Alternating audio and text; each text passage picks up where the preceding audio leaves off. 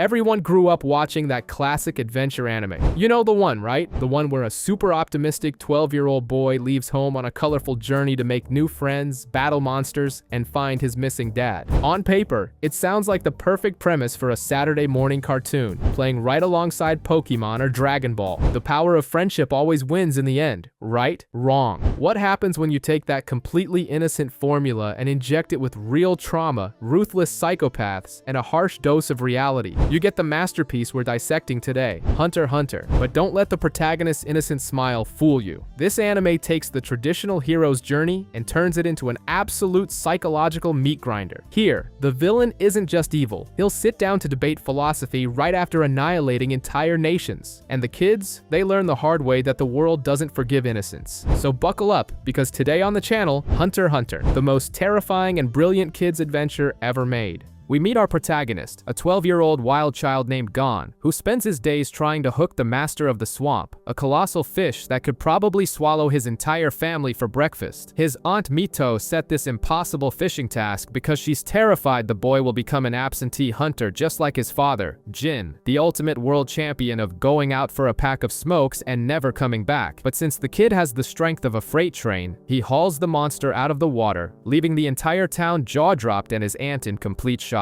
That night, Mito tries to brainwash him into staying, but Gon has already made up his mind. He wants to find out what kind of job is so great that it makes a father abandon his own flesh and blood. The next morning, he says goodbye to the island and boards a ship filled with useless extras who mock his dream, proving that bullying is indeed a universal sport. Gon observes the crew and decides to help a struggling sailor named Katsuo. Out of nowhere, the kid sniffs the air, looks at the birds, and warns the captain that an apocalyptic storm is coming, instantly reminding the old man of the boy's runaway father. When the storm hits, the ship turns into a vomit festival, with everyone barfing their guts out except for Gon and two weirdos, Kurapika and Leorio. The captain reveals he is actually an examiner and demands to know why they want to be hunters. Gon gives it to him straight regarding his dad, while Kurapika puts on his vengeful emo cape, stating he wants to hunt down the Phantom Troop to avenge his clan. Meanwhile, Leorio proves he's the only sane person there, admitting he just wants to get filthy rich and enjoy the perks of pure capitalist luxury. Leorio refuses to use honorifics and calls the blonde kid's clan trash, triggering Kurapika's rage mode. The two idiots head to the deck to settle it with fists in the middle of a hurricane, but they're interrupted when the useless Katsuo is thrown overboard. With zero survival instinct, Gon dives into the raging sea to save him, forcing Leorio and Kurapika to grab his legs before they all become shark bait. The next day, the sailor thanks them, the two brawlers make up, and the captain is so impressed by this display of heroic stupidity that he decides to take the trio directly to the port nearest the exam. Arriving at Dole Harbor, the captain tells Gon that the path to the exam is a cedar tree at the top of a hill. The problem is, the tree is in the opposite direction of the exam city, causing Leorio to freak out and decide to take a direct bus instead, proving that laziness is the true enemy of success. Kurapika, being the suspicious nerd he is, realizes this is yet another test and follows Gon. Leorio ditches public transport as soon as he overhears two extras revealing the bus is an obvious trap, and he comes running back with his tail between his legs to join the protagonists. They reach a ghost town where an old woman surrounded by masked extras blocks their path. The crone throws a riddle at them with a 5-second time limit, demanding a choice between two impossible options. An intrusive extra shouts out some nonsense and is allowed to pass, but when the old woman directs the question to our trio, Leorio's brain short-circuits. He grabs a wooden stick and tries to commit a hate crime against the elderly lady, but Kurapika blocks the attack, revealing that the correct answer was to keep their damn mouths shut. A secret door opens, leading the group to the cedar tree, where they find a couple being brutally attacked by a Kiriko, a bizarre shape-shifting creature. While Leorio stays behind to play doctor with the injured man, Gon and Kurapika chase the monster that kidnapped the woman. Gon uses his fishing rod to beat the hell out of the creature, forcing it to drop the hostage. Kurapika catches her but notices a suspicious tattoo, realizing something is very rotten in this story. Suddenly, Leorio appears saying he gave the injured man painkillers, and Kurapika responds by smashing him in the face. It turns out this fake Leorio was just the monster in disguise. The blonde emo knew because the real Leorio would never abandon a bleeding patient. Meanwhile, Gon loses sight of the monster but is soon cornered by it again. With the coldness of a junior sociopath, Gon looks at the furry nightmare and tells tells him he's not the same creature he was just chasing. The beast starts laughing hysterically and calls his partner. The group reunites, and the humans reveal they are actually the monster's children, congratulating the three for not being completely useless. As a reward, the creatures grab our heroes and fly through the sky to drop them off at the exam's doorstep. Gon, Leorio, and Kurapika finally arrive in Zaban City, and the country bumpkin is amazed by the basic concept of commerce. They stop in front of an imposing skyscraper, believing it's the exam arena, but their guide throws their expectations in the trash and shoves the trio into a tiny, rundown restaurant. The man orders a secret dish from the chef, which is actually the VIP password to access the back room, revealing a clandestine elevator that descends 100 floors straight into subterranean hell. The guide leaves, wishing them luck and saying he'd love to guide them again next year. As the elevator plunges into the abyss, Kurapika uses his giant brain to deduce that the guide basically called them failures, who are going to flunk on their first try. They begin discussing the absurd advantages of having a hunter license, debating ideologies like they're on a boring podcast. Reaching the tunnel, they receive numbered tags from a tiny green creature named Beans. Shortly after, they are approached by Tonpa, a sadistic fat guy known as the Rookie Crusher, who spends his entire life tormenting newcomers. He dishes out the daily gossip, pointing out dangerous candidates, highlighting Hisoka, a psychopathic clown who nearly sent an examiner to the afterlife the previous year. To prove the point, an extra bumps into the clown without apologizing, and Hisoka simply makes the guy's arms evaporate into a shower of flower petals, proving that basic etiquette saves lives.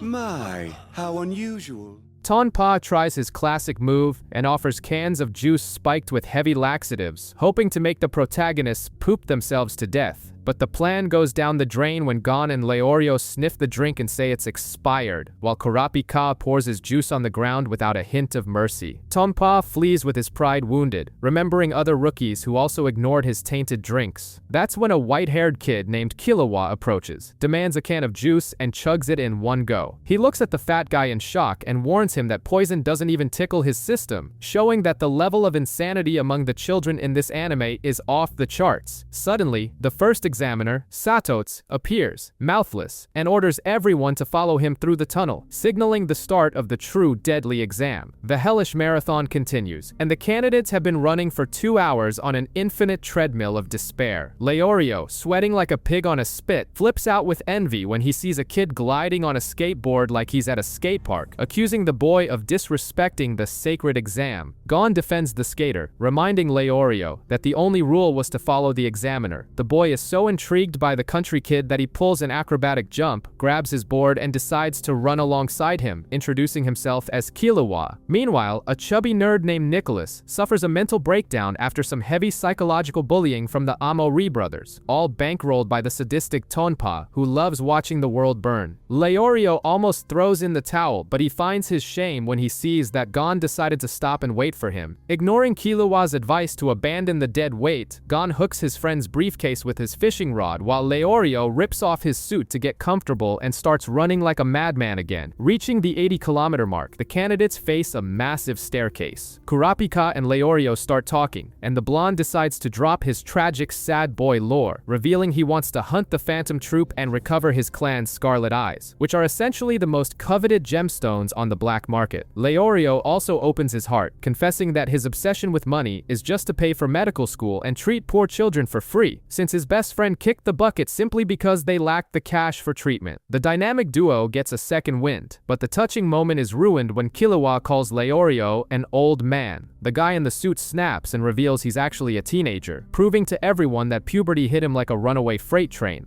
Gon and Killua bolt toward the exit and finish in a dead heat, deciding that the loser has to buy the other dinner. They arrive at the Swindler's Swamp, where a random extra appears dragging a hideous monkey, pointing a finger at Satots' face, and screaming that he's an imposter disguised as an examiner. The crowd of idiots gets confused, but Hisoka, having no time for detective games, hurls his razor-sharp cards at both of them. The extra becomes vulture food instantly, while Satots catches the flying blades with his bare hands, proving he's the true alpha, and warning the clown not to try that little stunt again if he doesn't want to be disqualified. The deadly race enters the foggy swamp, and Killua warns they need to speed up to escape Hisoka's murderous aura, saying he can smell bloodlust from a mile away. Gon takes the metaphor literally, sniffs the air like a bloodhound, and replies that the clown doesn't smell like anything. Ignoring his friend's slowness, Killua tells him to focus on the race, but Gon shouts for Kurapika and Leorio to hurry up, getting scolded for drawing attention in hostile territory.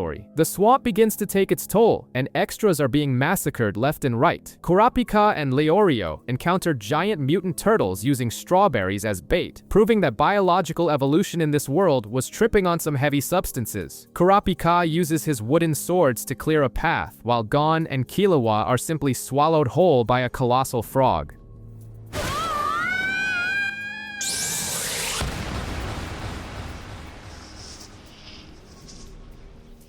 Without showing a hint of panic, Killua dumps all of Tonpa's laxative juice into the beast's innards, making the frog vomit them back up before having explosive diarrhea. Gon decides to go back to find his friends, leaving Killua behind. Elsewhere, Kurapika and Leorio find Hisoka surrounded by a bunch of idiots trying to play judge and disqualify the clown. Hisoka decides to play examiner himself and turns them all into mincemeat with a single flick of his deadly cards. The duo tries to flee in opposite directions, but Leorio tries to play the hero and turns back to face the psychopath. The clown effortlessly dodges and is about to slice the aspiring doctor when Gon appears out of nowhere and strikes him in the head with his fishing rod. Hisoka KOs Leorio with an uppercut and advances toward Gon. The clown grabs the boy by the neck, lifting him into the air while savoring his look of pain with a disturbing smile and a weirdly creepy excitement. But instead of snapping the kid's neck, Hisoka lets Gon go, declares that both of them passed his private test, and slings Leorio over his shoulder like a sack of potatoes. Gon and Kurapika follow the scent of Leorio's cheap cologne to find the next phase, and Gon confesses that he nearly peed his pants in fear, but the adrenaline of facing such a monster left him strangely excited, proving he's not exactly all there in the head. Gon and Kurapika reach the gate of the next phase, guided by the protagonist's canine sense of smell, finding Leorio waking up against a tree with no clue that he was almost sent to the great beyond by the psycho clown. They decide to spare their friend the trauma and pretend nothing happened. Killua appears shortly after, shocked to see they survived, as the gates open to reveal the second phase of the exam. The candidates are met by Menchi and Buhara, two gourmet hunters who order everyone to prepare a lavish banquet. The mission: hunt great stamps, which are essentially the most savage, carnivorous boars in the world, capable of trampling extras without mercy. Gon discovers their foreheads are their weak spot when apples fall on one of them, and soon everyone is slaughtering pigs and throwing them on the fire like a Sunday barbecue, since no one has an ounce of culinary talent and they all serve unseasoned roast meat. Menchi has a diva moment and fails all 148 candidates at once. A meathead named Toto tries to complain about the grading, but Buhara sends him flying with a single colossal slap. You don't mess with me!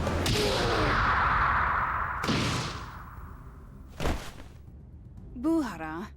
Menchi stands up and juggles her sharpened knives, making it clear that cooks also know how to slice people, and that the group's lack of creativity was an insult to her profession. The chaos catches the attention of the main committee, and an old geezer named Netero drops from the sky directly from an airship, cracking the ground just to show who's boss. He forces Menchi to give the rookies a second chance, and she leads the gang to a suicidal ravine to steal spider eagle eggs hanging from giant webs. Menchi dives into the abyss, grabs the eggs, and flies back up on an updraft with total ease. The candidates with zero self-preservation jump onto the webs right after. Some hurried idiots plummet to their deaths by not waiting for the wind, but Gon uses his wild instincts to call out the exact moment to let go and be carried up. They boil the eggs and have a feast. Toto eats the delicacy, swallows his pride along with it, and admits defeat, while only 42 survivors move on to the next round of this meat grinder disguised as an exam. Aboard the airship heading to the third phase, Old Man Netero is formally introduced to the survivors, and his green bean secretary informs them they have the night off to eat and sleep until 8 a.m.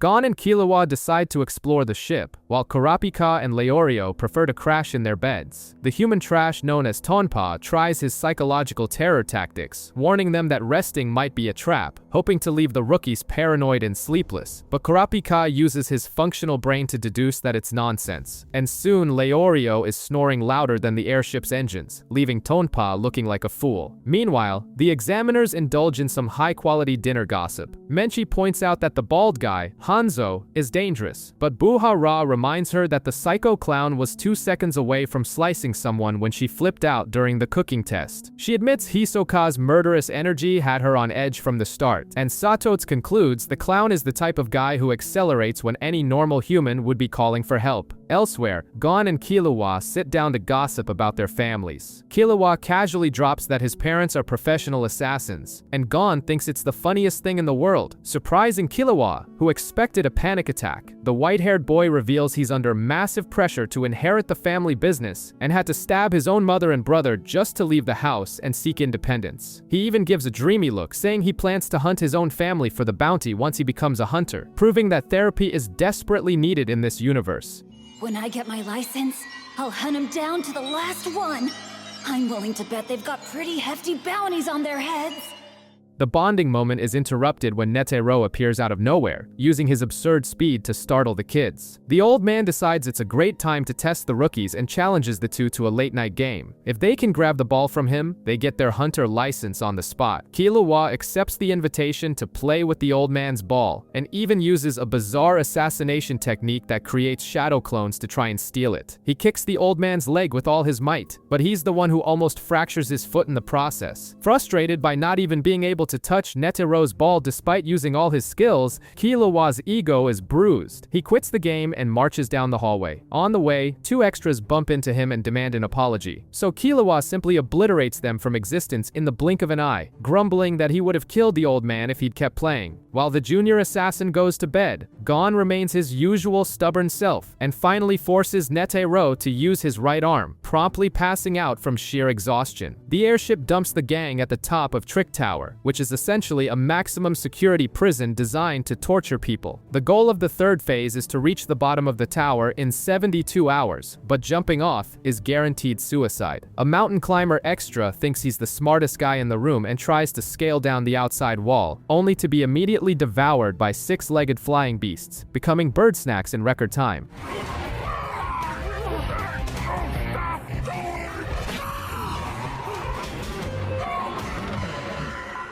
Gradually, the group notices candidates are mysteriously vanishing into the floor. Gon discovers hidden trapdoors, so he, Killua, Kurapika, and Leorio choose different panels and jump, only to fall into the exact same dark room. They find watches with X and O buttons, and the voice of Lipo, the prison warden, echoes through the speaker, informing them they've chosen the path of majority rule. The only catch is they need 5 people to start voting, and now they're forced to rot in the room waiting for some poor soul to drop from the ceiling. 2 hours of agony later, the universe decides to spit in their faces by dropping Tonpa through the trap door as the 5th team member. The first vote is simply deciding whether to open the door or not, and Tonpa already votes no just to be contrarian. They move forward and face 2 doors needing to choose between right and left. Kurapika gives a cheap psychology lecture explaining that lost people tend to go right, so going left would be safer. The majority votes left, and the door opens. The team reaches a suspended platform in the middle of a massive arena, and on the other side are 5 prisoners with very unfriendly faces. Lipo explains they need to win 3 out of 5 matches against the inmates to continue down the tower, and that the criminals earn 1 year off their sentence for every hour they delay the candidates. The first prisoner is a bruiser named Ben Dote, sentenced to nearly 200 years for robbery and murder. Tonpa volunteers to fight first, enters the arena with a tough guy pose, and as soon as the fight starts, he immediately folds and forfeits. Give up!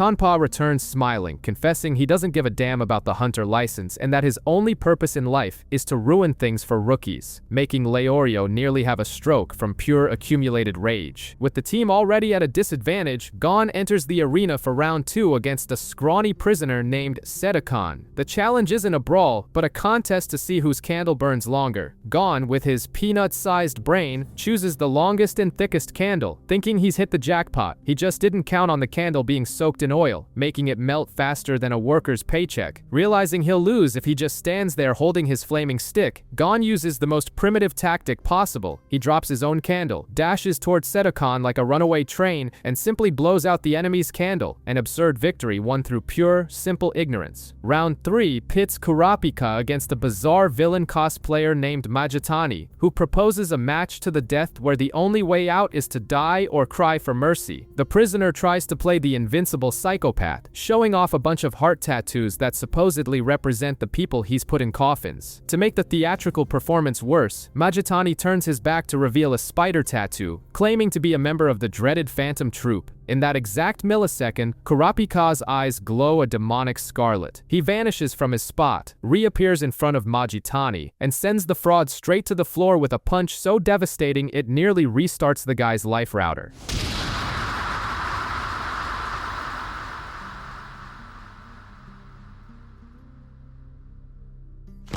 With the enemy knocked out, Kurapika pours reality down the unconscious idiot's throat, warning him that a knockoff Phantom Troop tattoo needs to have a number on it, that their kill count is untraceable, and that if he dares mention the group's name again, he'll become fertilizer. The team watches everything in complete silence. They are paralyzed with terror, trying to process what just happened and wondering if the blonde kid has some kind of severe insect phobia. While the prisoners panic, trying to cook up a new strategy, Kurapika simply sits in his corner, quiet, with the aura of someone who just came back from a massacre and is ready for the next one. With the fraud Majitani passed out on the floor, the team of idiots hits a stalemate on how to proceed, since technically the fight was to the death. Leorio, Kurapika, and Killua start bickering over who should finish the job, while Tonpa watches with a sadistic grin, knowing that forcing a vote will destroy the group's sanity faster than an all-you-can-eat buffet of spoiled meat. While the morons argue bureaucracy, Hisoka enters an isolated room and runs into Toga Ri, a former examiner whose ego is bruised because the clown slashed his face the previous year. Toga Ri tries to act like a badass, showing off his ultimate technique of throwing 4 curved knives at once, a useless trick that took him 6 months to learn. Hisoka just yawns, dodges the blades with the grace of a dancer, and notes that the only way to stop the attack is by catching the knives in mid-air. To the total humiliation of the wannabe Avenger, Hisoka grabs the blades like they're plastic frisbees and decapitates Toga Ri with his own weapons.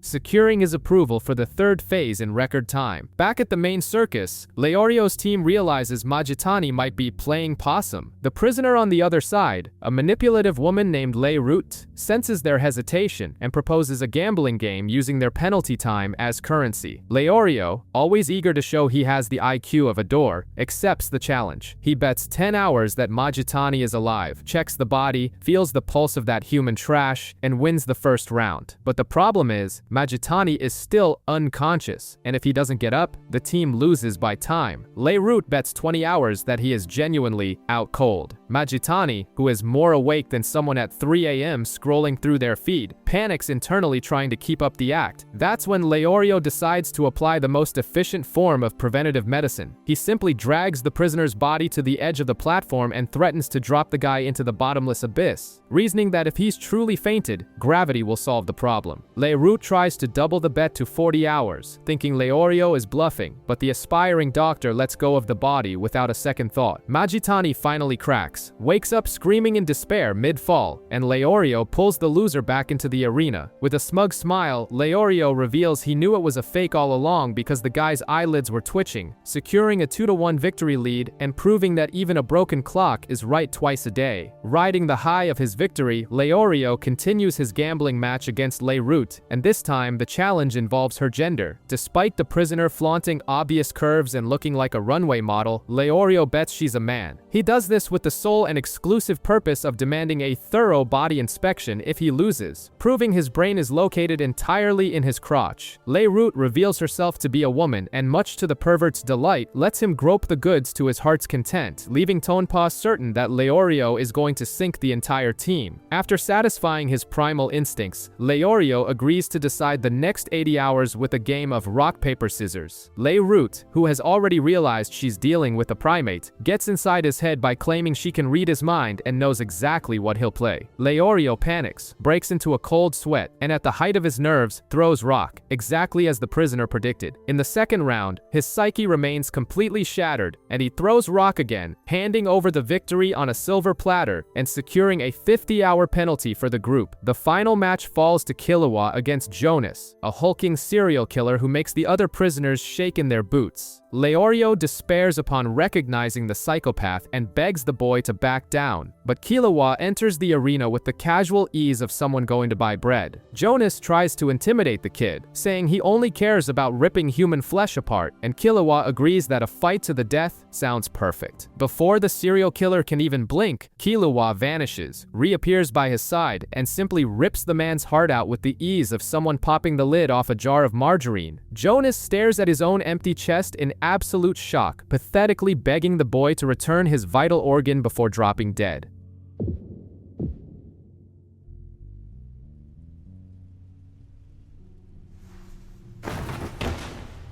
With this absurd display of gratuitous violence, the team wins 3-2. A secret passage opens, leading the group to a tiny room where they'll have to rot for 50 straight hours thanks to Leorio's incompetence. Locked in a cramped room with 50 hours to kill, the team tries to survive the sheer boredom. While the adults try to sleep and preserve what little sanity they have left, Killua and Gon prove that childhood ADHD doesn't take a vacation, even during a deadly exam. Killua hurls a pillow at Gon's face, who strikes back without even opening his eyes, sparking a chaotic pillow fight that makes Leorio wake up foaming at the mouth to scold the two brats. After an agonizing eternity, the clock finally hits 0, the door swings open, and Gon bolts down the hallway before the others can even blink. They race through a trap-filled labyrinth like desperate rats until they reach a room with only 1 hour left on the timer. The system presents them with the most sadistic choice in the entire tower, offering 2 doors. The long path allows all 5 to pass, but takes 45 hours to complete. The short path takes only 3 minutes but only allows 3 people through. Tonpa, feeling that diplomacy has failed, decides the best solution to the math problem is to grab a giant axe and try to split Leorio's skull open. As the two start a pathetic bar-style brawl, Gon notices Tonpa smashing a section of the wall with the axe and has a brilliant epiphany. He convinces the group to vote for the long path so all 5 can enter together. As soon as the door closes behind them, Gon takes the axe and starts hammering at the hallway wall with pure spite, opening a massive hole that connects the long path directly to the 3-minute short path. They hijack the express route through sheer architectural ignorance and sprint toward the finish line. With time nearly up, Gon, Killua, and Kurapika cross the line, followed by a wheezing Leorio and Tonpa, proving that the best way to pass a survival test is simply to cheat by breaking the entire stage. Tonpa, number 16, is the 24th to pass. Time elapsed, 71 hours, 59 minutes. Aunt Mito is quietly doing laundry at home, completely ignoring the mail in the box. After all, the bills don't pay themselves on Whale Island. But when she finally sits at the table with Grandma and a steaming mug of coffee, she opens an envelope carrying her nephew's chaotic handwriting. It's a letter from Gon, and with it, the animation studio rubs its hands in glee for saving the budget by shoving a recap episode in our faces. In the letter, the kid asks if they're doing okay and claims he's doing great, conveniently omitting the fact that he's nearly turned into a corpse about 10 times since leaving home. He recounts with total innocence how he just passed the 3rd phase of the Hunter exam, describing how the ship he boarded was swallowed by an apocalyptic storm on the very first day. As Aunt Mito reads, we're forced to relive the highlights of this madness, remembering when Gon met Kurapika and Leorio, forming the trio of misfits that saved the sailor Katsuo from becoming fish food. The letter continues detailing bizarre encounters, like the riddle-giving old lady and the family of shape-shifting magical beasts, all narrated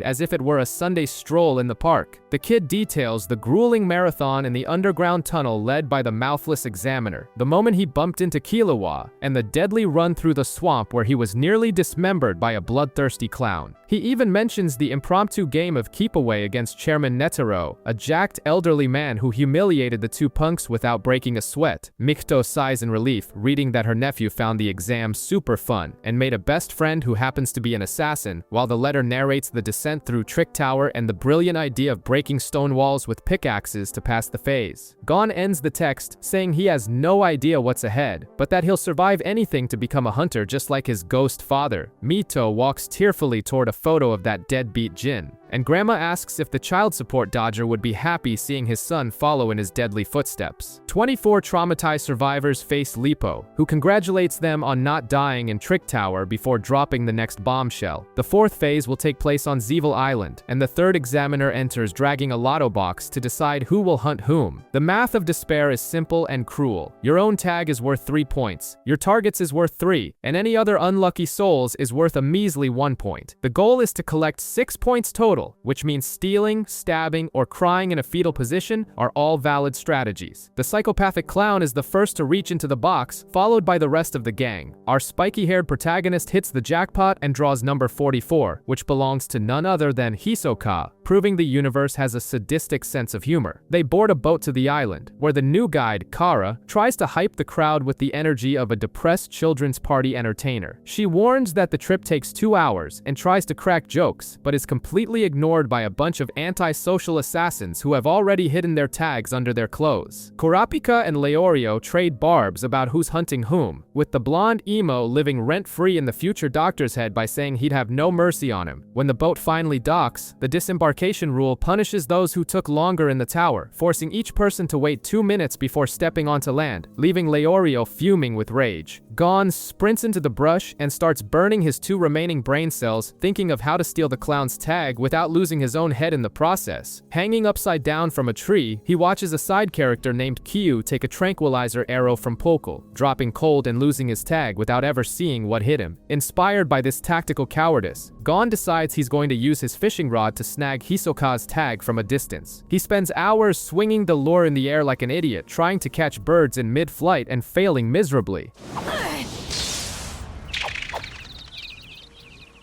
Almost.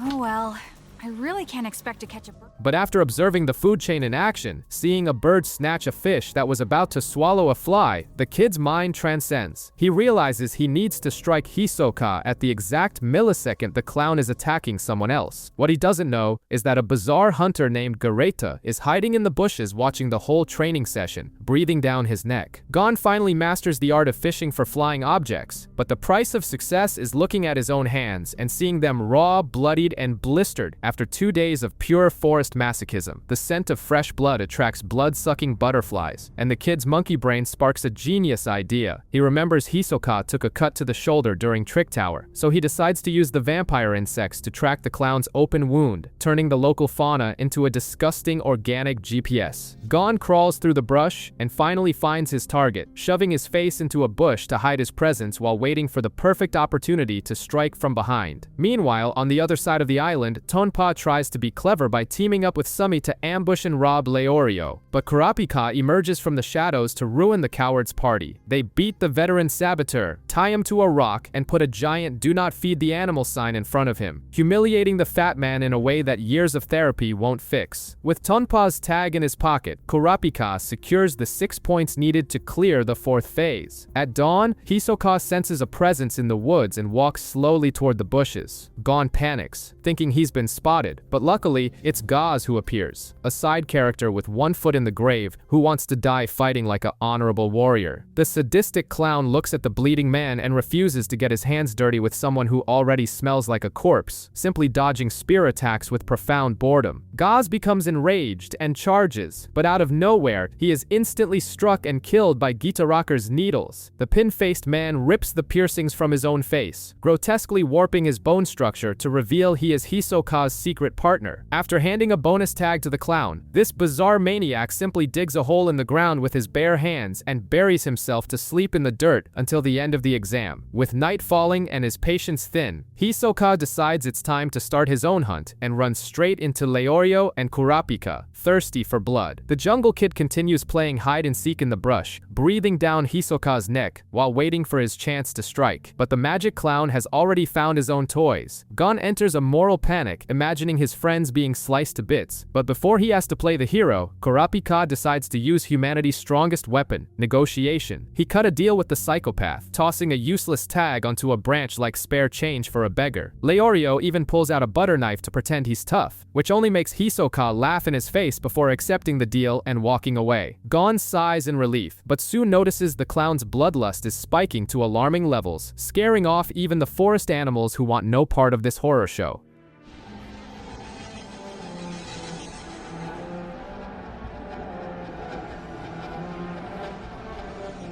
The next day, Hisoka wakes up from sleeping standing up like a horse and decides he needs to relieve the tension by killing someone. The target is a generic extra named Agon. Gon positions himself, breaking into a cold sweat and gripping his rod with both hands, waiting for the climax. When Hisoka charges screaming like a maniac and Agon tries a useless slash, the kid casts his hook and snatches the tag right off the clown's chest. Hisoka decapitates the extra, realizes he's been robbed, and instead of getting pissed, gives that sickly smile of someone who just saw their favorite fruit ripen. Gon flees in desperation, thinking he's the king of stealth, but his body suddenly shuts down completely and he collapses like a sack of trash. A creep named Garetta emerges from the shadows, revealing he was stalking the stalker. He praises the kid's skill with the rod but mocks how he left his backside wide open. Garetta injects a tranquilizer into the boy's neck, steals both tags, and leaves Gon humiliated on the ground while a butterfly lands on his hand just to rub it in that he's useless. But Garetta's joy lasts exactly 2 seconds. The sadistic clown appears out of nowhere, turns the hunter into a corpse, and returns the tags to Gon, praising the boy's catch. Gon tries to play the pride card and tells him to take the tag back, but Hisoka responds with a brutal punch that mashes the kid's face. I'm truly worthy of killing.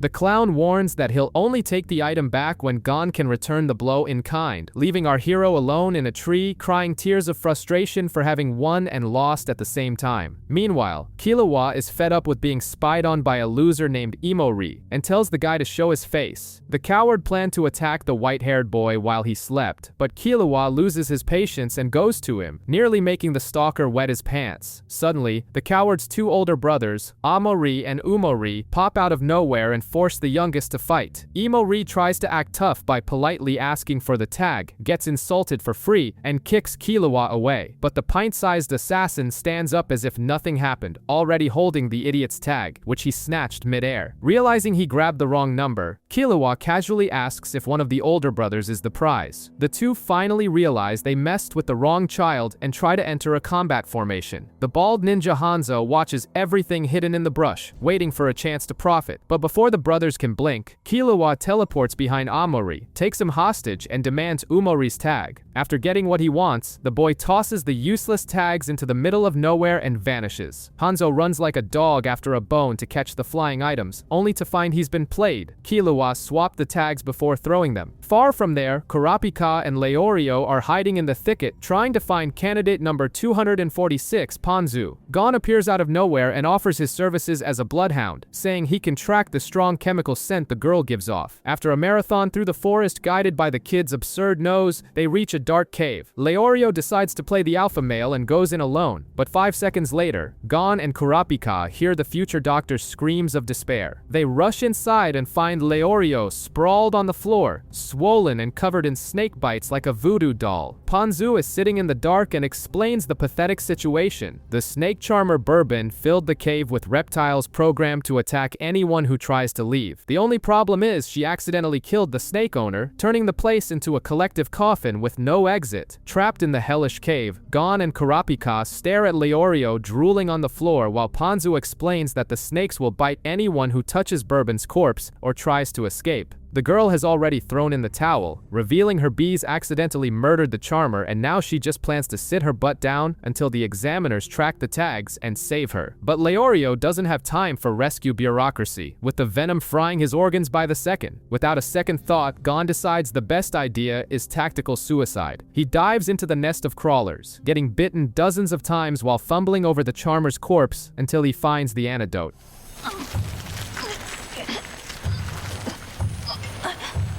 Found it! Kurapika, catch!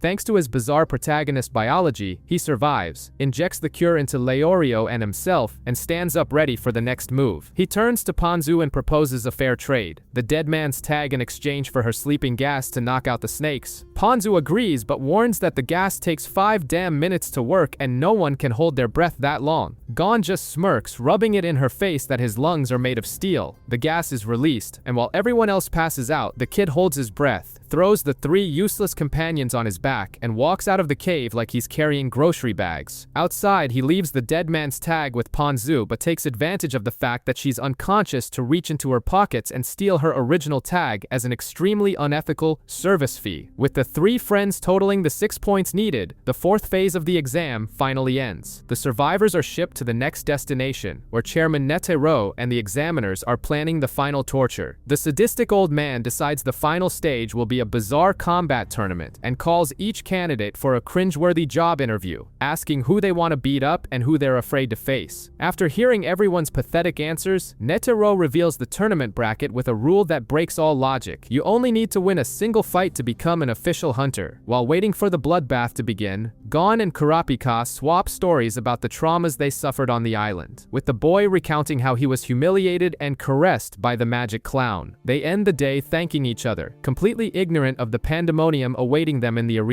The 9 survivors arrive at the final slaughterhouse, where the sadistic old man Netero reveals the stupidest rule in tournament history. You only need to win 1 damn fight to get your license, and the losers keep getting beaten in the bracket until only 1 ultimate failure remains. The first cockfight pits Gon against the bald ninja Hanzo. As soon as the gong sounds, Hanzo uses the ancient tactic of beating a 12-year-old child into a pulp. Gon takes more of a beating than a rug on cleaning day, but refuses to stay down. Hanzo tries to use logic and asks the boy to forfeit, but Gon has the survival instinct of a potato. Losing his patience, the ninja warns he's going to break the kid's arm. Since the protagonist keeps playing the tough guy, Hanzo makes good on his promise and snaps the boy's bone, leaving Leorio and Kurapika barking with rage in the audience while the examiners blame Netero for allowing this child carnage. The ninja tries to tell his sad story of perseverance, but Gon couldn't care less. Drawing strength from pure plot armor, Gon stands up and kicks the bald man in the face.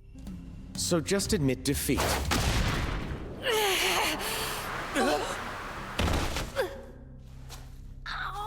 Hanzo recovers his footing, slides a sharp blade from his sleeve, and threatens to amputate the protagonist's legs. Gon tries to use his 2 brain cells and warns that if he bleeds out, Hanzo will be disqualified for murder. The ninja counters with psychopathic coldness, saying, "Who cares? He'll just come back next year and take the test again." In a surge of innocence bordering on clinical dementia, Gon proposes they find a magical way for Hanzo to lose without anyone getting hurt, since he won't give up no matter what. The entire audience cracks up at the boy's colossal stupidity, except Killua, who still thinks Gon is about to become toast. Hanzo presses the blade to the boy's forehead, promising to send him to the afterlife, but Gon goes on a motivational rant about needing to find his deadbeat hunter father. Hypnotized by the blinding glow in the protagonist's eyes, Hanzo forfeits the match. But since Gon's brain is too smooth to accept a victory on a silver platter, he starts pestering the ninja, refusing the result. With no patience left for child therapy, Hanzo lands across to the kid's face, knocking him out cold. And so, unconscious, with a broken arm and his dignity intact, Gon becomes the first one to pass the exam. Gon wakes up from his beauty sleep and finds Satotes, the mouthless examiner, cosplaying as a ghost by his bedside. The suit and tie guy offers his congratulations and a handshake, but the boy pouts and refuses the touch. Satotes shoves reality down his throat, explaining that the passing grade is final and he can't just return the license. After processing the info with his airhead brain, Gon finally accepts the piece of plastic and shakes the man's hand. Satotes then does him the favor of gossiping about everything that happened while Sleeping Beauty was out, revealing that Killua was the only unlucky soul to fail the entire exam.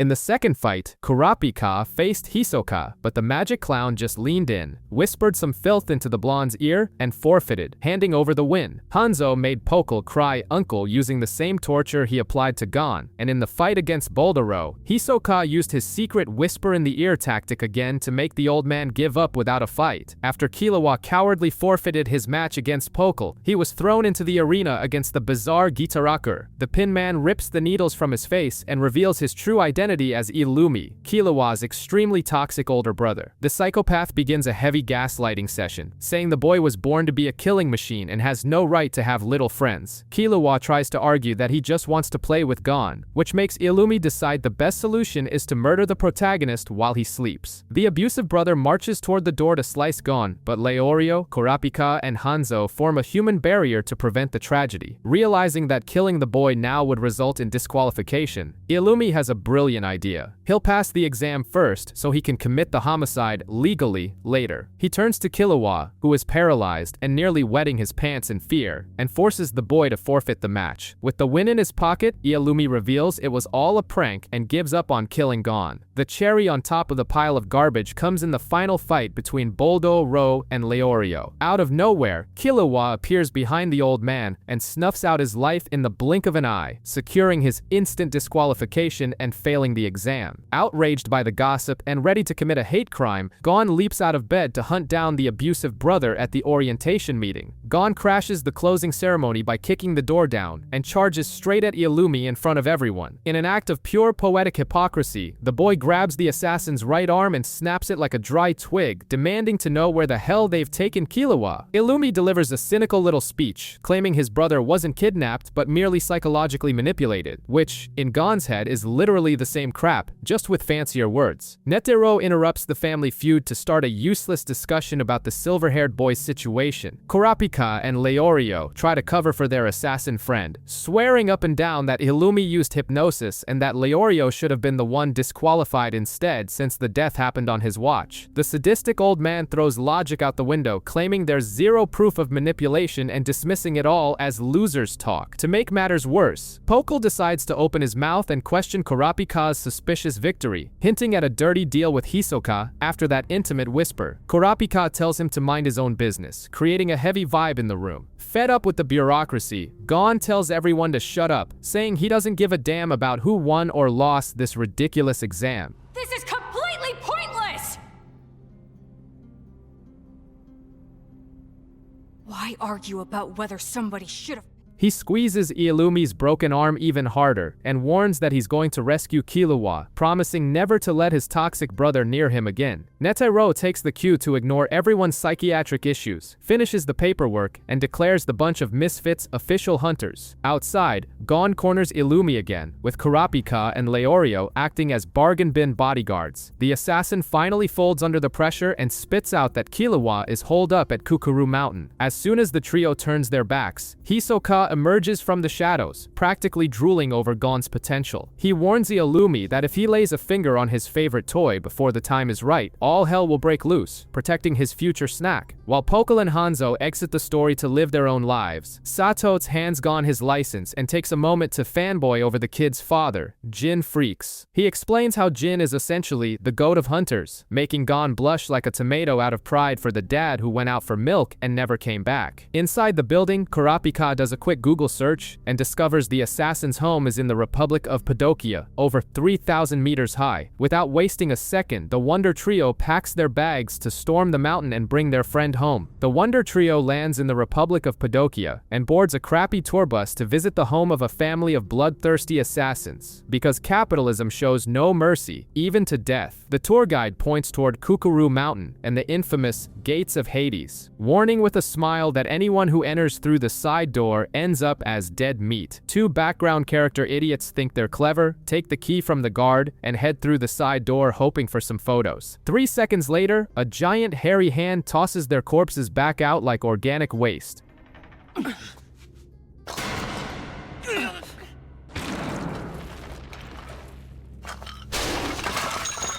While the normal tourists and the guide flee screaming in panic, our protagonists, blessed with zero survival instinct, stay behind to chat with Zabro. They discover the jacked old man isn't a security guard, but the janitor tasked with cleaning up after Mike, the mutant pet dog that devours anyone entering through the back door. Zabro refuses to give them the key to the side door to keep the boys from becoming premium monster kibble. The only way in without being chewed up is to push the massive testing gate. Leorio tries to play the tough guy, throws his whole weight into it, and fails miserably, embarrassing himself on a national level. Then the geriatric janitor flexes and opens the first 2-ton door as if it were his own fridge. Gon realizes he has the strength of a wet noodle, and being the well of irrational stubbornness that he is, begs for the death key, even as Kurapika and Leorio warn him it's suicide. Zabro tries to be reasonable and calls one of the family's butlers, who simply hangs up on them because he has no time for brats. Frustrated and with his brain operating in airplane mode, Gon decides the best idea is to climb the giant gate using his fishing rod. Pitying their stupidity, Zabro decides to escort the three through the main entrance. As soon as they enter, the janitor calls Mike. The sight of the colossal, drooling creature makes the three of them nearly soil themselves, realizing just how insignificant they are.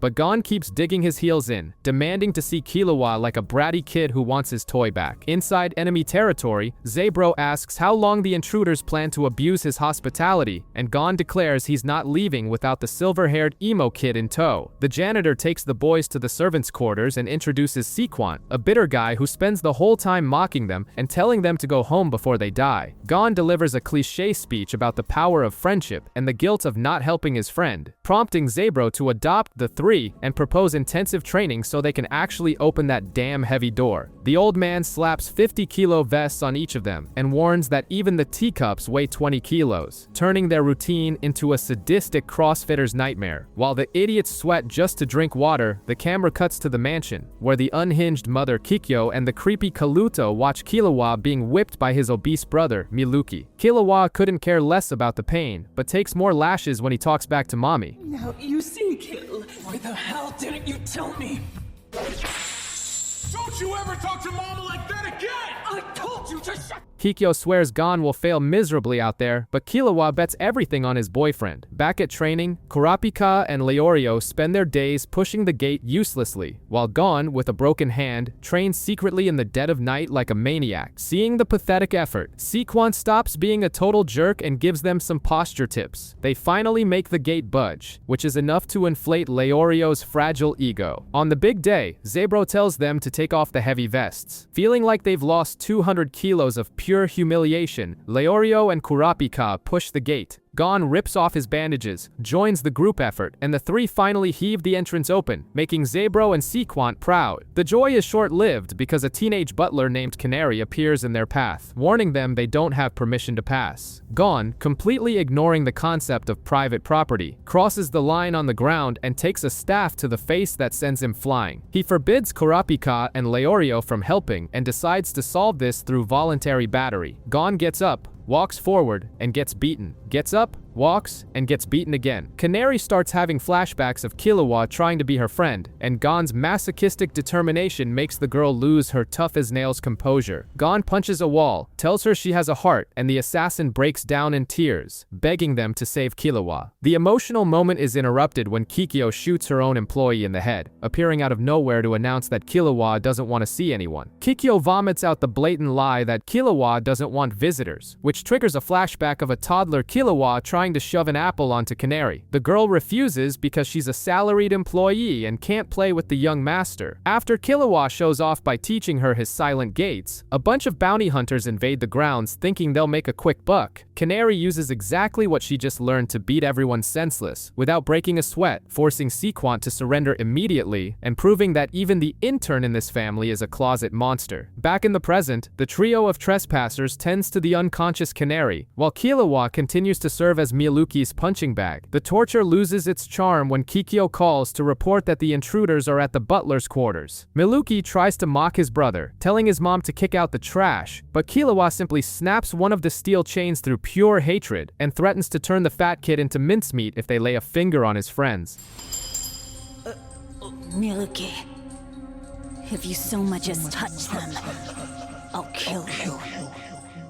Outside, Kikyo introduces herself and the silent Kaluto to Gon, fabricating a story that Killua locked himself in solitary by choice. But down in the torture basement, Grandpa Zeno enters the dungeon, breaks the rest of his grandson's chains like they were made of paper mache, and tells him to go have a chat with his father, Silva. Miluki has a temper tantrum, complaining that Grandpa coddles the prodigy assassin way too much, and tries to brag about his useless new invention, a mosquito bomb that explodes when it bites. Zeno ignores the incel technology, calls his obese grandson an idiot, and leaves. Meanwhile, Canary wakes up from the gunshot to the head as if it were just a Sunday hangover and offers to guide the boys to the butler's office to use the phone. Inside the main mansion, Silva has a surprisingly civilized conversation with Killua about the alien concept of having friends. The buff patriarch notices his son has changed, extracts a promise that he will never betray his companions, and releases the boy into the world. On the way to the door, the toxic mom Kikyo tries to block his path, lying that his friends have already left. Killua doesn't say a word. He just gives her a look of pure killing intent that makes the woman tremble. Instead of being offended, the psychopath thinks it's wonderful and goes to whine to her husband, blaming Silva for letting the boy escape. Silva tells her to chill, guaranteeing with a smug smile that the kid will return one day, simply because that dirty assassin blood runs through his veins. Killua is free and strolling toward the butler's quarters while his cyborg mother, Kikyo, has a nervous breakdown in the background, wailing because her perfect heir is fleeing the nest of psychos before taking over the family business. Down below, the trio of trespassers is received by Goto, the head of the Suits, who decides to test their sanity with the most sadistic game of heads or tails in history. If they guess wrong which hand the damn coin is in, Canary gets retired, and Killua becomes an urban legend forever. Goto starts flipping the coin with the speed of a casino addict high on energy drinks, imposing a ridiculous 3-second rule for the answer. Obviously, Leorio and Kurapika fail miserably at guessing, proving they are completely useless under pressure and leaving the weight of the world on the shoulders of a 12-year-old. Since Gon's vision is trash because his eye is swollen shut from all the beatings, the kid simply asks for a knife and slices his own eyelid to drain the blood. He performs this casual self-mutilation in front of everyone, proving that survival instinct and mental sanity are concepts that skipped the freak's family. With his eye leaking, Gon focuses on Goto's frantic juggling. In the final round, the butler goes all out, calling in his henchmen for a hand-swapping orgy, spinning the coin at a speed that breaks the laws of physics. But Gon, using his wild animal instincts, points straight at the background character butler hiding in the back.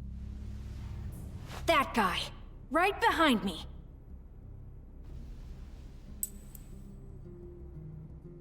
The charade falls, the Suits start clapping, and Goto gives them the classic, "It was just a prank, bro," saying the death threats were just to set a nice mood for the game. Killua finally shows up, rescues his friends from this fancy asylum, and they leave by train. During the trip, Gon warns that he won't use his hunter license until he returns that crappy tag to Hisoka, because his pride is way bigger than his common sense. Kurapika mentions that the magic clown whispered in his ear that he'll show up in York New City on September 1st, along with the troop of assassins the blonde kid wants to send to hell. With the gossip updated, Kurapika and Leorio head off to handle their own business of vengeance and medical school, leaving Gon and Killua alone. The two brats then decide to go to a place called Heaven's Arena, the perfect destination for anyone who wants to legally beat people up and still fill their pockets with dirty money. Back on peaceful Whale Island, Aunt Mito receives a letter from Gon, naively thinking she's about to read about her nephew's cute and colorful adventures. Instead, she gets a literal dossier of psychological trauma, torture, and near-death experiences that would make any halfway normal mother call Child Protective Services immediately. While sipping hot cocoa with Grandma, Mito reads Gon's casual accounts of how he was beaten like a stray dog by the bald ninja Hanzo until he passed out, only winning the license through pity and stubbornness. The letter continues detailing the horror show of the exam, describing how Killua's creepy brother performed live brainwashing on the kid, forcing the pint-sized assassin to stab a defenseless old man and get disqualified from the tournament. Gon also makes sure to write about how he broke his bizarre brother-in-law's arm and traveled to the Mountain of Death to invade his best friend's house. He recounts with total nonchalance the bodybuilder training to open a multi-ton gate, getting beaten by the intern Canary until his face was disfigured, and Killua's mom shooting an employee in the head right in front of them. All of this is narrated with the same excitement and handwriting of someone describing a trip to the zoo.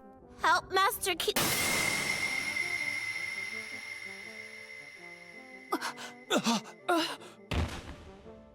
And as if that weren't enough, the kid details the supreme humiliation he suffered in the forest of the 4th phase, when he was paralyzed by a random hunter and saved immediately after by his favorite predator. He explains to his aunt that the magic clown returned the tag out of pure pity, and that now he needs to punch Hisoka's painted face before he can come home, proving that a petty grudge is the true engine that moves this universe. Instead of panicking, flipping out, crying, or calling the cops to drag her nephew out of a fighter's asylum called Heaven's Arena, Mito just gives a resigned little laugh. She frames a photo of the 4 misfits, hangs it on the wall with love, and accepts that the boy is just as crazy and irresponsible as his deadbeat dad, leaving the kid completely loose in the world to keep collecting scars, mortal enemies, and incurable trauma. Our spiky-haired protagonist and his friend with homicidal instincts arrive at Heaven's Arena, an absurdly tall building with 251 floors of pure gratuitous violence. This only happens because the albino kid blew all their travel money, forcing the two to enter a punch-out tournament so they don't have to sleep on the street. Killua casually mentions that his dad abandoned him there at age 6 without a cent in his pocket, proving that anime parenting is always garbage and that childhood trauma builds character. Gon enters the ring against a human tank who promises to end it all with one punch, but the kid just gives the guy a little palm push to the gut and sends the mountain of muscle flying straight into the wall, humiliating the brute in front of everyone. They head straight to the 50th floor, where they meet Zushi, a kid in a jai who gets beaten with respect, and his master Wing, who looks like a tired accountant. After collecting their prize money, Killua reveals that the last time he was there, he made 200 million and spent every bit of it on candy, rubbing it in your face that a preteen assassin has a way more interesting bank account than you. Soon after, Killua is matched against Zushi. The albino decides to tenderize the kid with quick chops to the neck, but Zushi just eats the pain, gets up, and keeps asking for more. When the G-clad kid decides to release a bizarre stance that makes Killua's stomach churn with fear, reminding him of his brother's sickening aura, Wing lets out a shout from the stands that nearly bursts the audience's eardrums. Sushi!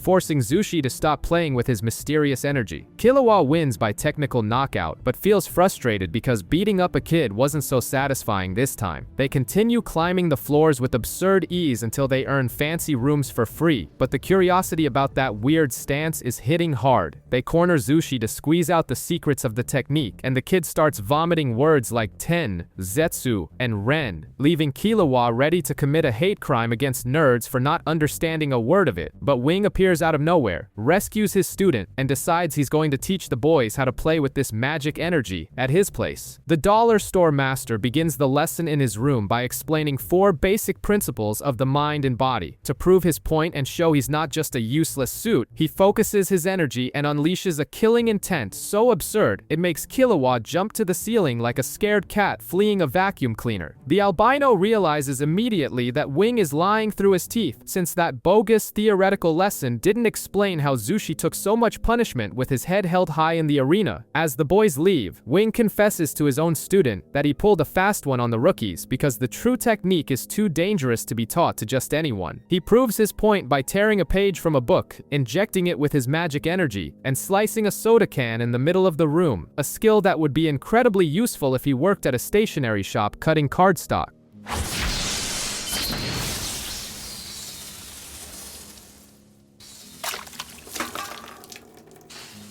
Our heroes continue mopping the floor with background characters until they clear the 190th floor and reach the coveted 200th. But the party ends fast when they are stopped by an invisible wall of pure killing intent that nearly crushes their bones. Out of nowhere, everyone's favorite magic clown materializes in front of the boys. Hisoka warns them with that macabre smile that they are way too raw to play on the adults' floor and blocks the way with his crushing pressure. Wing pops up just in time to prevent the boys from being obliterated by the clown's aura, and finally decides to stop stalling, offering to teach them the real power. The only problem is the receptionist warns them they have until midnight to register, or Killua will be banned forever for having abandoned the tournament when he was a kid, proving the rule system in that place is relentless. Back in the master's room, racing against the clock, Wing reveals that they need to learn to use aura as a defense so they don't get dismembered by the veterans. And to show he's not joking about the destructive power of this technique, he simply shoves his hand into the room's wall and shatters the concrete, leaving the boy's jaw dropped and the building owner with a nice repair bill to deal with later. The race against the clock continues, and Wing warns that the only way to learn in time is by using the aggressive method. He tells the two boys to take off their shirts and turn their backs, creating a scene that would be very hard to explain to the police if someone opened that hotel room door without knocking. Wing explains that veterans usually attack rookies with this pure energy, leaving survivors completely mutilated and disfigured. Without wasting time, the master injects his own energy into the boys to force their aura pores open. A bizarre steam starts leaking from the duo's bodies like they're kettles forgotten on a stove, and the master tells them to hold that vital energy juice inside so they don't pass out. Being the disgusting prodigies they are, Gon and Killua master the technique instantly, leaving Zushi looking dumbfounded after spending months sweating bullets to do the exact same thing. After tanking a blast of killing intent from the master just to test their resistance, they head back to Death Row. With their new defense activated, they walk through Hisoka's invisible barrier as if they were strolling through a park.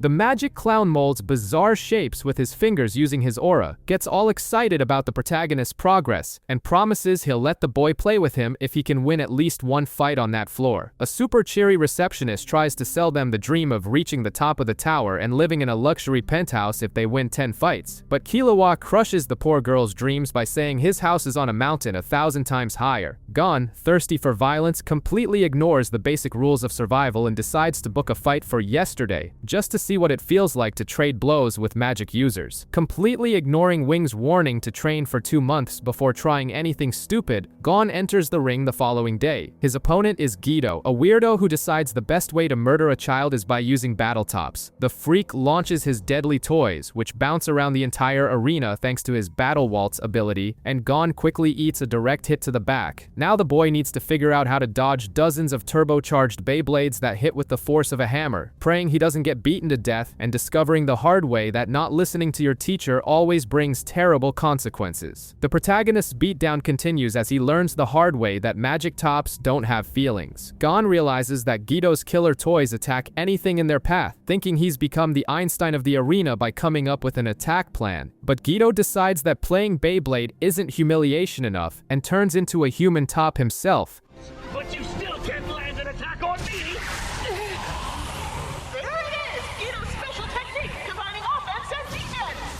Spinning his entire body like some cracked-out ballerina to boost his defense. Being the danger junkie he is, Gon accidentally shuts off his own presence using Zetsu, leaving Wing completely floored by the absurd talent of this suicidal kid. But talent doesn't save anyone from chronic stupidity. After brilliantly dodging the spinning warheads for a while, Gon ignores Killua's warnings, gets cornered, earns a broken arm as a souvenir, and loses the fight in a deliciously humiliating fashion. Wing is absolutely livid at the boy's stubbornness. As punishment, he bans the protagonist from even thinking about Nen for 2 whole months and ties a ridiculous string around his finger, just like your grandma used to do so you wouldn't forget to buy bread. Killua, with his spoiled assassin diplomacy, basically warns that if the master throws a tantrum and stops teaching, they'll just find another old man to pass on the knowledge. Wing swallows his pride and decides to continue training the dynamic duo. Meanwhile, everyone's favorite vengeful blondie, Kurapika, is job hunting. He takes a test with an attendant who magically projects a laughing skull onto his face. Since our Avenger is still a complete novice in the mystical arts, he sees absolutely nothing and fails the eye exam miserably. To make his daily humiliation worse, a mysterious hobo passes him on the street and swipes his hunter license as easily as taking candy from a baby. The man lures Kurapika into a forest, destroys a tree with a rock just for kicks, and rubs it in his face that he is completely blind to aura. Kurapika has his standard breakdown, falling to his knees and demanding his card back. The mysterious man returns the license, reveals his name, and warns him that the real entrance exam has just begun. A month drags by and Killua walks into the protagonist's room only to find the kid doing a handstand on the arm that was supposed to take 4 months to heal. Ignoring his friend's bizarre mutant genetics, the silver-haired boy brings tickets to see the magic clown fight. He did his homework and discovered that Hisoka has never truly lost a fight. He only missed 3 because he was probably busy creeping on opponents in some dark alleyway of the arena. This time, the opponent is Castro, the only nutcase who managed to score points off the clown in the past. Gon starts shaking with excitement to see the carnage, but Wing spawns out of nowhere with Zushi and kills the vibe, reminding Gon he's still grounded because of the string on his finger. Leaving his friend behind, Killua decides to play professional spy and breaks into Castro's floor to snoop around. He activates his stealth mode, peeks through the cracked door, and gets the biggest jump scare of his assassin life when Castro asks what he's doing there, speaking from right behind him.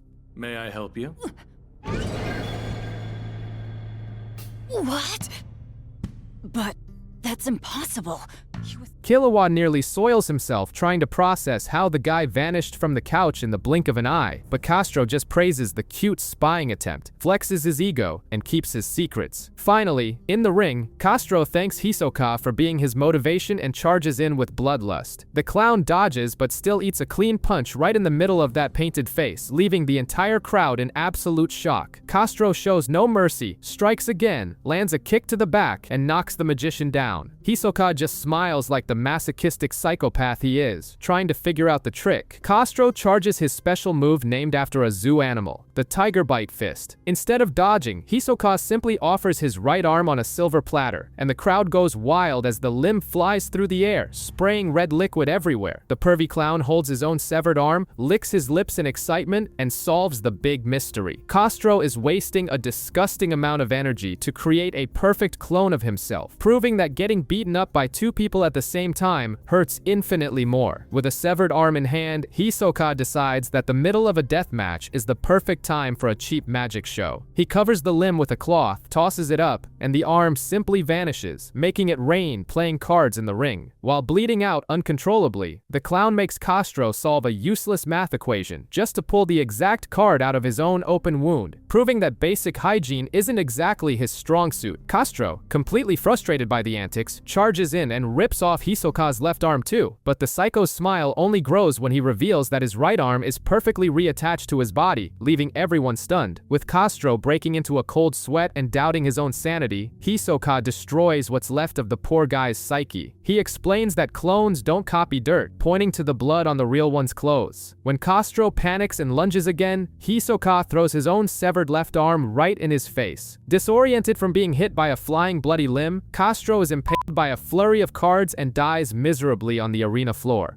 Emerging victorious, Hisoka meets a mysterious woman in the tunnel who charges an absolutely ridiculous fortune to stitch his arms back together using aura threads. While she does the dirty work, the clown's big secrets are revealed. His aura has the properties of both rubber and gum, bungee gum, and he can create fake textures on skin to hide wounds, texture surprise. And the most pathetic detail of all, he named these deadly abilities after the cheap gum and stickers he used to buy at the candy store when he was a kid. The woman explains the reverse engineering of how he used the gum to stick his arm to the ceiling and manipulate the cards on the floor, but she completely ignores Hisoka's dinner invitation, leaving the clown with the saddest read receipt in history. She warns him that the Phantom Troupe has a meeting scheduled for August and leaves, reflecting on how Hisoka is a bizarre lone wolf. Back in his room, Hisoka takes a well-deserved shower. He sports a giant spider tattoo on his back with the number 4, but as soon as he dries off, he simply peels the fake tattoo away with a cloth. The clown reveals he was never a real member of the troupe. He was just faking it so he could hunt and annihilate them all in the future, proving that his only goal in life is to find strong people to satisfy his most twisted desires. 2 whole months pass, and by some absolute divine miracle, Gon managed to hold back his impulses and kept his promise not to play with his aura.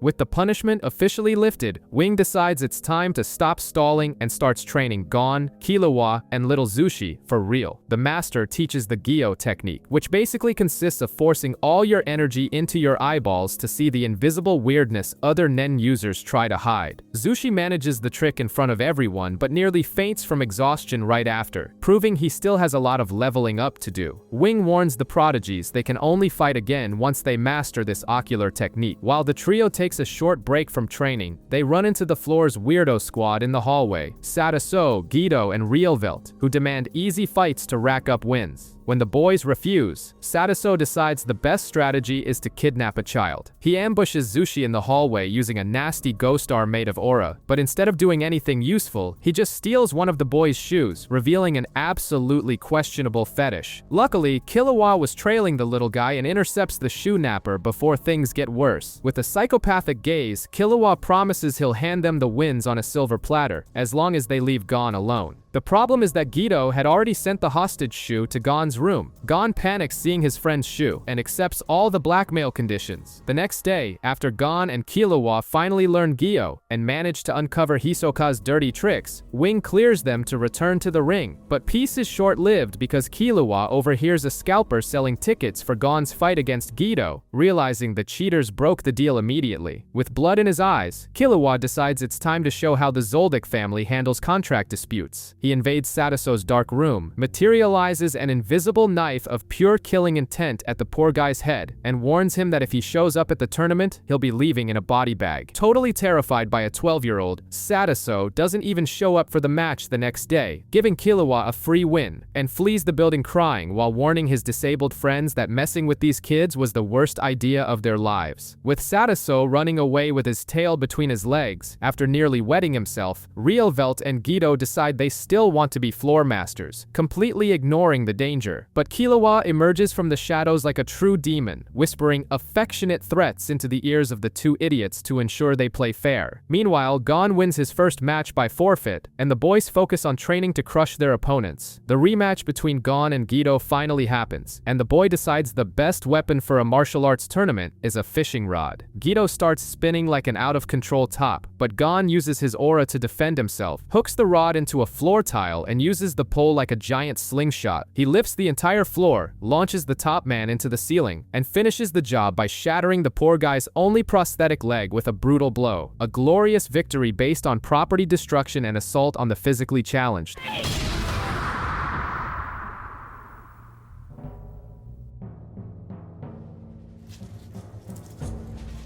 Soon after, it's Killua's turn to play with Realvelt. The guy in the wheelchair tries to use a double whip, but Killua grabs the weapon with his bare hands like it's nothing. Desperate, Realvelt hits the button and unleashes a lightning storm on the boy. What he didn't know is that electrocuting Killua is basically like giving him a hug, since the kid spent his entire childhood being tortured with electricity by his own family. Enjoying the electric massage, Killua launches the wheelchair guy into the stratosphere, makes him beg for mercy mid-air, and catches him before he splatters on the ground, securing his second humiliating victory. A few days later, Geto forfeits against Killua because he's still broken, and Gon enters the arena to face Realvelt. Wasting no time, Gon lifts another massive chunk of concrete from the floor and hurls it at his opponent. When Realvelt dodges using his chair's thrusters, Gon intercepts his flight, wraps the guy's own whips around his neck, and threatens to turn on the juice. Terrified and out of oxygen, Realvelt faints from sheer panic. Hisoka, watching this display of child violence from the stands, gets so excited by Gon's progress that he finally agrees to schedule their long-awaited death match. With the fight against Hisoka finally set, Wing decides it's time for a theory lesson and explains the concept of Hatsu. He reveals there are 6 aura types, like an RPG class system: enhancement, emission, transmutation, manipulation, conjuration, and specialization. Wing takes the moment to humiliate the other fighters, explaining that Hisoka turns aura into rubber because he's a transmuter, while Geto and the late Castro were just idiots who wasted all their skill points trying to use spells from classes incompatible with their own. To find out everyone's class, Wing brings out a glass of water with a floating leaf, the cheapest and most efficient test in the world. Gon makes the water overflow, revealing he's an enhancer who solves everything with punches. Killua changes the taste of the water to something sweet, confirming he's a transmuter with a propensity for diabetes, and Zushi just moves the leaf, showing he's a harmless manipulator. After weeks of sweat and tears, Gon sets the duel date, and Wing drops the bombshell that learning Nen was the true final phase of the Hunter exam, meaning Gon and his friends finally passed for real, while Leorio is still just reading medical books and missing all the fun. July 10th arrives. The arena is packed, and the tension is insane. Gon rushes the magic clown and fires off a sequence of strikes, but Hisoka simply dodges and blocks absolutely everything without moving his feet an inch, flaunting his superiority like the arrogant sadist he is. Frustrated by the free humiliation, Gon decides to resort to his favorite technique: destruction of public property. He digs his fingers into the floor, rips up a massive stone tile, and hurls it at Hisoka. The clown shatters the rock with a punch, but Gon uses the dust as a smokescreen, vanishes from his enemy's sight, and reappears behind him. Before Hisoka can react or make some double entendre joke, Gon delivers a wonderful, incredibly heavy punch right in the middle of the clown's dumbstruck face, restoring his honor and driving the crowd into an absolute frenzy.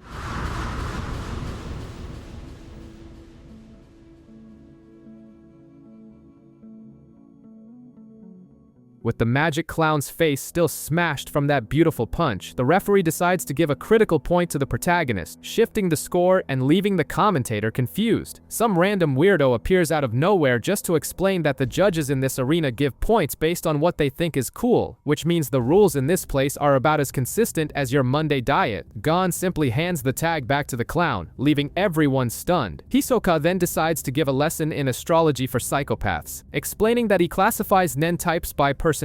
According to the maniac, enhancers like Gon are simple and honest, while transmuters like himself are fickle and dishonest, warning the boy that he can easily go from a precious treasure to disposable trash if he's not careful. Wasting no time, Hisoka attacks, and when Gon tries to defend using Gyo, he realizes the clown has already stuck his sticky, elastic substance right onto his cheek. Using bungee gum, Hisoka reels the boy in for a brutal punch that nearly reboots the protagonist's OS. The sadist then proposes a quiz mid-beatdown, asking when the hell he stuck the gum on Gon's cheek. The boy gets it wrong, discovering it happened during the small talk about personalities, but Gon doesn't give up. He charges like a tank and manages to land another punch on his enemy's face. At that exact moment, Hisoka enters an absolutely bizarre state of ecstasy, nearly reaching a spiritual climax, imagining the boy getting stronger, needing a moment to not soil his clown pants from pure emotion. Once he regains his sanity, Hisoka goes back to thrashing the protagonist, pulling the elastic cord again and again. The clearly bribed ref starts giving free points to the clown, ignoring the boos from the crowd who realized the match is rigged. Hisoka tricks Gon with a giant rock, knocks the kid out, and wins the match. On his way out, the magician warns that the next time they meet will be in the real world with their lives on the line. Gon decides he needs to train until his bones bleed. Mission accomplished, Gon and Killua say goodbye to Master Wing and Little Zushi, packing their bags to visit Aunt Mito on Whale Island. Gon drags his pet assassin back to Whale Island, greeted by Mito with a bone-crushing hug before they're forced to shower to wash off the smell of sweat and blood from Heaven's arena. A feast fit for a king is served, and Killua looks like an alien trying to grasp the concept of a normal family saying grace before a meal. With full stomachs, the two go play scouts in the forest and build a campfire. Killua falls into a typical aimless teenager existential crisis, admitting he has no goal in life other than being his friend's shadow, just like you trying to figure out what to do with your useless degree.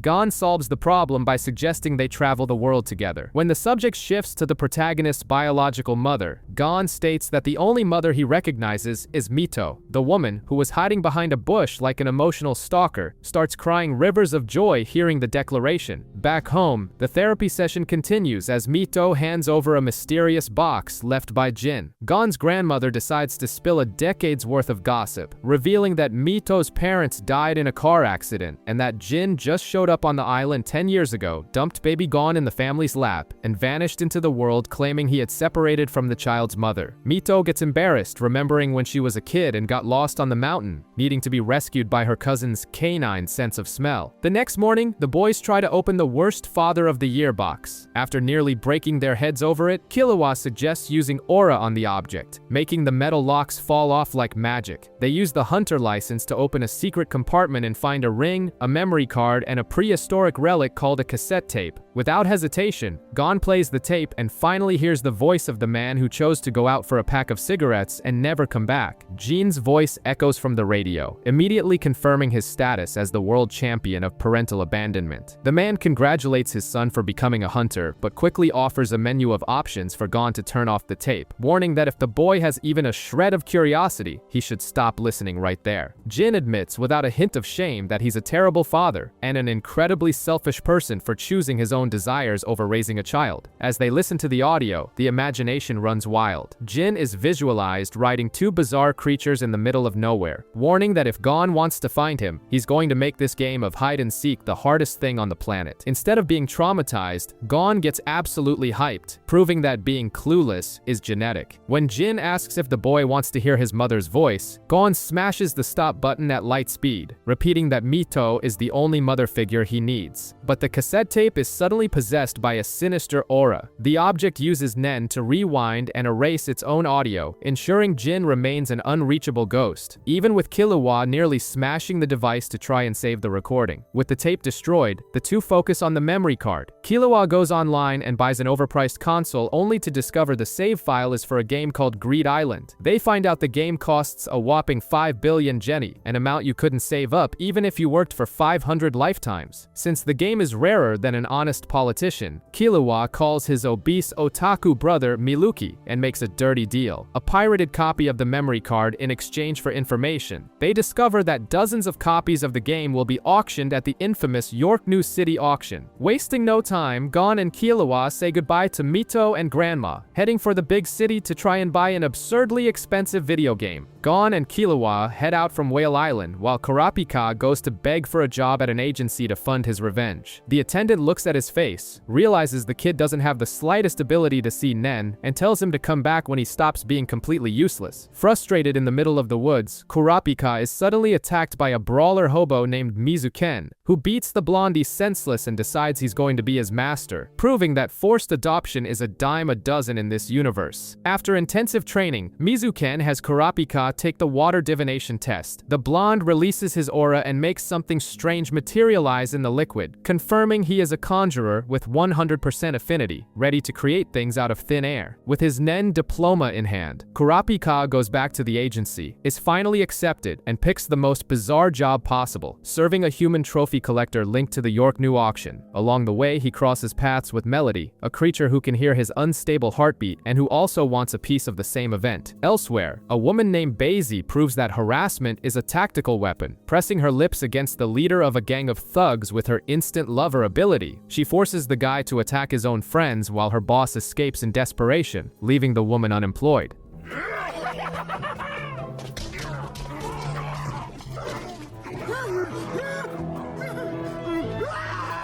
At the same time, a frustrated poet named Basho beats up cops while writing haikus, and a guy named Squala spends his day surrounded by dogs, talking to his girlfriend on his cell. When Kurapika finally arrives at his new boss's mansion, he and the other candidates watch a video of Daltsolna, the lead security guard, warning that they have 1 month to recover a specific item if they want the job. But before anyone can complain about the precarious working conditions, the doors lock on their own and a bunch of ninjas in black attack the group, forcing Kurapika to ready his chains and start the fun. In the middle of absolute chaos inside the mansion, Kurapika dodges attacks while Basho punches one of the assassins, quickly realizing the guys have the consistency of a party balloon. Using his brain for the first time all day, Kurapika leaps from a chandelier like a dramatic bat, lands on Sachimono Tochino, and holds a blade to his throat, ordering the guy to cancel the puppets. Basho confirms the enemies were just hollow Nen dolls, and Kurapika humiliates Tochino by explaining he figured it out because the idiot was the only one not being attacked by his own marionettes. One of us was under attack except you.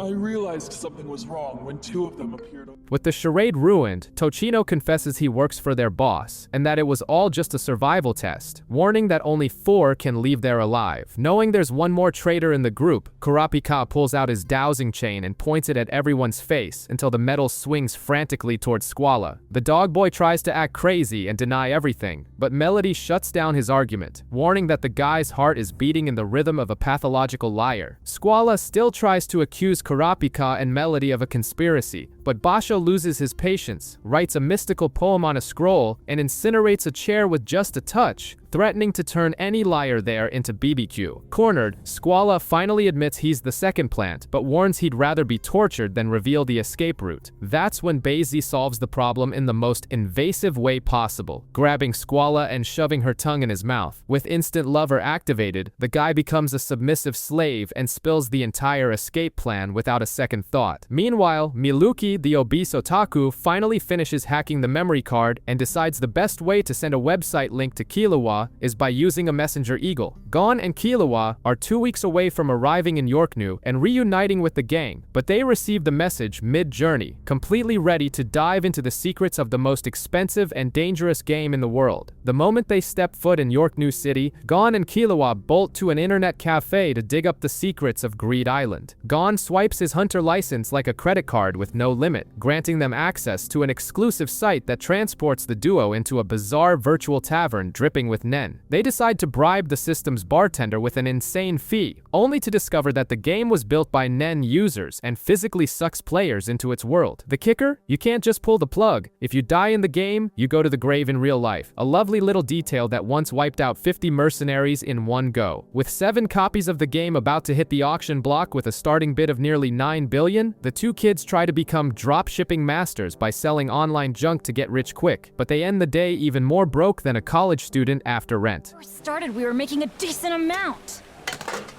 I knew this would happen. That's why I told you we should stick to the reputable sites. Couldn't help myself.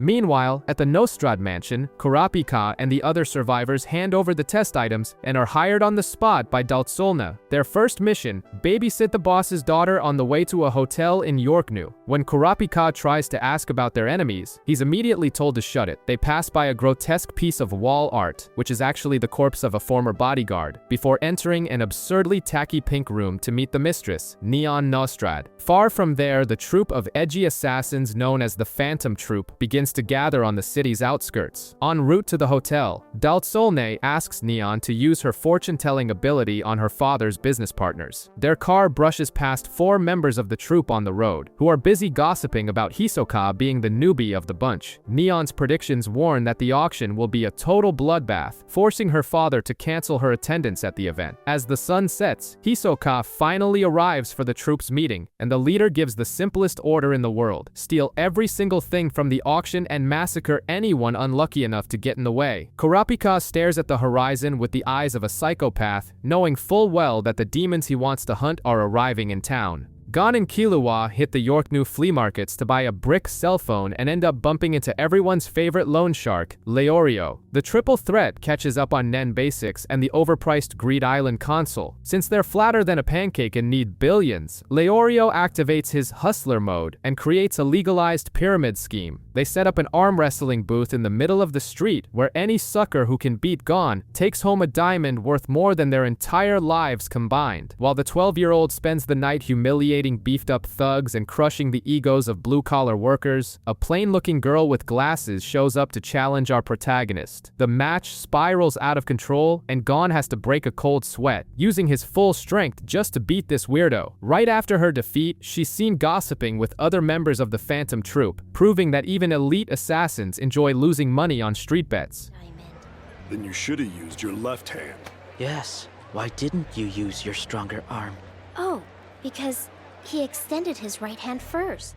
Away from the street scams, the Nostrad family bodyguards take their strategic positions for the mafia auction happening that night. Daltsolne spreads the team out, putting Kurapika and Melody on front door duty for some soul-crushing boredom. The vengeful blonde stares into the void, wondering if the troop will show up, until he starts radiating an aura of hatred so heavy that Melody hears his heart beating to a death metal rhythm. She mentions the scarlet eyes, and Kurapika, realizing it's impossible to lie to a human lie detector, spills all his trauma. He reveals his suicidal plan to hunt the assassins, recover his friend's eyeballs, and get his revenge. Not to be outdone in the tragedy tournament, Kurapika asks what the hell Melody is doing there. That's when she reveals why she looks like a run-over rodent. She explains she heard the cursed Sonata of Darkness Curse, a mixtape literally composed by the devil himself that curses anyone who hears it. Just by listening to a flute version for a second, her friend turned into mush and her arm suffered a grotesque mutation. In exchange for losing her human skin, she gained god-tier hearing, and now she wants to find the original score and burn it before anyone else suffers. With the funeral mood set and trauma shared, the underworld auction finally prepares to open its doors. At the underground auction, the wealthiest and most corrupt scum of the global mafia gather to blow dirty money on items they don't need, with Basie, Ivlenkov, and Tochino providing bargain bin security. But instead of the usual suit and tie auctioneer, Phaeton and Franklin take the stage disguised as hosts. Phaeton decides reading the script is too much work and cuts the welcome speech short, while Franklin decides to liven up the party by opening his fingertips like macabre salt shakers. He simply guns down the entire hall with Nen bullets, turning the socialites into Swiss cheese in the blink of an eye. Tochino thumps his chest like a hero, trying to use his balloon warriors to defend himself, only to find out the hard way that party favors don't stop magic bullets made of pure killing intent. Baze and Ivlenkov sprint through the hallways trying not to become human colanders, only to run into another phantom troop pest named Shizuku. She summons Blinky, a vacuum cleaner with teeth and bulging eyes that looks like it crawled out of an infomercial nightmare. After Franklin finishes painting the walls red, Shizuku uses her cursed appliance to swallow all the corpses, chairs, clothes, and gallons of blood in the room. She leaves the place cleaner than a private hospital, proving the troupe has the best and most twisted janitorial crew in the world. Kurapika calls Daltsolne, warning him that the auction has vanished and the vault is emptier than a bank account on the 31st. The entire mafia panics at the audacity of the heist and launches a massive manhunt to capture the thieves. Meanwhile, the troupe makes a casual getaway in a very discreet hot air balloon. Uvo Gin complains to the boss that the vault was already empty before they even got there and whines about a potential traitor. But Crollo, with the calm of a professional psychopath, deduces that the Shadow Beasts, the elite team of the Mafia's 10 Dons, scraped the place clean before them. The leader then gives the most chaotic order possible: massacre every mobster that shows up just to lure out the real owners of the loot. Since subtlety isn't their thing, they bring the balloon in for a landing, and the Mafia surrounds the edgelords in a ravine. Uvo Gin, wearing his trademark bearskin rug, decides he's going to solo the entire server. He jumps into the middle of the enemy army and starts crushing mobsters with his bare fists, tanking a bazooka shot to the face and proving that firearms are a bad joke in this anime. Kurapika and the guards watch from afar, nearly wetting themselves at the brute's power level. But Uvo Gin's party is interrupted when the Shadow Beasts finally sprout from the ground. A weirdo named Worm, accompanied by Mad Dog, Leech, and Porcupine, enters the battlefield, swearing they'll turn the big guy into fertilizer. Sit back and leave this job to the Shadow Beasts. While the Shadow Beasts try to use Uvo Gin as a punching bag, the rest of the Phantom Troop sits on the dirt to play a casual game of cards, completely ignoring the carnage around them as if they were at a Sunday picnic. The bizarre Worm decides to take the first swing at the brute's face, but takes a counterblow so absurd it nearly collapses his own skull. Desperate not to be turned into paste, he flees underground and tries to pull Uvo Gin into his dirty hole. To break the non-consensual subterranean hug, Uvo Gin charges his fist with aura and unleashes the Big Bang impact, creating a nuclear-level crater that turns Worm into a buried vegetable. Thinking the game is on easy mode, Uvo Gin tries to punch Porcupine, but his hand gets stuck in the guy's rigid hair, which pierces his flesh like needles. Taking advantage of the giant being stuck and defenseless, Mad Dog steps in and starts biting chunks out of Uvo Gin's flesh like an unvaccinated stray. Each bite injects a paralyzing toxin directly into the big guy's bloodstream until Uvo Gin finally collapses. That's when Leech decides to shine, stuffing dozens of nasty crawling parasites into Uvo Gin's body in a free horror show that would make anyone lose their dinner. But if you thought paralysis and gross-out tactics would stop this monster, you thought wrong. Unable to move his arms, Uvo Gin simply stretches his neck, bites, and rips off half of Leech's head with his teeth, chewing the poor soul up. Not satisfied with casual he spits a piece of the skull at sniper bullet speeds, drilling through Mad Dog's head with a disgusting headshot and sending them both to the afterlife. To get rid of Porcupine, who is still stuck to his hand like a giant tick, Uvo Gin lets out a scream so incredibly loud it shatters the creature's eardrums, knocking him out instantly. Full of venom and with worms cruising through his veins, Uvo Gin asks Shizuku to suck it all out with her magic vacuum. However, the girl warns him that Blinky is picky and doesn't swallow living things. Managing to remove remove only the poison and leaving the parasites inside to tickle him. Seeing the target tired and vulnerable, Kurapika's scarlet eyes light up like high beams in the fog. He completely ignores Dalt Solnay's orders to retreat, sends diplomacy to hell, and only refrains from killing his own teammates because Melody plays a relaxing magic flute to calm everyone's nerves. Taking advantage of the opening and the zen atmosphere, Kurapika charges in, launches his chain jail, hooks Uvogin right out of the crater like a prize fish, and tosses the monster into the back of the company car. Driver, you don't really think these chains can hold me, do ya?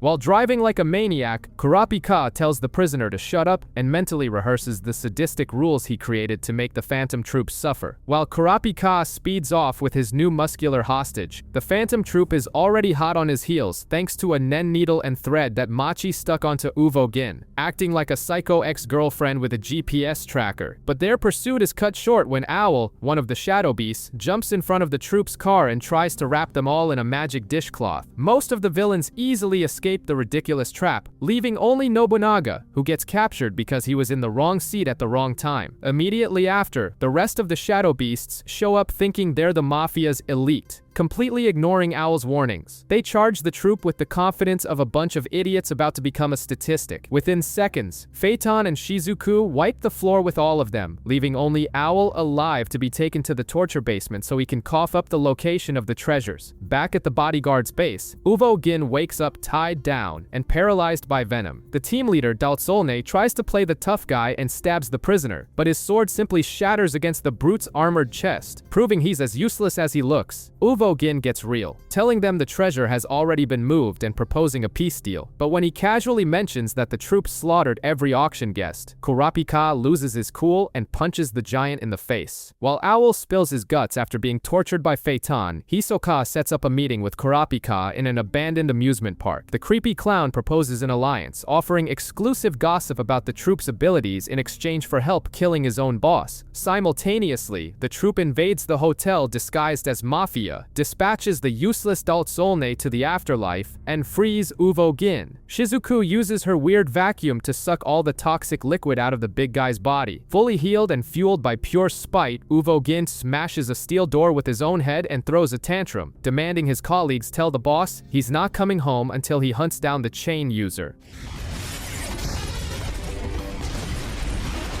Where is he? I think he just ran away. Uvogin is foaming at the mouth and thirsty for blood, while over at the abandoned park's carousel, Hisoka waits patiently for Kurapika's answer, like a teenager rejected at prom. Before the blonde can respond, Melody calls to warn him that the brute has escaped. Kurapika ignores the clown's team-up proposal, asks only about the scarlet eyes, and decides they'll just trade info the next day, leaving Hisoka hanging. Back at the hotel, the security team is completely lost. Kurapika takes advantage of his former boss being turned into ham and decides to climb the Mafia corporate ladder with the coldness of a sociopath. He calls Neon's father, reports Dalt Solnay's death, and basically promotes himself to leader of the operation, perfectly manipulating the situation to keep using the Nostrad family's resources for his personal vendetta. Meanwhile, in some random dead guy's apartment, Uvogin is chugging gallons of beer so he can literally pee the parasitic leeches out of his body. On the other side of the room, Shalnark plays the IT nerd and uses the internet to find exactly where the Nostrad family is staying, proving that Mafia digital security is a joke. Knowing the monster is on his way and killing everyone on the address list, Kurapika orders his useless colleagues to run and hide, staying alone in the room to wait for the visitor. Far from all this tension, Gon, Killua, and Leorio are still more broke than a college student on a Monday. They're running arm wrestling scams on the street to try and buy that damn Greed Island game, eventually discovering an underground fight ring. But before Gon can break someone's face for cash, the event is canceled because the Mafia put multi-billion-dollar bounties on the heads of the Phantom Troop. Desperate for the money, they try to call Kurapika, but the red-eyed Avenger ignores the phone because he's finally face-to-face with the mountain of muscle that came to kill him. Kurapika and Uvogin decide to settle their scores in a classic anime wasteland, the perfect place where property damage is totally legal. After finishing flushing the last leeches out of his system, Uvogin asks who the hell the chain user is. Kurapika tries to give a dramatic dramatic speech about the Kurta clan massacre, but the brute has the memory of a goldfish and remembers absolutely nothing, proudly stating he only kills people for the lols. That's enough to make the blonde's blood boil. The fight explodes with Uvogin lunging forward. Kurapika dodges and tries to use his chains, but the giant is too agile.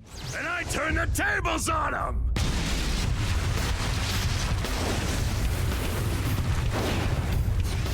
Sensing the danger, Uvogin closes the distance and lands a devastating punch that breaks Kurapika's left arm. Instead of crying in pain, Kurapika has the audacity to step out of the dust cloud and call the punch weak. Feeling his ego bruised, Uvogin activates full power and slams a big bang impact into the ground, creating a smokescreen to land a direct hit that turns Kurapika's arm into bone meal. Thinking he's won, Uvogin is stunned when Kurapika reveals he had already bound him with invisible chains. The blonde removes his contacts, turns on his Scarlet Eyes RGB mode, and reveals that in this state, he becomes a broken specialist who masters every Nen category. To humiliate him further, Kurapika uses his chain to heal his broken arm instantly, proving biology is optional. He explains that chain jail forces the target into Zetsu, completely shutting off the prisoner's aura. Incapable of using Nen, Uvogin becomes a giant punching bag. Kurapika pummels the meat tank, demanding the location of the rest of the troop. Since Uvogin would rather be a grave than a snitch, Kurapika wraps his judgment chain directly around his heart. The rule is simple: answer or die. Uvogin smiles sadistically, tells Kurapika to go to hell, and the magic blade crushes his heart like a rotten tomato.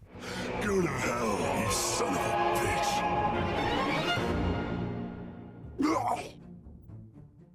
Kurapika buries the corpse and leaves. Meanwhile, at the troop's base, the ultimate emo Crollo plays armchair detective, correctly deducing the enemy's abilities and deciding to wait until dawn before freaking out over his friend's disappearance. Our broke heroes are desperate for cash to buy an overpriced video game, so they decide to play Pawn Stars in the underworld. Gon uses his magic eyes and finds a knife glowing with aura, proving that even a random blacksmith can rub his life energy onto a pointy piece of metal. Killua remembers Wing's boring lectures and realizes they can get filthy rich buying cursed junk. The dynamic trio splits up to place bids and terrorize sellers, but ends up getting humiliated by a guy named Zapile, who throws money at a weird vase like an art auction sugar daddy. Still, the kids snag 3 items and run to a 5th-rate appraiser who tries to scam them, saying the wooden statue they bought is only good for firewood. But Zapile emerges from the shadows to spoil the scam, revealing that the statue has a secret tight hole hiding an ancient treasure. A random bald guy tries to expose Zapile, accusing him of being a dirty forger, but Zapile bets his own life and eternal slavery that the wood cavity is authentic. The bald guy realizes he messed with the wrong antiquity nerd, accepts defeat, and flees with his tail between his legs. As a reward for saving the day, Killua refuses to give Zapile 20% of the profit and offers only a free meal, proving assassins have no heart when it's time to break bread. While they scarf down the food, Zapile exposes his shady past, making fake pots to pay the bills. Gon, with his lethal innocence, praises Zapile for putting so much sweat and aura into his own pot, making the con artist melt from having his manual labor properly recognized. Zapile gets so hyped he decides to teach the boys the art of exploring fake holes in statues, showing them how to trick professionals by shoving treasures through the back door. But the woodworking anatomy lesson is abruptly cut short when Leorio calls screaming that he's found the Phantom Troop, making the kids ditch the forger with the auction and the restaurant bill. The kids arrive at the location and find Machi and Nobunaga relaxing in a plaza as if they hadn't just committed domestic terrorism. Killua pays off some gossiping extras to vanish and explains to Leorio that following these two is a death warrant. He remembers his assassin dad saying the troop is so dangerous that surviving an encounter with them is enough to put on your resume. The spiders know perfectly well they're being watched and use it as bait, calmly debating whether they'll capture the chain user alive or just turn him into mush. Like extremely civilized sociopaths, they decide the enemy's fate by flipping a coin. Meanwhile, the mafia sugar daddy, Light Nostrad, orders his guards to take his spoiled daughter back home, locking her up before she spends any more money. He announces the auction is going ahead anyway, as Owl, the only shadow beast who didn't become spider food, supposedly hid the items in his own magic pocket. Nostrad tosses Kurapika into a squad of professional assassins, ordering the blonde to hunt the troop to earn a gold star on his mafia report card. Back at the game of suicidal hide and seek, Gon and Killua start following Machi and Nobunaga, leaving Leorio behind because he has the stealth of an elephant in high heels. The spiders walk straight into an abandoned concrete wasteland, clearly setting a trap. Killua realizes the dirt is hitting the fan, but decides to stay in stalker mode anyway. Nobunaga calmly answers his phone in the middle of nowhere, gets a heads up from Finks, and turns his head exactly toward the kids. Panic sets in, and the boys try to run, but Finks and Pakunoda block the exits. Killua hits turbo mode and bounces off the walls like an angry rubber ball, but Finks grabs his leg like he's throwing a tantrum. Killua throws rocks, kicks, digs into the floor, and spins like a top to escape the brute's clutches, only to come face to face with Nobunaga smiling at him in a sick way. On the other side, Gon tries to flee and is instantly pinned by Machi and Pakunoda.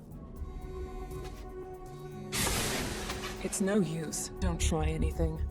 Nobunaga asks the classic villain question, giving Killua 3 seconds to choose how he wants to die. With no way out, no dignity, and completely surrounded, the boys are packed and delivered to the villain's lair, proving that following sociopaths into dark alleys is never a good idea. Gon and Killua are now the guests of honor at the Psychopaths Club, surrounded by every member of the Phantom Troupe. They come face to face with Hisoka, but the magic clown plays completely dumb, acting like he's never seen the kids in his life. Nobunaga, oozing hospitality, forces Gon into an arm wrestling match, smashing the boy's hand against the concrete over and over. The discount samurai starts crying a river for the late Uvo Gin, swearing revenge against the chain user. Hearing the description, the gears in Killua's brain finally turn, and he realizes Kurapika is the spider serial killer. Tired of the hypocrisy, Gon enters rage mode. He won't accept a mass murderer crying for a friend while slaughtering innocents for sport. With the indignation of an offended protagonist, Gon smashes Nobunaga's hand into the stone. Phaeton doesn't like the audacity and grabs Gon from behind, while Hisoka discreetly puts a sharpened card to Killua's neck just so he doesn't lose his creepy guy streak. Nobunaga and Phaeton start measuring their egos, almost coming to blows until Franklin tells them both to shut up. Since the troupe resolves everything with a coin, they flip for it again, and Phaeton is forced to let the kid go. Pakunoda, the woman who violates minds with a touch, feels the boys up to check their memories, but her power finds absolutely nothing about the chain user. Impressed by the brat's gall, Nobunaga has the brilliant idea of inviting Gon to join the terrorist group. Gon responds that he'd rather swallow glass than work with them. Finding the rebellion cute, Nobunaga locks them both in a dark room to wait for the boss's approval. Trapped and sweating bullets, Killua starts having flashbacks of his brother Illumi, whispering in his ear to run from anyone stronger, spiraling into a mental breakdown worthy of intensive therapy. Realizing his friend is breaking, Gon punches Killua in the head to factory reset the system. Using the pot forger's teachings about fake holes, the boys charge their aura, pretend they're going to attack Nobunaga head-on, but actually smash through the side walls of the room, creating 2 instant exits. They shut off their aura with Zetsu and vanish into the dust, leaving Nobunaga staring blankly into the void.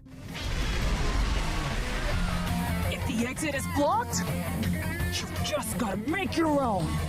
Free but traumatized, the kids race back to the city, deciding it's time to call Kurapika and ask for real tips on how to exterminate giant insects. Neon, the spoiled socialite, manages to ditch her useless bodyguards for a trip to the mall, proving the mafia's security detail is a total joke. Meanwhile, a generic weasel-faced mobster named Zenji assembles a hardcore death squad, including Silva, Zeno, and Kurapika, to hunt down the Phantom Troupe. The idiot tries to act like a tough guy toward Kurapika's boss, but the vengeful blondie puts him in his place with a threat so cold that Zenji runs away with his tail between his legs. Using his dowsing chain, Kurapika finds the runaway girl and orders security to bar her from the auction. But Neon is stubborn and manages to sneak into the building by leaning on the charming goth. The leader of the psychopaths strikes up a conversation and asks her to tell his fortune. When she finishes writing the prophecy, the edgy emo reads the first line and starts crying a river like a big baby, all because the paper says he's gonna lose half of his low-life friends. Neon tries to set the mood by telling a useless story about seeing a fraud on TV, and Chrollo returns the therapy session by karate chopping her neck at lightning speed, knocking her out instantly. Cynical to the bone, he fakes a panic and screams for security. One of the hired assassins checks the cameras, sees the blatant assault, and challenges the emo to a 1v1. Kurapika and his boss arrive at the building, and the blondie warns that the place is about to become an absolute slaughterhouse. Outside, the troupe gets the green light from the boss and begins wiping the police and the mafia out of existence like they're recyclable trash, cleaning the streets with pure, unadulterated violence. Back in the building, Chrollo summons flying ghostfish that literally devour the assassin alive, keeping the poor guy conscious while they munch on his flesh. Chrollo then opens the window to finally let the guy die while conducting a poetic symphony of blood, chaos, and guts across the city in honor of the late beefcake, Uvo Gin. The city is in absolute chaos as the Phantom Troupe turns the streets into an open-air butcher shop, but Kurapika is stuck in a room playing babysitter to a passed-out teenager. A doctor arrives to examine Neon, and the other suits start pestering Kurapika for not being out there hunting the terrorists. While the mafia breaks a cold sweat in the hallways, Kurapika gets a call from Gon and Killua. The two brats proudly announce they've been kidnapped by the troupe, leaving Kurapika foaming at the mouth. They even try to offer help, but the blondie tells the kids to kick rocks because he doesn't want children messing with his personal vendetta. Desperation hits hard inside the auction building when the mobsters realize they're about to become Swiss cheese. That's when the dynamic duo of murder enters the scene. Zeno, a grandpa who looks like he has nothing left to lose, and Silva, a buff silver fox, warn everyone that the intruder could send the whole room to hell in less than 10 seconds. Kurapika is ordered to go back to protecting Neon, missing out on all the fun. The Zoldyck sniff out the emo leader, and the 2-on-1 showdown finally explodes. Chrollo tries to be clever and cuts Silva's skin with a poison knife, but the guy is so absurdly tough that he simply stops the poison from circulating by tying off a strand of his own hair, rubbing it in the face of biology like it's nothing. Grandpa Zeno uses his massive brain to analyze Chrollo's powers, deducing that stealing abilities in the middle of a frantic fight requires a mountain of bureaucracy and impossible conditions to meet while dodging lethal blows. Realizing he's been read like a children's book, Chrollo tosses the knife aside and literally pulls out a book in the middle of the brawl, trying to play the intellectual. Zeno couldn't care less about the psychopath's reading habits. He lunges forward and manages to pin Chrollo in an aura trap. Without hesitating for a second, the old man screams for his son to finish the job. Silva gladly obeys and launches two massive orbs of destructive energy, blowing up his own father along with the troop leader in a colossal blast.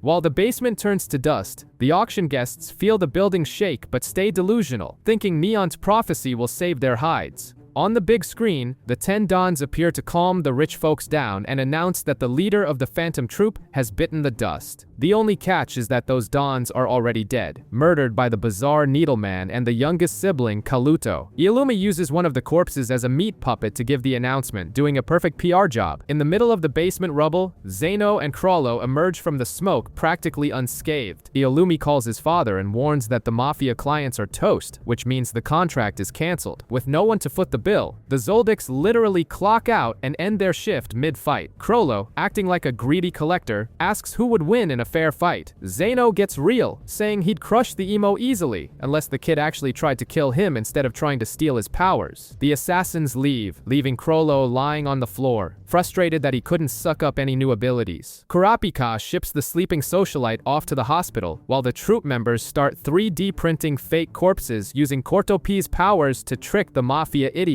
They also hijack the auction flawlessly. Machi silently takes out a guard, and Shalnark stabs his antenna into the host, turning the poor guy into a human joystick. Cortopi fakes the original items, and the auction goes off without a hitch, with everyone buying magical junk. When Kurapika hears his main target is dead, he goes into deep denial. He sees the fake bodies on the floor but refuses to accept it. Even so, he enters the auction focused on burning his boss's cash. The ugly mobster Zenji tries to outbid him, but Kurapika drops nearly 3 billion on the table and snags the Scarlet Eyes. In the bathroom, he takes out his contacts and flaunts his true heritage. Zenji tries to pull a gun on him in the street, but Kurapika just glares the guy down with his glowing red eyes, making the mobster almost wet his pants in fear. It might as well be you. Meanwhile, Gon and Killua are chilling at the hotel with Leorio, planning to squeeze all the Nen secrets out of Kurapika, since the blondie has apparently become a god of death. Neon wakes up jumping for joy over her new collection of morbid eyeballs. Across town, Hisoka tries to call his secret chain boyfriend but is successfully ignored, forced to stay in the corner watching the troupe get hammered and celebrate the heist of the century. The gang finally reunites in York New City. Kurapika takes the opportunity to vomit out all his emo trauma and explain his BDSM chain powers, along with the absurd sacrifices he made to get buff. Killua, being the pragmatic one, has a fit because the mind-reading woman in the troupe is still breathing. To make everyone even more anxious, Kurapika confesses he made a cursed alliance with Hisoka, the creepy magic clown who loves passing along classified intel. Meanwhile, at the Goth lair, Chrollo orders the troupe to pack their bags and get out of town, but Nobunaga digs his heels in and throws a samurai tantrum, demanding to stay and avenge his late giant boyfriend, Uvo Gin. Doubting the leadership, he challenges Chrollo, who decides to settle the beef by playing astrologer. Chrollo asks for the samurai's birth date and blood type to use Neon's stolen ability. The prophecy is basically a "you're gonna die" warning. Shizuku also asks for a reading and finds out she's scheduled to die next week, along with Shalnark and Pakunoda, proving that staying in town is a moron's errand. Hisoka, feeling left out, also asks to see his future. Far away, Kurapika gets a text from the clown warning him that the auction corpses were faker than a $3 bill. The blondie has a nervous breakdown, furious at his own room temperature IQ for not noticing the trick sooner. Seeing their friends spiral, Gon, Killua, and Leorio offer help like good little scouts. Melody calls to rub salt in the wound, warning that the mafia pissed their pants and canceled the reward for the troupe because they found out they're from the infamous Meteor City. Back with the villains, Hisoka's real prophecy exposes his entire betrayal and his plan to fight Chrollo. But before Pakunoda can read the paper, the magician uses his texture tricks to fake the text right in front of them. When the woman reads the altered version aloud, Nobunaga foams at the mouth, draws his sword, and accuses the clown of selling out Uvo Gin for pocket change. Nobunaga is ready to slice up the magic clown, but Hisoka just sits there playing with his cards, exuding pure smugness. Shalnark and Franklin try to act like couples therapists to calm things down, but Nobunaga lunges for the attack. Before the blade connects, Chrollo uses his teleport hack and tosses the grumpy samurai away from danger. Yeah, right! Like that would stop me! What?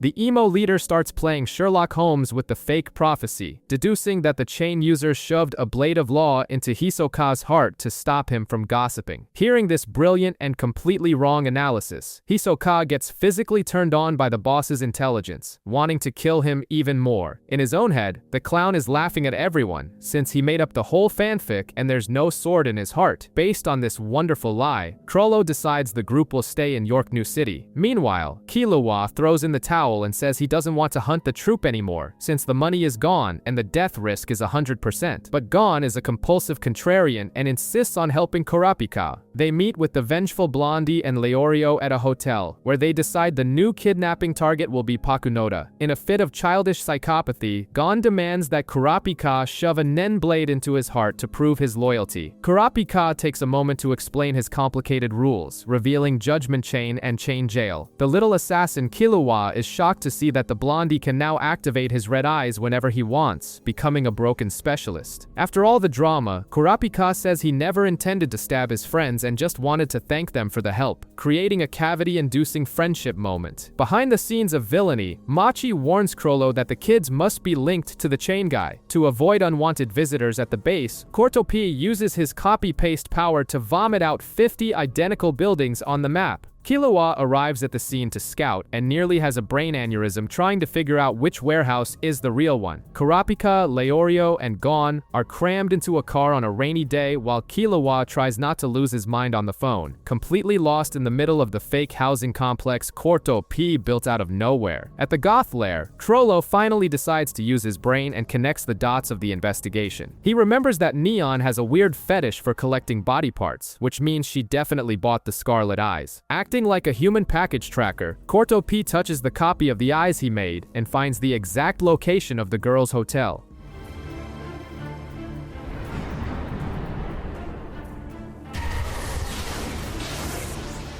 Nobunaga is drooling for a chance to go after them, and Chrollo decides to join the field trip. The troop boards a train, but Melody uses her mutant bat hearing to leak their moves to Killua, who follows the villains closely. Kurapika realizes the target is Neon's hotel and calls Squalla in a panic, telling the extra to get the hell out of there. Poor Squalla was in the room talking to his dogs about a romantic future with his girlfriend Eliza, activating the biggest, brightest death flag possible. He flees by car, but the villains track his every move thanks to the fake eyes. York News hellish traffic stops Leorio's car, forcing Gon and Kurapika to continue the chase on foot. The troop notices the little rats following them and splits up. Chrollo, Machi, and Shizuku run into the heroes in an alley. To save the vengeful Blondie, who is ready to do something stupid, Gon and Killua jump in front and hand themselves over on a silver platter, getting tied up for the second time in a week. Gon tries to play moralist, asking Chrollo why they kill innocent people, and the leader responds with a philosophical monologue from someone who clearly smoked something expired. Meanwhile, Squalla is paralyzed with terror in the middle of the street with Nobunaga and Pakunoda. The woman snaps his arm like a twig and digs through the poor guy's mind, finding out everything about his girlfriend. When Squalla tries to act like a brave lover and screams in rage, Nobunaga simply takes his head off in the blink of an eye, sending the delusional extra to his grave. Pakunoda then pulls out her imaginary gun and shoots the memories directly into Nobunaga and Cortopi's heads like a violent flash drive, revealing Kurapika's face. Nobunaga gets all fired up, vibrating at the chance to finally avenge his partner. Gon and Killua remain the Phantom Troop's premium hostages, while Chrollo sets up a meeting at the Hotel Beta Cole. Melody uses her bat snitch ears to leak the plan to Kurapika and set the trap. In the hotel lobby, Leorio gives the worst performance in history, faking a call on a dead phone, but he's actually tapping out telepathic Morse code to the kids. Pakunoda, Nobunaga, and Cortopi arrive, and Nobunaga, acting like a needy rejected ex-boyfriend, begs the boys to join the gang. Killua tells him to get lost and shuts his eyes with teenage drama, which makes the single gear in Gon's brain turn perfectly to understand it's a signal for the blackout. Chrollo orders Pakunoda to give the boys a mental feel-up. Killua starts blabbering to buy time until the lights finally go out. The silver-haired kid breaks Machi's line, snaps Pakunoda's arm like a dry branch, and Gon kicks the woman's chin without mercy. Killua tries to slice Machi, but his claws get stuck in the rock-hard abs of the villainess, proving that core workouts save lives in desperate times. My hand! She trapped it with her muscles! You're mine.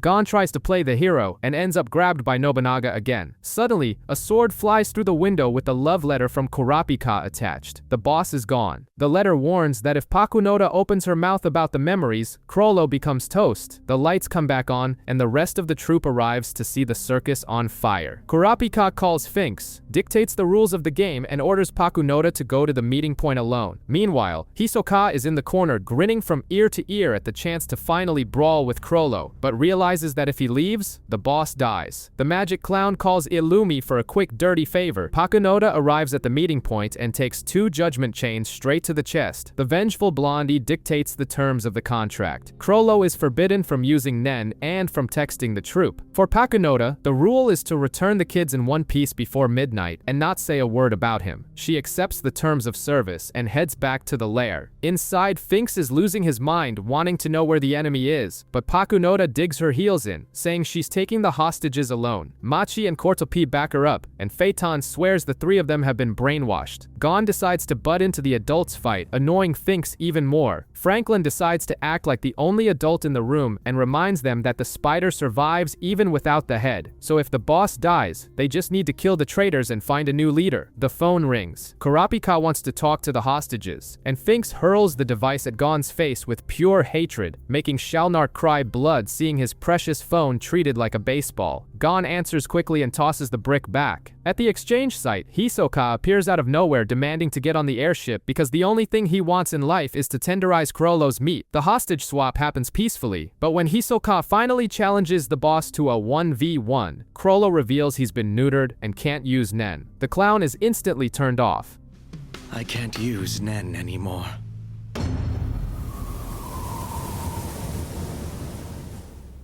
Losing the chance to use his surprise texture on a strong opponent makes him lose all interest, calling Chrollo a broken toy before leaving frustrated. Pakunoda returns to the hideout without the boss. Instead of explaining, she pulls out her piece and fires 6 memory bullets straight into the foreheads of the founding members, transferring all her feelings like a fatal airdrop. Kurapika's chain crushes her heart at that exact moment and she drops dead, hoping to be the last spider to go to the grave. The next day, Gon and Killua run into Finks and Phaeton at the auction. The kids almost have a heart attack and try to run, but Finks cools things down, saying he's not killing anyone today, just passing on Pakunoda's final thanks. Kurapika finally wakes up from his 2-day beauty sleep and discovers all the chaos he missed while drooling on his pillow. In the main hall, the Greed Island auction is on fire, with an arrogant billionaire named Batera throwing money in everyone's faces and humiliating even the otaku Miluki to snag copies of the game.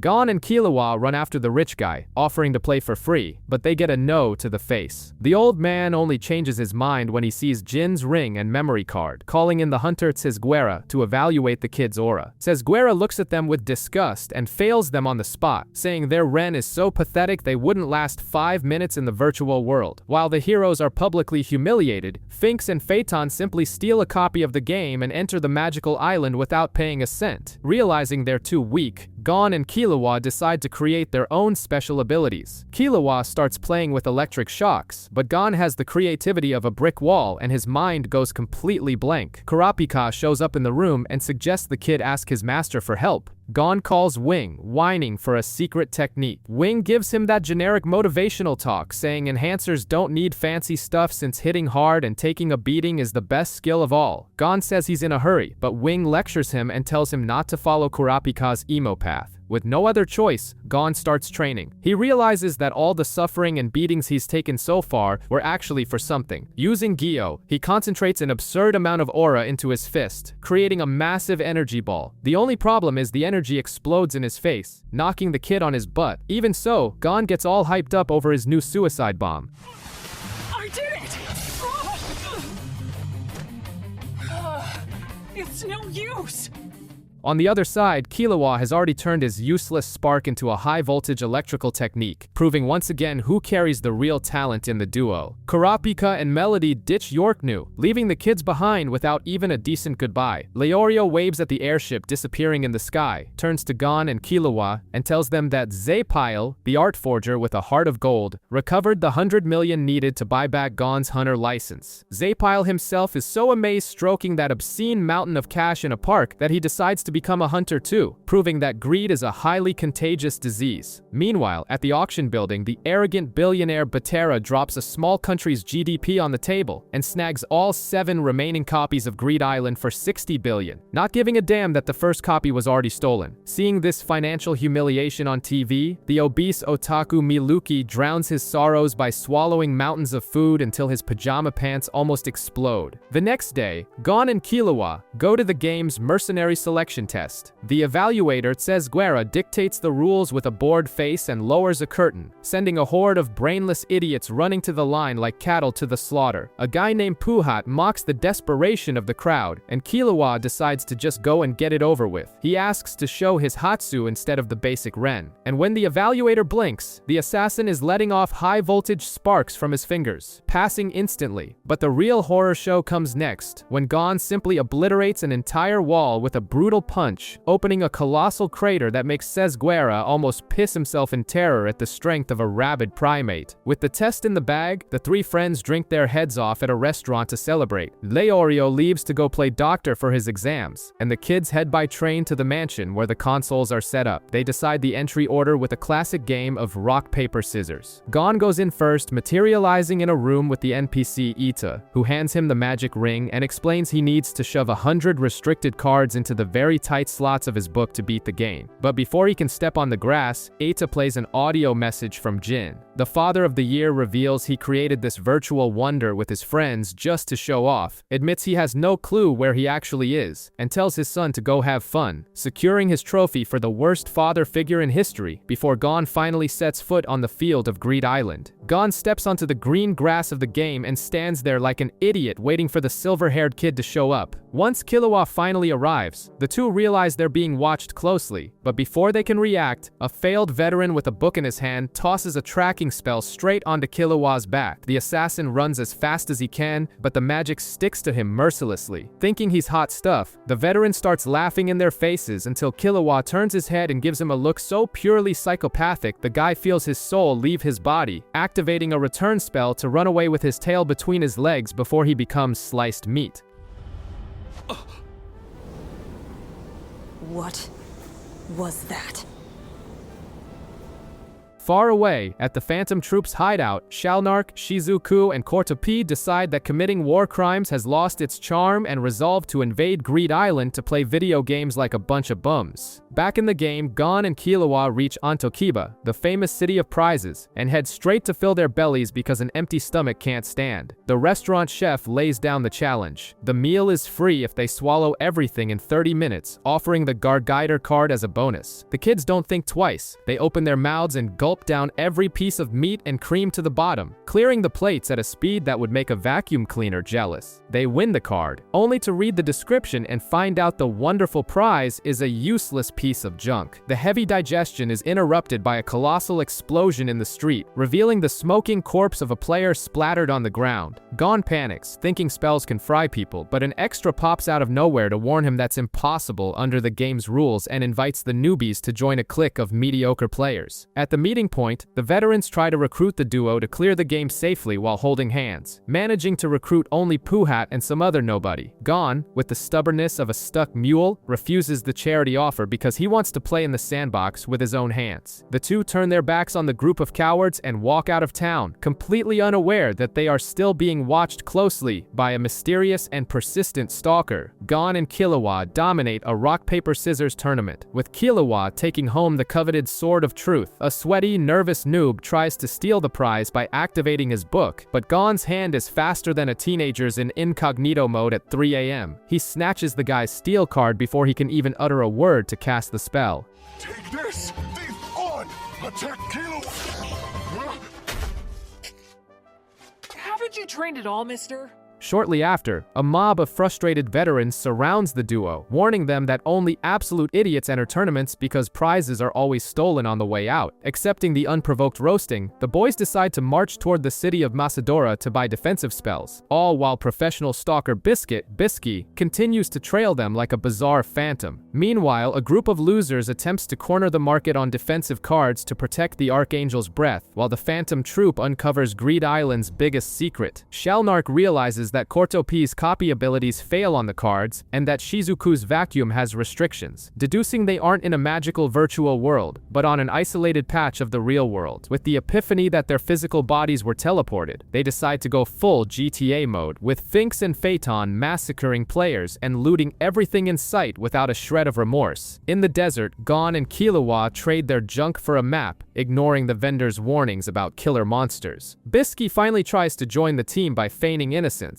but Killua calls the girl a nuisance, making the disguised old hag's blood boil. Deep in the forest, sick ninjas throw themselves at the boys' feet, begging for money to cure an entire village. Gon falls for the game event's sob story, and the villagers fleece the kids in a disgusting display, taking even their shirts and giving nothing in return. Left in nothing but their underwear and courage, they face One-Eyed Cyclops, where Killua kicks a literal eyeball to turn the beast into a card, and then take a humiliating beating from a horse that spits explosive bubbles. Bisky watches it all, doing mental math and feeling disgusted by such a display of pure Nen incompetence. When a bizarre armored monster appears, Bisky finally loses her patience. She orders the two to use Gyo, revealing the giant armor is controlled by a tiny hidden rat, which turns into a card the moment Gon scares it. Bisky demands to know why they didn't use the technique sooner. She points to the sky, draws numbers with her aura, and forces Gon to read them. The kid gets it right, and Bisky orders Killua to do 200 push-ups in the dirt. When the silver-haired boy questions the brat's audacity, she reveals she has 40 years of experience under her belt. Killua, with his big mouth and zero survival instinct, calls her a shriveled old hag. In the next millisecond, Bisky buries her fist in his face, launching him into low Earth orbit, while Gon realizes he's just gained a new master with with the force of a runaway freight train. The blonde phantom finally reveals herself as a double-star professional hunter named Biscuit Kruger, demanding blind obedience as if she owns the boys. Naturally, the arrogant silver-haired kid tells her to get lost, but the reality check hits when the muscular Loli reveals that their master, Wing, was just another one of her submissive students. Before Killua's ego can bleed out any further, the old lady's danger radar pings. She concocts a brilliant plan, faking a slap to Killua's face to split the group and act as bait for a psychopathic stalker armed with scissors. When the boys try to play the heroes and rush back to help, they find the victim mopping the floor with the freak's face without even breaking a sweat, losing only a few split ends to the killer hairdresser. After discovering she's only in the game to hunt for rare gems, Gon begs her to become their new master. Bisky accepts but decides to turn the defeated psychopath, aka Binolt, into the official training punching bag. The rule is simple. The scissors guy has 2 weeks to dodge the kid's attacks inside a crater. If he succeeds, he goes free. If he fails, he goes to the grave. The stoning festival begins, with Gon and Killua hurling rocks at the guy like a medieval execution. Bisky watches, drooling over the boys' potential, calling them rough diamonds, while Binolt desperately fights for his life. After 10 days of psychological and physical torture, the psychopath gives up on life and leaves with whatever shred of dignity he has left. With no time to breathe, the tyrant master points to a mountain of rock and orders them to dig a tunnel to Masadora using only hand shovels. The boys dig until their arms melt, collapsing in exhaustion, but Bisky doesn't even forgive their sleep. She ties a giant rock above each of their heads to teach them to sleep in a state of high alert. Killua breezes through it thanks to his childhood assassin trauma, while the useless protagonist takes a colossal rock to the cranium the moment he closes his eyes. The next day, Gon finally uses his brain and channels aura into the shovel, creating the shoe technique and turning into a human drill to finish the job. After burrowing through the entire mountain like angry moles and finally reaching Masadora, the sadistic master looks at their exhausted faces and tells them to walk all the way back. Hello, Masadora! For the second time!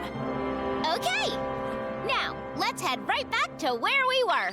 Again?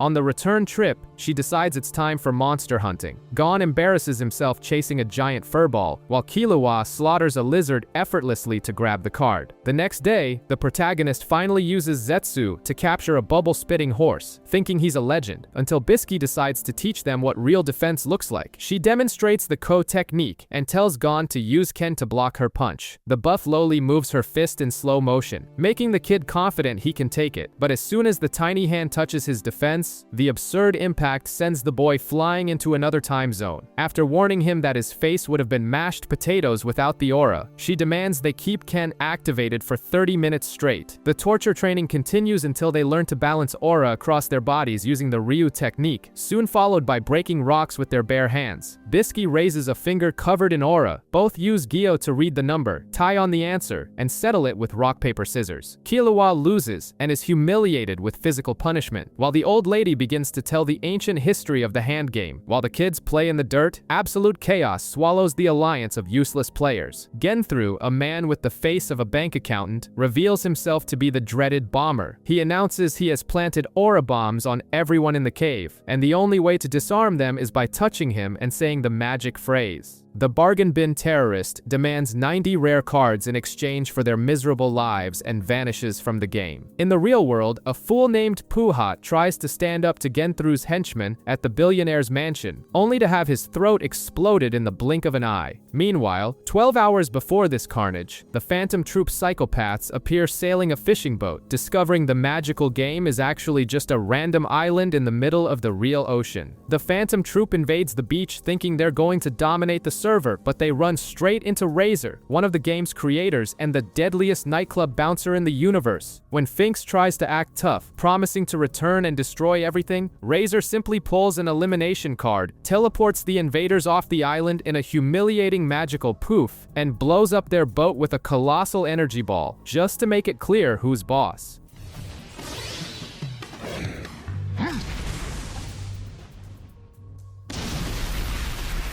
Meanwhile, Gon tries to turn his childhood obsession with rock, paper, scissors into a deadly Nen weapon. The rock punch works perfectly to turn boulders into dust, but when he tries to fire paper, the attack comes out flatter than a popped balloon because he's an enhancer who is completely incompetent with a mission. Killua shows off his bizarre electric assassin aura, making Bisky break into a cold sweat, imagining what kind of twisted childhood the boy must have had to be able to do that to his own body. Remembering the hunter exam is coming up, the trio goes to the port to figure out how to leave the cursed island. The silver-haired boy beats the port master without breaking a sweat, grabs his ticket, and bounces to the real world to humiliate the exam rookies. Back at the intensive training, Gon and Bisky bump into a guy named Abengane, who spills all the tea about the terrorist Genthru and begs for vengeance for the fallen. Shortly after, the leader of the losers, Nickies, hands over everything the bomber asked for, pathetically begging for his life. But Abengane isn't as stupid as the other idiots in the Alliance. He uses a bizarre Nen exorcism ritual, summoning a giant repulsive worm that literally swallows the bomb on his shoulder. A second later, Genthru and his goons activate the detonator in sync, exploding Nickies and dozens of useless players into charred bits of meat. Abengane survives the massacre, but gets a demonic tapeworm stuck to his body as a bonus until he can touch the terrorist. Gon, with his savior of the universe complex, wants to avenge the dead at any cost, but the sadistic old lady warns him that crossing paths with the bomber is only a matter of time. While Killua shoots the breeze with monsters in the real world waiting for the exam to start, the protagonist continues punching the air on the island, finally managing to create a pathetic little energy ball he has the audacity to call progress. Killua is guided to the filthy basement where the hunter exam is about to go down, running into Tonpa and the Amori brothers, useless veterans who still think they can intimidate someone. The examiner kicks the door open, announcing that only 300 out of 1,500 candidates will survive a battle royale-style carnage, requiring each to steal 5 tags in 2 hours. However, the concept of a battle royale becomes a bad joke when Killua decides to do a humiliation speedrun. Using divine speed and muscles turbocharged by Bisky's training, the silver-haired boy simply clears the entire hall in the blink of an eye, knocking everyone out with the ease of crumpling paper. He even says hi to Zapile before knocking the poor guy out, dragging a mountain of ID tags and forcing the examiner to pass him on the spot, proving the rest of the candidates were nothing but dead weight. It just took me a little while to collect all the badges. Back on Greed Island, Gon and Bisky rub the protection cards they farmed in his face. When they use a contact card, the name of the Phantom Troop's leader, Chrollo, glows on the list, leaving the duo completely confused since the guy's Nen was supposed to be sealed. Bisky keeps asking questions, and upon being summarily ignored by the two brats, she solves the problem by beating them both up. Far away, Shalnark also sees the boss's name and deduces he's hired a Nen exorcist. Out of nowhere, Hisoka emerges from the shadows with that same perverted smile, confessing he stole Chrollo's name just to lure the troop in and have a chance to rub his aura against their leader in the future. While Kurapika confirms over the phone that the chain is still embedded in Chrollo's heart and that the bratty Neon has lost her fortune-telling powers, the dynamic trio refocuses on the game. Thanks to the hellish training, they start collecting rare cards like they're strolling through a park, punching trees to catch beetles, kidnapping girls from castles, and winning a magical necklace that nullifies spells. Gambling addiction hits hard when Killua uses the risky dice in a clandestine casino, winning a super rare card by pure luck. Blinded by greed, he tries to play again, ignoring Bisky's warnings. But when a background character literally explodes at the machine next to him due to bad luck, the lowly master decides to knock the kid out with a punch to cure his addiction through trauma. Meanwhile, Genthru and his goons also abuse the magical dice, setting the stage to rob everyone and proving that cheating is the soul of the business. Genthru decides to give a masterclass in loan sharking and betrayal. After pretending he was going to make a fair trade with Sesguera's team, the terrorists' goons use the risky dice to ensure good luck, activate a magical tax collection glove, and rob the veterans' rare cards in broad daylight. Before the suckers can even process the heist, the trio of psychopaths teleports away, leaving Sesguera looking like a clown with a desperate plan to stop the bomber from clearing the game. Oblivious to the drama, Gon and Killua become the server's biggest opportunists, trading game exit tickets for ultra-rare cards with players desperate to go home. With the magical necklace glowing on his chest, Gon unmasks forged cards cards with the ease of a tax auditor, while Killua has the brilliant idea to use healing magic on sick NPCs in a village. The digital miracle works, the background characters turn into healthy cards, and the trio pockets another absurdly rare reward, proving that exploiting others' despair always turns a profit. The moment of peace ends when Castle calls a homeowners association meeting with the remaining players to form an alliance against Genthru. An arrogant player named Asta starts barking that two kids are useless. The only one here not contributing so far is you.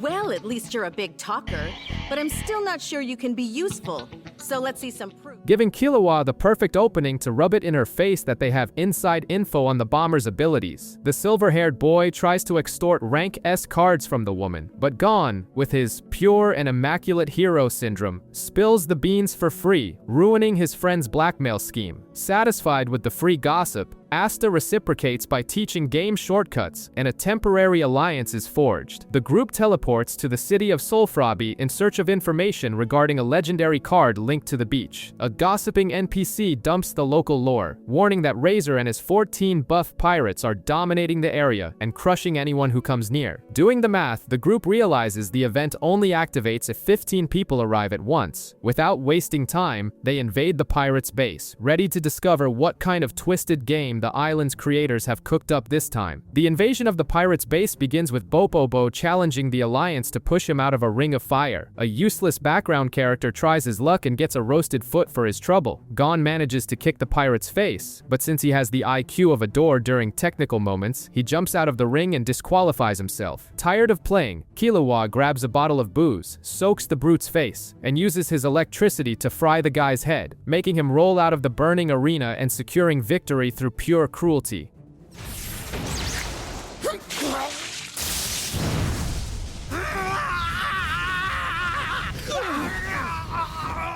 Razor finally shows his face, turning deadly combat into a bizarre middle school field day. The rule is simple. Whoever wins 8 sports matches takes the beach. Round 1 is boxing, where a broken pirate uses teleportation to punch his opponent's chin without even touching him. In a keepy-uppy challenge, Bisky lets the ball drop on purpose just so she doesn't sweat through her clothes, while Killua dodges a sumo match and Garenu gets schooled in basketball. The final result is a historic 8-all embarrassment for the pirates, proving the alliance of useless players needed to be disbanded immediately. With the group reduced to 4 people, Gon and Killua reach the obvious conclusion. They need to summon the Crollo Lucille Fur from their friends list. Gareno uses clairvoyance to confirm the subject is a card hogger, but the duo insists on the recruitment. They teleport to a misty lake and run into Hisoka bathing completely naked, while the magic clown shows off his physique and greets the boys with a murderous aura. Bisky drools over the psychopath's sculpted body, activating her innocent little girl mode just to hide the thirst. Hisoka invents a flimsy lie. The Alliance of Despair finally recruits Sesguera's team, and Garenu takes over as the team coach, assigning positions for the deadly field day. But the mood shifts when they discover Genthru has already accumulated 97 cards, proving that terrorism pays much better than honest work. After a week of training, Gon's team steamrolls the pirates in the initial matches, making Razor realize the opponent's level has skyrocketed. Bopobo, still crying over his toasted foot, decides to rebel against the boss, but Razor has no patience for union insubordination and simply hurls a Nen ball that explodes the pirate's head like a pus-filled zit, securing a win by forfeit in sumo. Out of nowhere, Razor changes the rules and turns the challenge into an 8-on-8 game of dodgeball, worth 8 victories at once. The useless extras on Gon's team shake in their boots and flee, leaving the squad with only 6 people. Gon takes a break to ask if his deadbeat dad is on the island, but Razor only delivers a message from Jin saying he won't go easy, which makes Gon flash a junior psychopath smile. To fill out the team, Gorenu summons his 2 Nen gorillas, proving he's the only one who actually prepared a plan B. The whistle blows and the sporting carnage begins. Razor gives up the ball for free, Killua passes to Gorenu, and the guy eliminates 2 of Razor's demons in one shot. But when Gorenu tries to hit the Game Master, Razor catches the ball with one hand, humiliating the poor guy.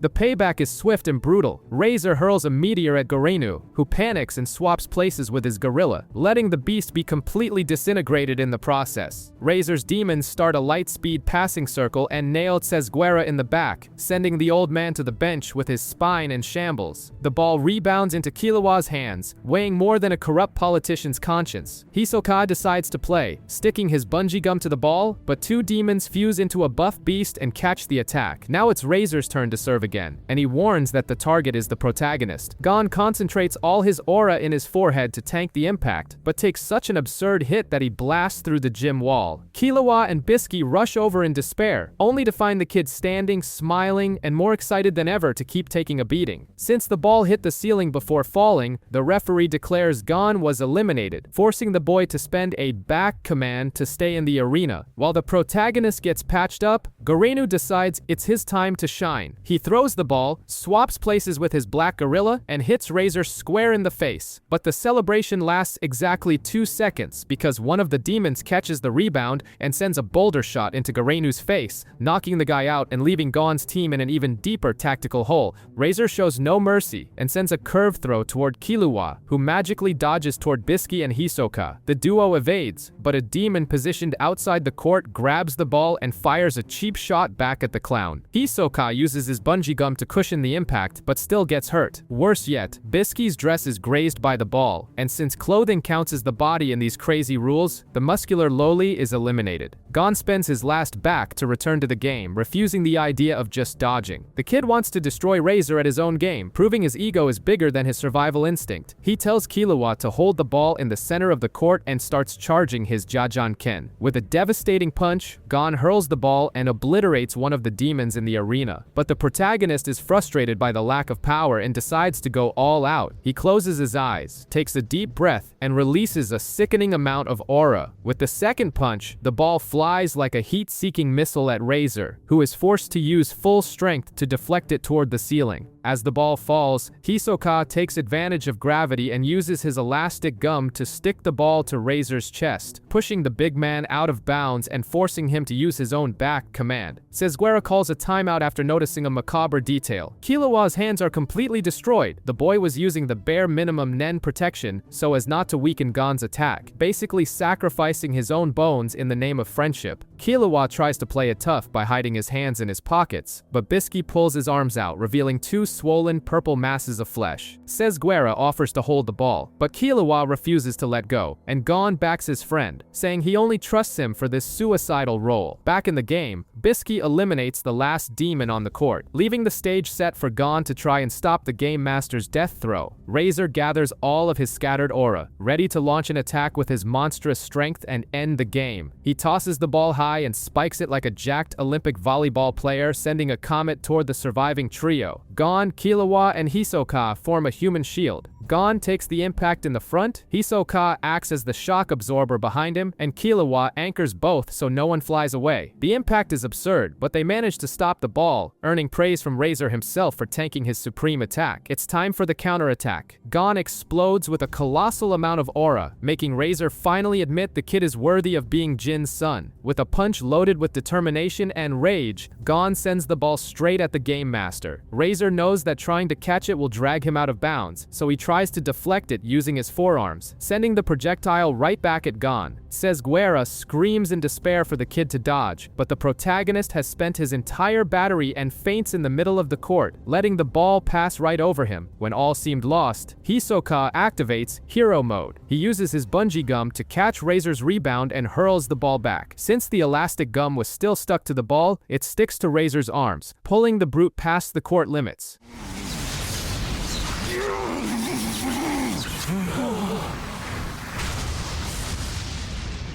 The whistle blows, and the team of misfits finally wins the match. Gon wakes up just in time to find out the psychopathic clown stole the spotlight, while Razor accepts defeat and shares some nostalgic stories about how Jin changed his life. After the victory, they finally get their hands on the Coastline card, and Hisoka leaves the team. Killua puts the pieces together and realizes the clown lied through his teeth about knowing the game, but there's no time to process the gossip. The terrorist Genthru calls them, demanding the card and revealing he has already exterminated terminated the entire group of 15 players from the beginning. Gon is livid and tries to challenge the villain to a 1v1, but Sesguera decides it's time to act like a functional adult. The veteran makes a mercenary deal. He will act as live bait and run from Genthru for 3 weeks in exchange for another rare card, giving Gon and Killua enough time to heal their broken bones and train with Bisky before the final confrontation. The creepy clown Hisoka makes an appearance at a Phantom Troop family reunion, stalking Machi and Nobunaga, while they, in turn, stalk the Nen Exorcist. He notices a new face in the crew, but the circus quickly moves on. On the other side of the map, Sesguera and his squad of extras decide to stand up to Genthru's terrorists. But their courage lasts exactly 2 seconds. They cast a random spell and use an accompany card to bail, proving that an elite hunter's best combat technique is a tactical retreat. Genthru realizes he's been played and loses his mind, while Sesguera hoards teleportation cards with the help of Gorenu and his Nen gorillas. Meanwhile, our useless protagonist is sweating bullets training a mission with Biscuit, trying to find a weapon that doesn't involve being beaten to within an inch of his life. Killua, thinking their master has some legendary secret trick, begs to see her ultimate technique. Biscuit reveals her trump card, Cookie. It's an aura massage therapist that leaves the white-haired kid looking like a fool. Realizing that the old lady's hidden superpower is basically a glorified spa day that's absolutely useless in a fight. The chase continues. Sesguera spends his nights buzzing in Genthru's ear like a persistent mosquito with hit-and-run attacks. The villain retaliates by going berserk on random players, stealing cards and sending anyone friendly with the old man to the afterlife. Gorenu acts as the official snitch, reporting the atrocities. The game hits absurd levels with a festival of escape and pursuit cards, a high-stakes game of hide-and-seek with $1 million budget, until Sesguera finally loses the terrorists and plans his exit to billionaire Batera's castle. Killua tells Gon to stop training because his ex-assassin brain has already cooked up the perfect plan to crush the villains. But when the team reaches the castle, the place is emptier than your bank account. A henchman explains that Batera simply canceled the contract and told everyone to get lost. Sesguera bursts into the room to find the old man crying a river, claiming nothing matters anymore. To make the funeral vibes worse, Genthru and his thugs show up out of nowhere, take out the guard, and prepare to turn Sesguera into Swiss cheese.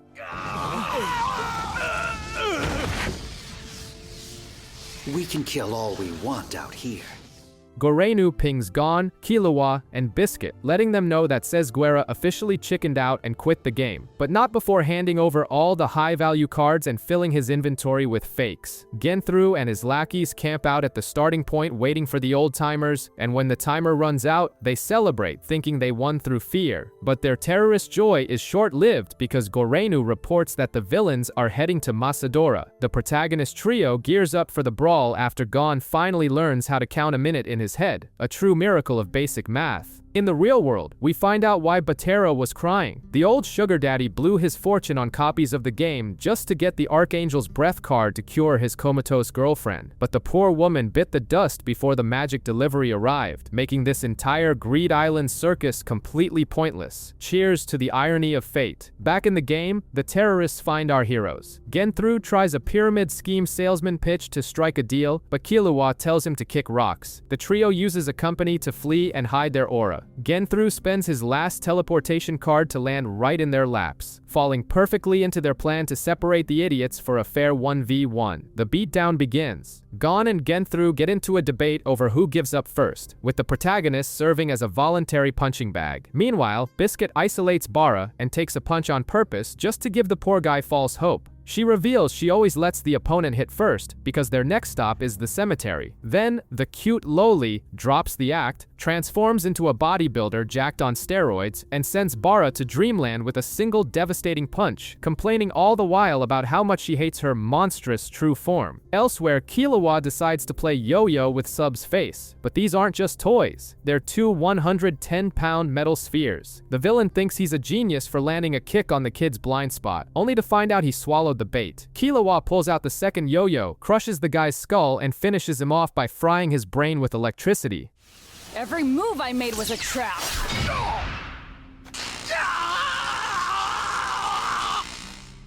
While his friends humiliate the henchman, Gon continues to get thrashed by Genthru like a condemned man. Losing patience with his stubbornness, the terrorist decides it's time to blow the kid up. The main event turns into a horror show. Genthru grabs Gon's wrist and tries to turn the kid's hand into fireworks with his little flower ability, but the boy concentrates his aura and walks away with only minor burns. The terrorist gets tilted and starts pounding the protagonist's abdomen, trying to figure out his suicidal strategy. Gon recalls Biscuit's lectures on reading the enemy's aura, but since he has the emotional intelligence of a brick wall, he tosses the safe plan in the trash to test a completely insane idea. Genthru lunges, grabs both of the kid's arms, and triggers the explosions. But amidst the fire, the terrorist feels a brutal impact and realizes his jaw has been shattered. As the villain spits out teeth, Gon preps his Jajankin, but Genthru manages to dodge by tripping over a random rock, the most pathetic evade in anime history. That's when the villain realizes the madness. Gon literally let his left hand get blown to bits and funneled all his energy into his feet just to kick him in the face. A true certified masochist. With his arm raw and bleeding, Gon tells the terrorist to surrender. Genthru pretends to fold, raises his hands, and goes for a cheap shot at the kid's throat, but Gon defends, materializes a card, and splashes a whole bottle of gasoline in the villain's face. Since he can't use his explosion ability without becoming a human BBQ, Genthru brags about an unblockable countdown technique and charges. Gon ignores him, punches the ground with his Jajanken, and opens a colossal crater, swallowing them both. At the bottom, Gon escapes through a tight tunnel and activates a card that summons a giant boulder to crush the villain. Genthru managed to jump into Gon's hole to avoid becoming a pancake, only to be met by the protagonist's fist, who delivers the final beatdown even as the guy begs for mercy. Game over for the bomber squad.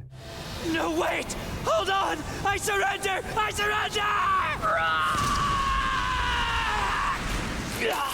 With the villains humiliated and tied up like roasts, they hand over all the cards. Gon uses Archangel's breath to glue his arms back together, leaving Gorenu outraged that the kid wants to waste healing on psychopathic murderers too. But since moral high ground plot armor wins out, they heal everyone. Gorenu hands over the rest of the deck, leaving the trio with 99 items. With only card number 0 left to beat the game, the system announces a general knowledge quiz to decide the winner, and every remaining player on the island starts surrounding our heroes like hungry zombies. With the terrorist team tied up like display hams, the other players surround our heroes, begging for crumbs of the reward. Gon and Killua agree to buy the final card for a percentage, having no idea their billionaire sponsor already threw in the towel. The grand final quiz begins, and Killua nearly fries his brain on the first question, proving that being an elite assassin is no substitute for middle school. Meanwhile, the exorcist, Avengane, finally reaches Genthru, gives him the magic touch, and sucks the explosive curse into himself, freeing the psycho from his own hex. The quiz ends, and thanks to the absolute power of protagonism, Gon crushes the competition by getting almost everything right. A mailman owl delivers the invitation to the final castle, but warns the kid he has to enter alone.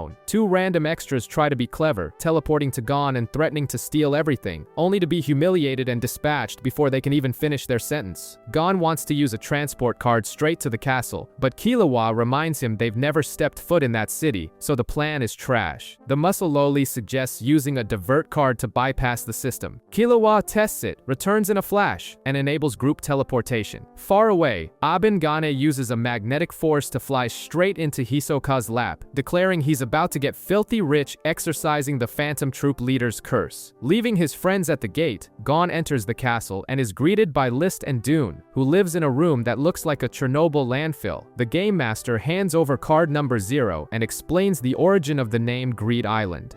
Each letter is the initial of a creator. The G is for Jin and the D is for Dune, who was originally named Dune with a W, but Gon's deadbeat dad forced the guy to change the spelling of his own name just so the acronym would work, a level of disrespect and ego that makes List laugh and leaves Gon in awe of his father's pettiness. The game finally ends with fireworks and a banquet. When it's time to choose 3 cards to take to the real world, Biscuit picks her precious gem, while Gon and Killua set up a fraudulent scheme to smuggle spells. Gon uses a magic necklace to turn a plot card back into a teleportation spell. They say goodbye to their master and activate the spell, targeting the first player registered in the game, a guy with the absurdly cancelable name of Nig. Expecting to finally find his runaway dad, the boys land in a foggy forest and come face to face with a mysterious figure fishing in the middle of nowhere. Gon takes a step toward the mysterious fisherman, but the guy has the reflexes of a paranoid cat. He drops his rod, summons a crazy roulette that spits out a firearm, and starts starts popping shots at the kids. Killua, proving to be the only one with survival instincts, tackles Gon into the mud to dodge the bullets. When they look aside, they realize they weren't the targets. It was a giant, hideous insect about to take a chunk out of the white-haired assassin. The shooter finishes the freak of nature and introduces himself as Kite, revealing the boys almost became dinner for a chimera ant, a level 1 biological plague that should have been quarantined. Gon recognizes him from his home island. Sitting around the campfire, Kite tells his tragic origin story as a street urchin who stole bread with the help of sewer animals. It was in that filthy hole that he met Jin, who apparently prefers the smell of radioactive trash to paying child support. Jin trained Kite, taught him aura magic, and sent his pupil out to play the world's hardest game of hide and seek. It was during this hunt that Kite ran into little Gon years ago. The gunman puts the pieces together and realizes the Dad of the Year programmed the entire game for this. If Gon had used a solo teleport card, he would have gone straight to Jin. But since he used a group card and brought a friend, the system diverted them to Kite. Jin has so much social anxiety that he'd rather send his son to a monster-infested swamp than meet his friends. Kite puts his cards on the table and asks if Gon wants his father's current address. But the protagonist, having the emotional intelligence of a brick wall and the pride of a monk, refuses the leak because he wants to find the bastard without cheats. Kite shrugs and mentions that Jin only isn't a triple-star hunter because he's too lazy to fill out the paperwork. While they shoot the breeze, the camera cuts to a dark cave where a giant, grotesque creature devours raw fish, prepping her monstrous womb to give birth to the supreme king of a terrifying new food chain. The next morning, Kite gives the kids a bizarre biology lesson, explaining tigers that cook their own food with their horns and confirming that chimera ants are murderous pests. Soon after, Kite's team of amateur nerds emerges from the brush, a bunch of extras with names generated by a glitchy AI like Stick Dinner and Banana. When the biologists realize they're standing in front of a Freakus and a Zoldyck, they nearly have a collective heart attack. The group shows off an insect claw the size of a human arm, proving nature has decided to annihilate everyone. The nerd named Banana explains the disgusting process of phagogenesis. The queen swallows any living creature, steals the victim's DNA, and pukes out a new generation of hybrid monsters with the powers of her previous snack. Killua does the math and realizes a bug with a claw that size must be over 6 feet tall and would swallow a human like a chicken nugget. Somewhere in the woods, we meet Kurt and Reina, two adorable, happy children promising to protect their mother. Since this is an anime, introducing innocent, smiling children is a notarized guarantee they will die traumatizing deaths in 5 minutes. In the cave, the queen admires dozens of eggs hanging from the ceiling, which begin to crack, releasing bizarre soldiers mixed with bats, fish, and crabs. She sends a telepathic ping ordering them to bring her real food. So go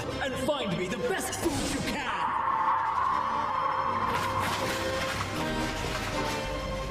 The next morning, the happy kids finish fishing and run into a giant crab monster. Kurt tries to play the hero, but reality hits hard. The scene cuts to the queen chewing fresh meat and praising the flavor of the new menu. She becomes addicted to the human seasoning and demands more. Meanwhile, the hunter team strolls along the beach with a useless tracking dog, finding absolutely nothing, while a new batch of ants with human faces is born in the cave, ready to turn the local population into an all-you-can-eat buffet. The ant queen is demanding a gourmet feast and orders Colt, who has now become the hive's HR manager, to focus on capturing high-quality humans with high nutritional value. As the crisis sets in and humanity officially enters the menu, Kite's team of amateur nerds is in a hotel room staring at a computer like idiots, trying to find missing persons. Since the search turns up nothing, Kite goes full Animal Planet investigator and tells them to cross-reference ocean currents with where they found that giant insect arm. The trail leads straight to the Mitanana Union, specifically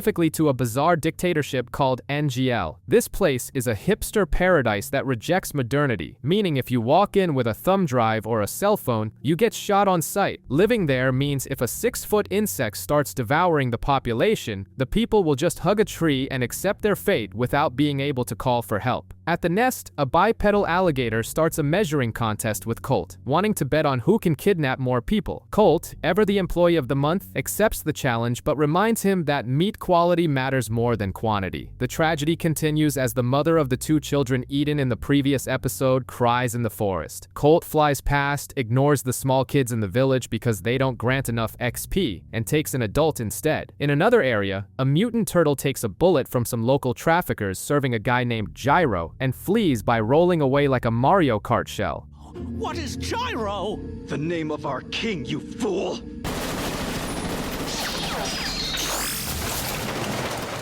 Ignoring all danger warnings, Pokol and Ponzu, two delusional hunters who think they're on a fun safari, decide to invade NGL, thinking her bees will work as a cell tower. At the airport, Kite warns Gon and Killua that if things get real, he will prioritize his own life and leave them behind to deal with the monsters. Meanwhile, the Queen tells the squadron leaders she's now focusing 100% on birthing the king and stares drooling at the 3 giant eggs hanging from the ceiling, ready to give birth to her royal guards. Kite's group arrives at the NGL border, and the driver makes it clear they are absolutely insane for wanting to enter this hole. Far away, Pokol and Ponzu ride toward danger, with Ponzu hugging the guy from behind in a super romantic and encouraging moment. As you well know, any display of affection in this anime is a death certificate stamped by a notary. In the Ant Council, a nerd penguin named Peggy provides coordinates for the next village to be raided. A cheetah with ADHD named Chitu complains that he wants to hunt for pure fun, and a dominatrix scorpion named Zazan says she prefers watching humans run in despair before the slaughter. Colt, the only one who takes his job description seriously, tells everyone to focus on the queen's meat quota and stop with the individuality nonsense. A smoking chameleon appears out of nowhere and reveals that a bizarre centaur named Yunju is hunting armed humans on his own to turn them into pets. Meanwhile, a mobster koala wearing a suit takes a swig from his flask and spits a jet of water so hard into a human's face that the guy dies instantly. The chameleon tries to lecture the koala on wasting food, but the koala couldn't care less about diplomacy. Kite, Gon, and Killua reach the NGL checkpoint and undergo the most invasive search in history. The guards perform X-rays and ultrasounds and warn that anyone with gold teeth, silicone implants, pacemakers, or hidden weapons is barred. Only 5 members manage to enter the nature reserve, leaving the more useless extras behind.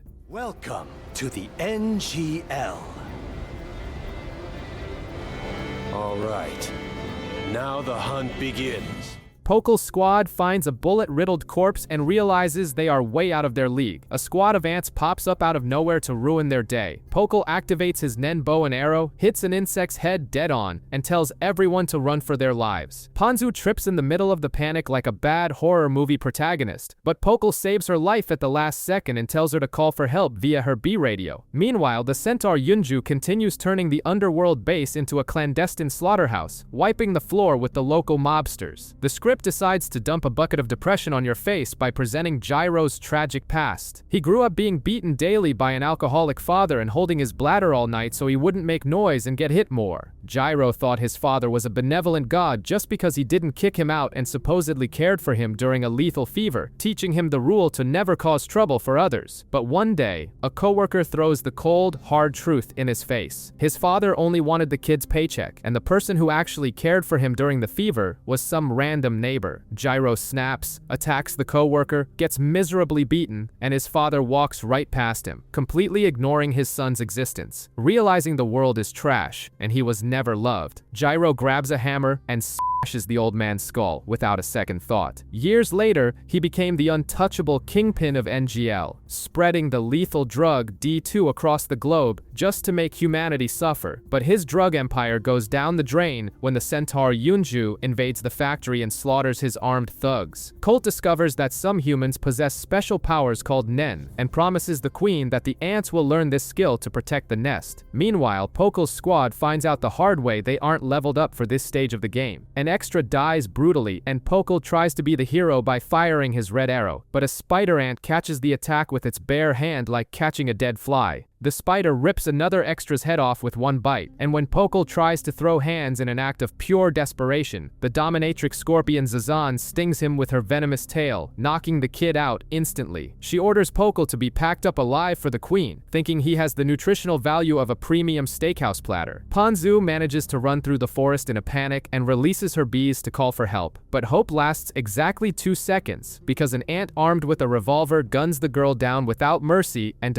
her remains like a late-night snack. The bees reach Kite, Gon, and Killua. Realizing the situation has gone south, Kite sends the last 2 extras of the team back to warn the Hunter Association. The main trio rushes to the signal's location, but they only find Ponzu's torn clothes, a pool of blood, and a revolver bullet. Kite finally puts the pieces together and realizes that mixing cannibalistic mutant insects with a tech-free dictatorship is the perfect recipe for the absolute apocalypse. While the hard-to-kill trio of hunters races toward the chimera ant nest on a suicidal marathon, the queen demands a modest, all-you-can-eat buffet of 100 humans per day to ensure the king is born strong and healthy. The obedient scout Colt accepts this ghastly Uber Eats request without hesitation, but shoots down a mutant turtle's moronic idea to expand the army right now. Just then, the dominatrix scorpion Zazan shows up bragging about capturing a rare human, sparking a gossipy bug brawl with Pike and Beehorn, at least until they realize the human officials can actually see their auras. Arriving at a total ghost town, Gon's canine sense of smell picks up a suspicious scent, leading the group to a pile of chewed-up horses. The one responsible for the feast is Rawmolt, a rabid beast who crawls out of the shadows screaming that the food is his, charging at the hunters like a maniac at a Black Friday sale. Kite dodges the attack with the laziness of someone ducking a street flyer, releases his aura, and tells the kids to handle the trash to prove they're leveled up enough for this stage of the game. Gon and Killua activate their powers, and by the time Rawmolt realizes the power gap, it's too late. Killua unleashes a high-voltage electric shock that leaves the creature paralyzed, while Gon follows up with a blow that sends the furry flying through the air.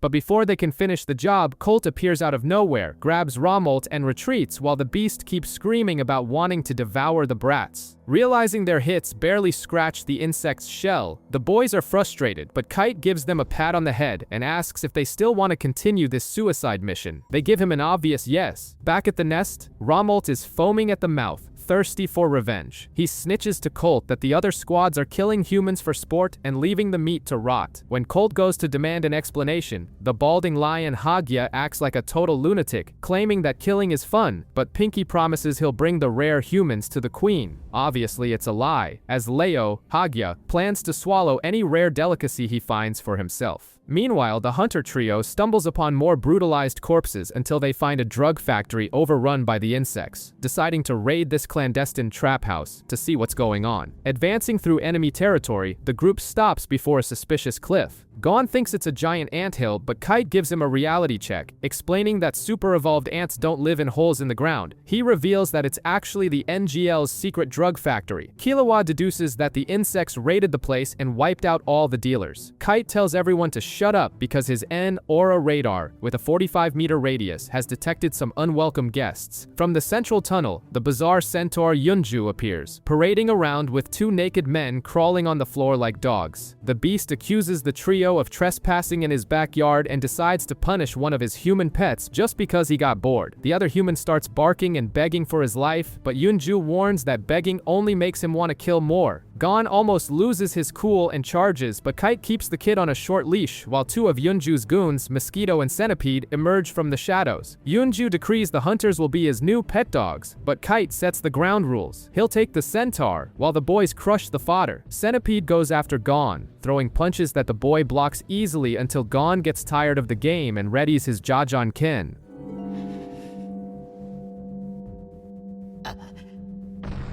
What is this power overflowing from his body? On the other side, the flying mosquito keeps taunting Killua, who activates assassin mode and uses a bizarre technique to dismember her. Thinking she's got the upper hand, Mosquito stabs her venomous tail into the silver-haired boy's back, bragging that her poison is lethal. Killua drops dead to the floor, but as soon as the insect turns her back, he stands up like nothing happened and snaps her neck like a toothpick, revealing his body is completely immune to any cheap toxins. Meanwhile, Centipede decides to sacrifice his own legs to try and poison Gon, an absolutely pathetic strategy. Yunju charges Kite, who dodges everything with a bored expression and summons his Crazy Slots ability. The magic weapon complains about being called, spins the numbers, and spits out a giant rifle. When the centaur runs at him, Kite simply shoots the beast right between the eyes, blowing the mutant horse's brains out. Gon finally cuts Centipede in half using his scissor power, but the insect still tries to jump for one last attack. Kite wastes no time and finishes it off with a headshot, scolding Gon and warning him that these pests can survive even when decapitated, so you have to crush the skull to ensure they're coffin ready. Kite's clown weapon disappears after complaining a bit more, leaving the boys confused by this annoying ability. While Hagya's Lion Squad decides the hunter trio looks like a juicy snack, Kite praises the boys' development and guides them out of the factory. Far away, the beaten-up Romolt starts sweating through his pores until he explodes in a torrent of aura, learning how to use Nen the hard way after getting thrashed by the kids, leaving Colt and Peggy absolutely shocked by the new threat. The Hunter Association finally gets the memo that giant cannibal insects are taking over the world. Netero receives orders from the global suits to exterminate the ants as quickly as possible, knowing perfectly well that the blame for the disaster will fall right into his lap in the end. Meanwhile, Kite's team gets a crash course on the ant hierarchy, discovering that once the king is born, he'll kick the queen to the curb and take absolute control of the nest. At the nest, Romolt is jumping for joy with his shiny new power. The strategist Colt puts the pieces together and realizes the beast learned Nen by taking a beating from Gon. To test the theory, he asks Romolt to punch him in the face. The furry happily obliges and lands a haymaker that sends Colt into another dimension.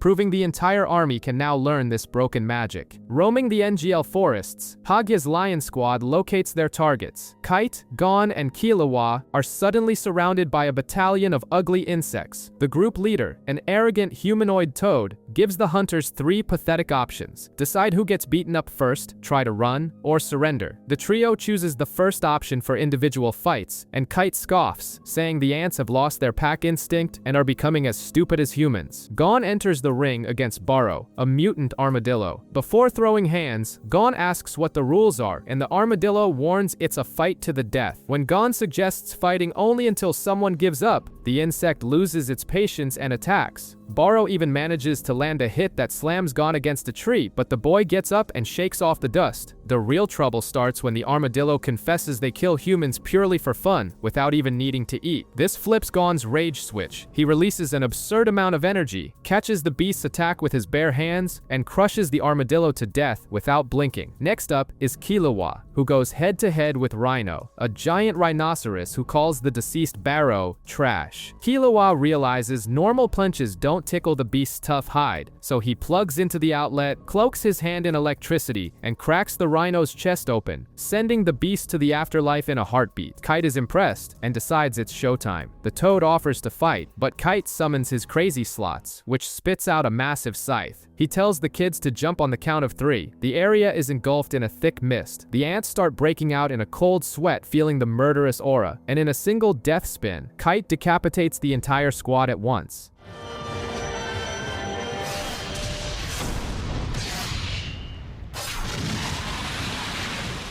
As they move forward, Kite warns them not to feel pity for these monsters, and Gon coldly agrees, saying he has no sympathy for creatures that treat their own allies like trash. Kite hears this and feels a shiver, imagining the catastrophe that will unfold if Gon ever meets an ant that actually loves its comrades. The hunter trio continues marching toward the queen's nest, but Kite notices they are being followed by flying insects. Hagya and his gang of giant flies try to set up a pathetic ambush, hoping to catch the humans off guard. However, the buff lion does the math, looks at Kite's aura, and realizes he'll be turned into a rug if he tries to fight now. He flees with his tail between his legs to go cry at the nest, swearing he'll win one day. Meanwhile, the penguin ant Peggy and the angry rabbit Romolt are at the local butcher shop, pestering the cook about the whereabouts of a rare human. The human in question is Pokol, who is literally stuffed under a pile of rotting bones, praying to whatever god will listen. But the universe hates Pokol. Suddenly, a terrifying aura crashes down over the nest. Romolt nearly wets his pants from fear and immediately cancels his subscription to the I Want to Be King dream, realizing he's just a glorified doormat. The owner of this bizarre aura approaches the trash and finds Pokol trembling. Instead of just chewing the boy up, the new royal guard decides to play doctor, shoving long, hard antennas deep into the hunter's exposed brain, forcibly extracting all the juicy secrets about Nen. Thanks to this horrific mental violation, the ant army receives a full tutorial on the magic system. Colt Colt finally activates his powers, and Rommel takes the water divination test to prove he's an enhancer with a peanut-sized brain. The Royal Guard member decides to play with the water too, and the moment she touches the glass, the leaf withers and dies tragically, proving the creature is a specialist who breaks all the rules. Peggy is left jaw-dropped, watching a monster be born already knowing how to use Nen without ever throwing a punch. Satisfied with the horror show, the creature finally reveals its name, Neferpito. The ants hold a town hall meeting at the nest, where Peggy announces that everyone is going to get beaten up, and whoever survives the pain will get superpowers. Far away, Killua spends his time drooling over Kite's skills, calling him the first real hunter they've ever met. Soaking in the nostalgia, Kite casually pulls a 2-star hunter license out of his pocket and hands it to Gon, admitting it belongs to Jin, and that he simply forgot to return it. An impeccable example of adult responsibility. In the nest, Rommel is handing out free Nen punches to the squad leaders' faces, but Neferpito's cat ears start to twitch. Smelling a strong prey, Pito ditches the meeting, flexes her legs until her thighs triple in size, and lunges from the nest like a heat-seeking missile straight toward where the protagonists are. Kite feels the demonic aura approaching and screams for the boys to run. A split second later, his right arm is flying gracefully through the air.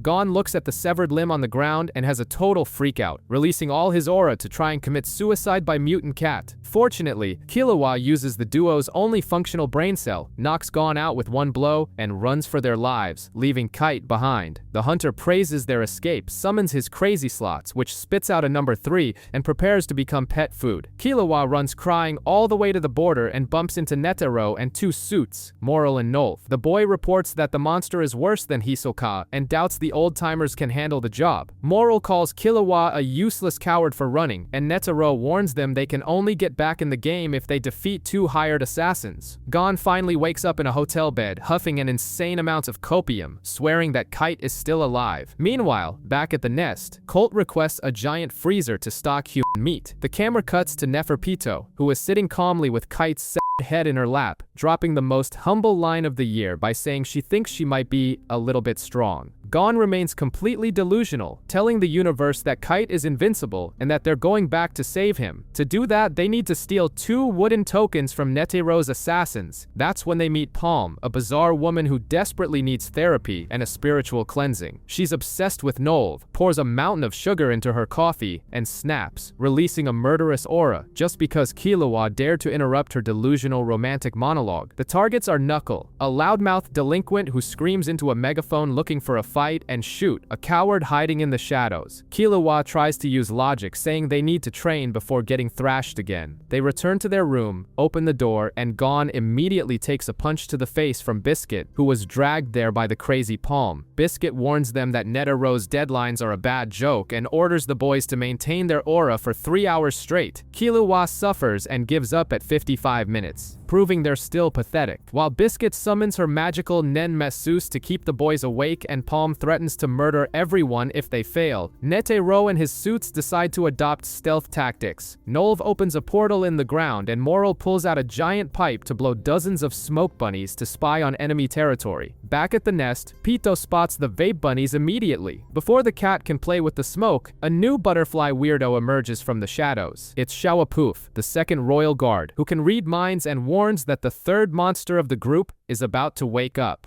Bored with the nest's bureaucracy, Pito looks at Kite's mutilated corpse, which is stuck in a Nen block, and decides she's going to fix her new flesh toy so she can beat him up a few more times. While the Ant Queen does her daily mukbang, swallowing 250 human meatballs to nourish the king, Gon and Killua continue suffering at the hands of Biscuit. But the rest ends early when the muscular Loli sends them out to steal Knuckle and Shoot's tokens by force. Arriving at the park, they find Knuckle, the delinquent with the Elvis pompadour, playing on the ground with a puppy. He tries to maintain his bad boy persona, shoves the dog away, challenges the boys to a death match, and then starts crying out of nowhere, making up a lame excuse that those are tears from laughing so hard, just to keep his cool. To prove he's an untouchable alpha male, Knuckle lets the brats hit him for free. Gon, who has no mercy, charges his Jajanken with maximum power. Knuckle panics trying to guess where the hit will land, decides to protect his gut, and ends up swallowing a punch so violent he flies off and passes out in the woods, proving his IQ is in the negatives and giving Killua every reason to call the guy an idiot. The next day, the fake Elvis wakes up in bed and realizes the boys didn't steal his token.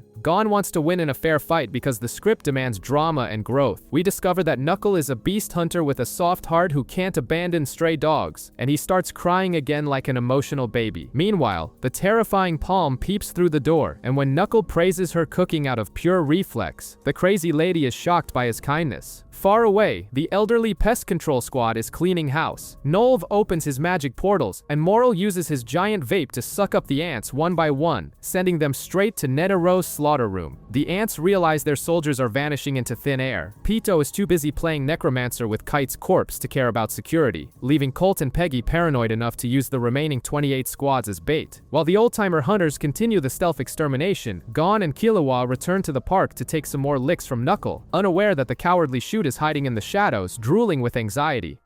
Completely wrecked and needing canes just to take a step, Gon and Killua crawl through the forest like two old men. In the shadows, Shoot has the perfect chance to ambush the boys from behind and end the show, but the guy is such a wuss that he starts breaking into a cold sweat, shivering like a chihuahua in a snowstorm, and misses the opportunity, crying alone in the dark for being a useless coward who can't do his own job. The next day, Biscuit warns them they only have 10 days left to get strong enough, which leaves only a one-day margin before the final deadline. Palm is in the back cutting meat with a butcher knife, exhaling an aura so demonic that even Biscuit starts calculating the fastest escape route. At dinner, the Yonder snaps, thinking they're going to lose, and that she'll have to murder them both with her own hands. To calm the psychopath, Gon makes a pinky swear, vowing to swallow 1,000 needles if he loses, and seals the pact by touching thumbs. This physical and eye contact makes Palm overflow with attraction for the boy, leaving Killua and Biscuit marveling at Gon's ability to tame wild beasts. Thumbs together. Sealed with a kiss. You say that like we're screwed. Meanwhile, Moral's vape continues to wreak havoc in the forest. The ants enter the smoke and start mysteriously vanishing, falling into a black hole that leads straight to the white basement where Netero sits in the middle of a pile of insect corpses, saying he's just warming up his muscles. In the nest, desperation hits Colt and Peggy, but the real nightmare has just been born. Montutuyupi, the last royal guard, bursts out of his cocoon, smashing walls with his absurd strength. Shawapoof plays a dramatic violin, while the silhouette of Zombie Kite is forced to fight other ants as Pito's new private flesh puppet. Back at the park, Gon charges Knuckle. The old-timers watch from afar and place illegal bets, with Morale putting 100,000 on Knuckle and Nolv betting 1,000,000 on the kids. In the arena, Knuckle beats Gon through the air like a ragdoll, warning him that his special attack has obvious flaws that anyone with 2 brain cells could exploit, while Netero reflects that someone is eventually going to be sacrificed in this suicide mission. In the middle of the brutal beating, Knuckle asks for the name of Gon's special attack. The boy stammers and blurs out Jajanken, and the delinquent is genuinely impressed by the stupid name, making the technique official. That technique you're using, what is it you call it? It's Janken. Wow, 0 effort. Acting like a free tutorial NPC, Knuckle explains that the attack takes way too long to charge, and leaves Gon's defense wide open for anyone with a shred of skill. Gon pretends he already knew that, boils his aura to show he's not to be messed with, and charges in. But Knuckle counters the kid without the slightest effort, proving Gon is still an amateur who telegraphs his moves too much during a slugfest. Irritated by his opponent's excessive kindness, Gon decides to use his own flaws to his advantage. He charges the Jajanken, baits Knuckles' punch, and vanishes from his sight in the blink of an eye, landing a trip and a punch right in Elvis's face. The combat turns into a frenetic, hallucinatory exchange with Gon adapting out of pure spite, but his stamina bar is flashing red. Knowing he's about to pass out, Gon retreats and fires a paper-type Jajanken. The energy blast flies toward Knuckle, who swats the little Kai ball away, thinking it's the most pathetic thing ever, but it was all a cheap distraction. Gon is already at his back screaming "Rock," ready to obliterate the delinquent. Deflect it, and it's over! However, before the decisive punch can connect, Gon's body shuts down completely and he faints from exhaustion, dropping stone cold to the floor, lucky for Knuckle. Killua picks up his friend's body and warns that tomorrow's fight will be for real. As soon as they leave, the cowardly Shoot crawls out of the brush just to call Knuckles soft, despite having done absolutely nothing all day. Back at the hideout, Biscuit decides it's time for Killua to get beaten up too. She transforms into her monstrous bodybuilder form and thrashes the silver-haired boy until his face looks like mashed potatoes. The next day, Biscuit gives the ultimatum. She explains with diagrams that Killua has the terrible habit of running away whenever an enemy seems stronger, and that this loser mentality will eventually get Gon killed. If he can't defeat Shoot, he'll have to abandon Gon forever. As the boys head out for the final battle, Palm appears at the door with a look so disturbing that Biscuit finally decides it's the perfect time to flee that madhouse once and for all. Gon and Killua meet Shoot and Knuckle in the woods to decide who goes to Insect Paradise and who goes home crying. Knuckle wastes no time and advances in a frenetic zigzag. When Gon tries to use his aura radar, he takes a punch straight to the face for being a moron. But the kid realizes he didn't feel any pain, and that he now has a flying marshmallow mascot attached to him with a number on its forehead.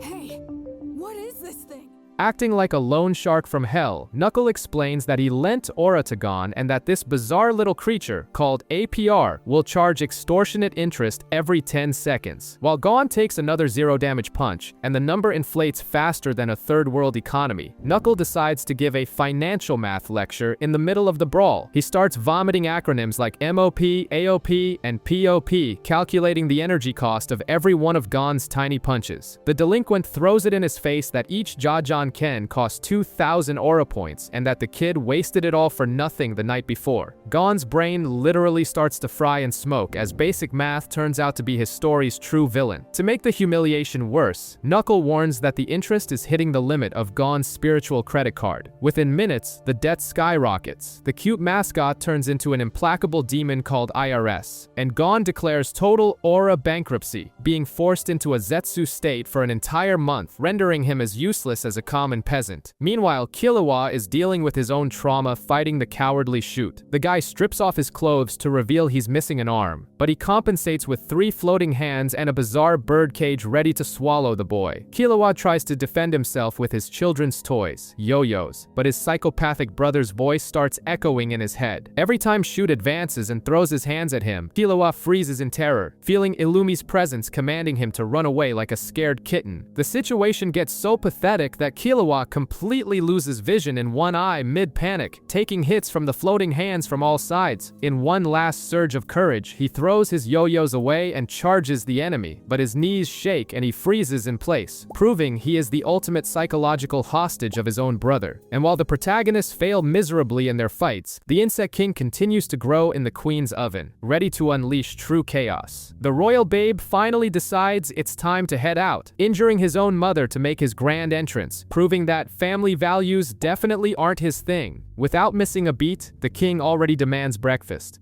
I'm quite famished. Go and prepare me a feast. When Peggy, the nerd penguin, rushes in desperate to see the queen's deplorable state, the monarch decapitates the poor guy without breaking a sweat, staining his own tail with blood. Turtle tries to offer a handkerchief to clean up the mess and gets obliterated in the process, leaving it to Colt to scrub the crime scene with the utmost care so he doesn't become the next victim of this newborn psychopath. Pito announces that dinner is served on the terrace, but the king bites into a human flesh burger and spits it out in disgust, complaining that palace food lacks seasoning compared to the gourmet meals he had in the womb. Completely ignoring the queen bleeding to death, the royal guard takes flight to find a real snack in a nearby village. The king finds a happy family, slaughters the parents in front of their traumatized daughter. When Pito tries to give a culinary tip on how to butcher humans, she takes a tail whip to the face that rips her cheek open. Just the king's way of establishing dominance and showing who's boss. Back at the nest, chaos reigns. Seeing the queen has become dead weight, the squadron leaders decide loyalty is overrated, and they're all going to be kings. Leo, the vain lion formerly known as Hagya, Shitu, and a horde of other mutant insects bail to start their own kingdoms, leaving the global ecosystem on the brink of collapse. Desperate, Colt waves a white flag and begs the duo for help, snitching on his own race's evil plans in a futile hope to save his dying mother. Meanwhile, at the border, the losers are packing their bags. Gon, now stripped of his nen thanks to the lone shark mascot on his shoulder, cries like a baby in the back of the car, discovering the hard way that being weak sucks. Killua watches his friend's existential crisis and mentally vows to play bodyguard for 30 days, but after that, he'll leave Gon forever, having fully embraced his identity as a professional coward. Receiving the worst telemarketing call of his life, Netero learns the king has been born and summons the world's best surgeons to try and save the Chimera Queen. The old man cuts his hair in a dramatic ritual, puts on his lucky heart t-shirt, and unleashes a monstrous aura that turns the room into a blue power sauna. How do I compare to the king?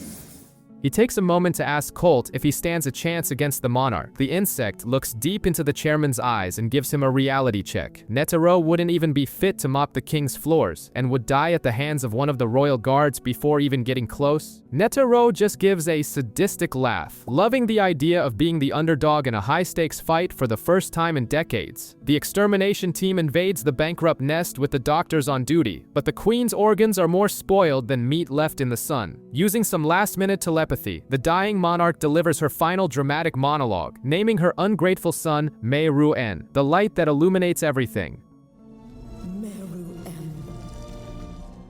Before finally kicking the bucket, Colt falls into a deep mourning for failing as a bodyguard again, but mid-sob, he finds a button-sized baby hidden inside the queen's remains. The creature starts screaming. Colt cries even harder and vows to protect the bizarre little thing with his life. Moral, touched by this low-budget soap opera, promises to play Godfather if Colt swears off eating humans for dinner. Far away in the loser mobile, Gon goes from deep depression to a surge of motivation in 3 seconds. He jumps up yelling that he's going to train like a madman for when Kite returns safe and sound. Spinner, the girl of the group, is relieved by the mood swing and shares a sob story about how Kite financed a bird sanctuary for her, which serves as the perfect fuel for the protagonist's ego. But reality hits hard. While scouting the brush, Knuckle and Shoot hear some bizarre grunts and stumble upon Kite himself. But he's not exactly ready for a friendly hug, having been turned into a grotesque training puppet.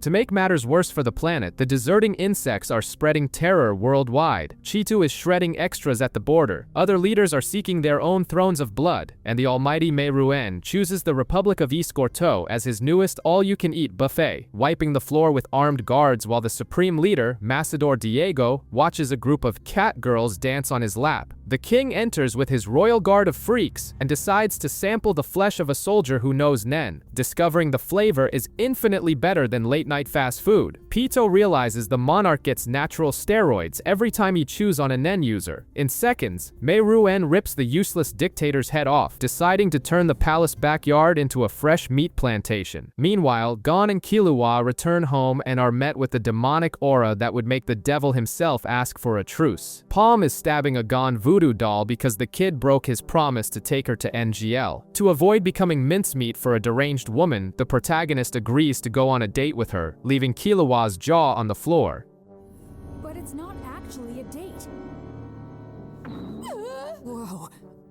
I've never heard the word date so much. The ex-assassin discovers that Gon already has an extensive romantic resume with older women from fishing boats who taught him a lot, proving the kid swallowed way more than just knowledge on Whale Island. Knuckle calls to say they found Kite, but conveniently omits the small detail that the guy is now a lobotomized training dummy. Elsewhere, Cheetu continues his psychopathic Sonic cosplay, eating civilians in the street and making fools of the police by dodging bullets and ripping an officer's fingers off faster than you can blink. The next day, the date happens, and Palm shows up looking like a supermodel instead of the girl from the well. They go to a whale show and an aquarium, while Killua acts as a professional stalker to protect his nenless friend. But the romantic stroll in the woods is cut short when Killua catches the scent of a giant insect and decides to handle it himself. He rushes through the dark forest and comes face to face with Ramolt, ready to take a beating since his older brother's psychological trauma still haunts his mind. Taking more hits than a rug on cleaning day, Killua becomes Ramolt's official punching bag while Illumi enemy's voice echoes in his head, telling him to run like a coward. The jacked-up rabbit kicks the ex-assassin's torso mercilessly, laughing at the crying face of a boy paralyzed by family trauma. While his friend is getting thrashed in the woods, Gon is in the middle of the brush turning on the charm for Palm. He shows her a tree that glows in the dark because its sap smells like firefly pheromones, creating a romantic teen comedy vibe. Palm cries tears of joy thinking she hit the jackpot, but the protagonist throws a bucket of cold water on her, saying he can't give her what she wants because he'd rather focus on getting ripped and training. The woman snaps instantly. Back at the beatdown, Ramolt decides it's time to finish the job and goes for the kill. But in a surge of rebellion, Killua digs his hand into his own forehead, rips out the needle his brother planted in his brain, and reappears behind the insect with a sadistic grin. If they even come near us, they're all gonna end up dead. With his aura fully restored and the leash off, Killua defeats Ramolt in a flash. Returning home, he finds Palm punishing Gon, making the kid write apology lines like a primary school teacher. She tries to stab Killua for the interruption, but he dodges lazily, causing the crazy lady to kick them both out. Palm grabs a bizarre crystal ball, cuts her own arm to feed blood to a toy merman, and tracks the boys. She straps herself with knives like an action movie terrorist, but is stopped by Nolv in the street. The suit-clad hunter praises her irreplaceable blood, and Palm forgets Gon instantly to become the older hunter's submissive fangirl. The next day, Shoot continues stalking the dynamic duo while Knuckle and Moral try to land a hit on Cheetu. The hyperactive cheetah dodges everything with a smirk, proving that fighting someone who snorted 3 lines of pre-workout is an impossible mission. Moral uses his giant pipe to blow a smokescreen and create multiple Knuckle clones. The real Knuckle uses the distraction to punch Cheetu and attach Pot Clean to him, the flying lone shark mascot that charges aura interest. The insect gets furious and tries to run away, only to find out the hard way that you can't escape the IRS of Nen. The team finally decides to show the boys Kite's lamentable state. Shoot opens his Hotel Rafflesia cage, and the hunter returns to normal size, but completely zombified.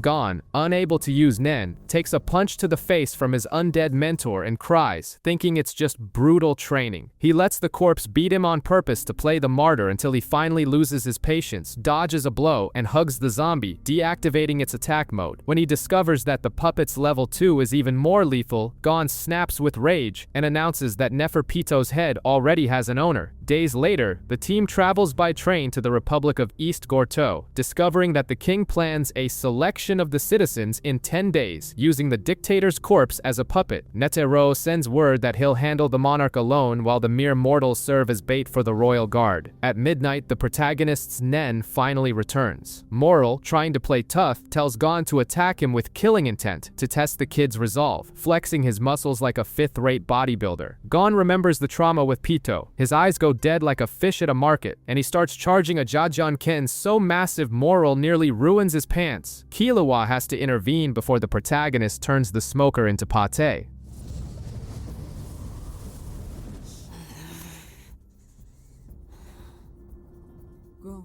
With their diapers changed, the team defines the endgame matchups. Gon and Killua will crush Pito, Nolv and Morale take Poof, and Knuckle and Shoot will pray to survive against Yuppie. While the world watches a reporter become an afternoon snack for a humanoid lion on live TV, the Phantom Troop decides it's time to act. They travel back to Meteor City, the literal junkyard they call home, only to find that mutant insects have turned their backyard into a nest. Local politicians are arguing uselessly like internet forum users, so Finks tells everyone to shut up, and the troop turns the extermination into a speed contest. Whoever kills the fake queen Zazan first becomes the acting leader. As it turns out, Zazan is busy injecting her genetics into people with her sexy stinger of rebirth, filling humans with her mutant goo. To stall the invaders, she sends her henchmen to the slaughter. Bonolanov unwraps his bandages, revealing his body is basically a human flute full of holes, and starts playing a bizarre tune while swaying his hips. When the insect opponent has the audacity to insult his playlist,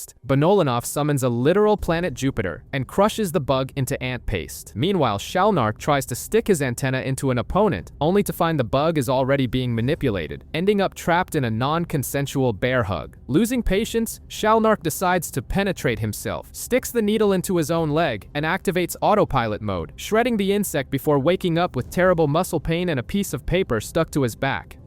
First come, first served. He just... Remove the antenna!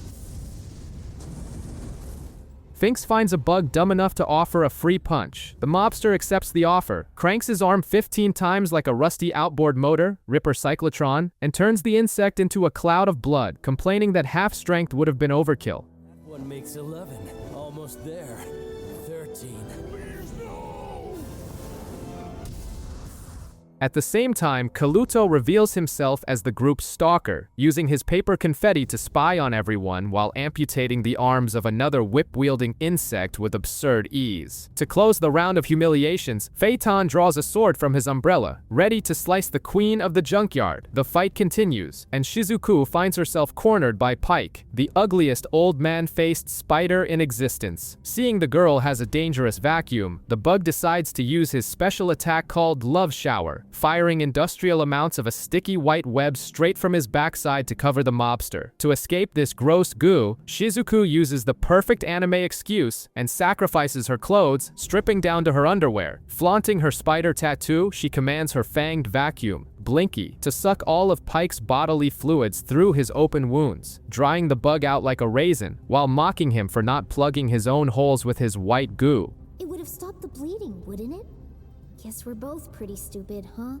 Meanwhile, the crowd gathers to watch Phaeton toy with Zazan. The mobster manages to scratch the queen's face, and she throws such a fit that she rips off her own tail out of pure frustration, transforming into a hideous, jacked-up bipedal crocodile. With skin hard as rock, Zazan breaks Phaeton's sword and snaps his arm like a twig. That was the biggest mistake of her life. Phaeton begins muttering in a cursed language, and the rest of the troop bolts like they left the stove on, warning Kaluto that staying there means becoming a barbecue. Completely consumed by rage, Phaeton summons bizarre armor and conjures a literal sun, rising sun, inside the room. The temperature reaches absurd levels, and Zazan is roasted alive while screaming, Rising sun. Not like this.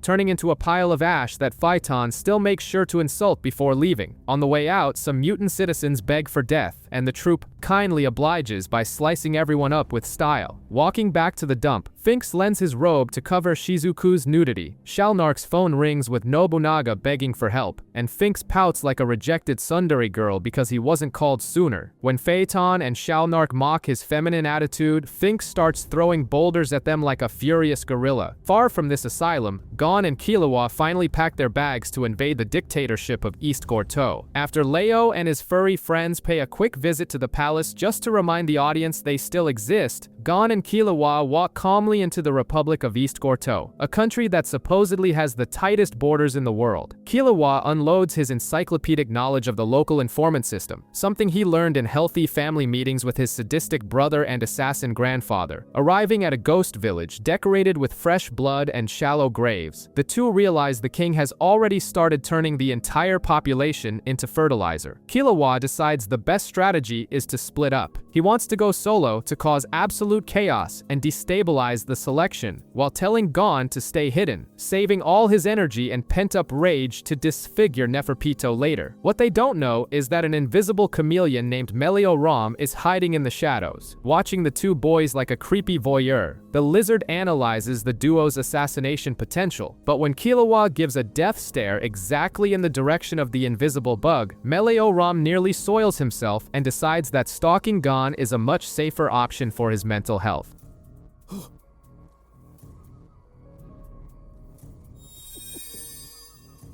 Well, that's convenient.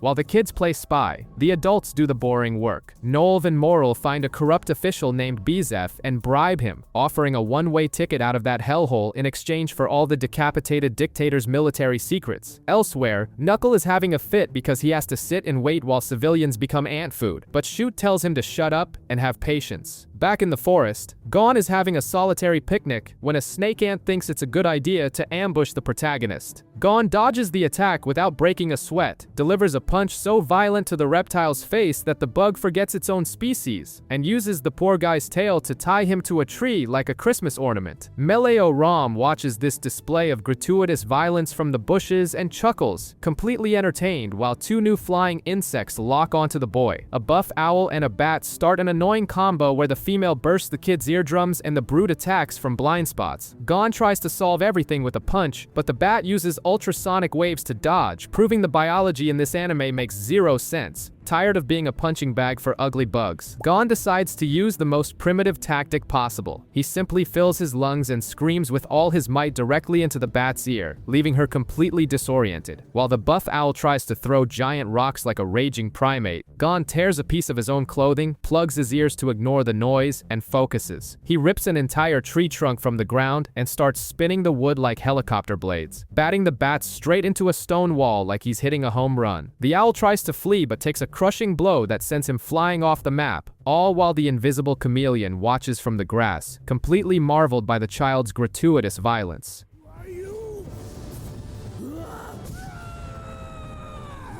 I take it back. He can be useful. In another part of the country, Killua is spreading wholesome fake news. He convinces the villagers that the useless dictator has already lost his head and tells everyone to run far away from the slaughterhouse. The problem is that the sadistic cat Neferpito feels a disturbance in the force and panics, running to ask the butterfly man Shawapoof for advice. The dramatic violinist guarantees it's just cheap bait to lure the royal guard away from the castle, so they decide to outsource the work. Leo, who is now begging for screen time, shows up. Pito hands him a prepaid cell phone and tells the feline to hunt the invaders, even though the other royal guards make it clear they trust the lion about as much as you trust your ex. Meanwhile, Knuckle has a nervous breakdown in the middle of the desert because the hyperactive cheetah is running straight for the king. The Hunter Association sent useless reinforcements, the dead dictator appears on TV declaring martial law, and Killua just smiles arrogantly, guaranteeing he can obliterate tanks and fighter jets without even breaking a cold sweat. Cheetu the cheetah continues his desperate marathon away from his own debts, leaving Knuckle and Shoot eating dust in the desert. An insect with satellite eyes called Flutter warns Leo about the hunters, but the suit-wearing lion tells him to ignore the adults and focus exclusively on the 12-year-old assassin. Pito calls the lion's cell and warns that Killua is wreaking havoc in the city of Peichin. When Killua tries to warn the citizens that the country is finished, the brainwashed NPCs return the favor by throwing trash in his face. Realizing that trying to be the diplomatic hero was a terrible idea, the boy decides to just break all the flesh puppets and soldiers in his path. Far away, Leo finds Cheetu and acts like a used car salesman, promising that the butterfly man will teach him magic powers if the cheetah helps exterminate the silver-haired brat. Killua flees to a dense forest, thinking he's safe, but Flutter sends a squad of nature's rejects after him. The boy rips the head off a giant scorpion in a millisecond,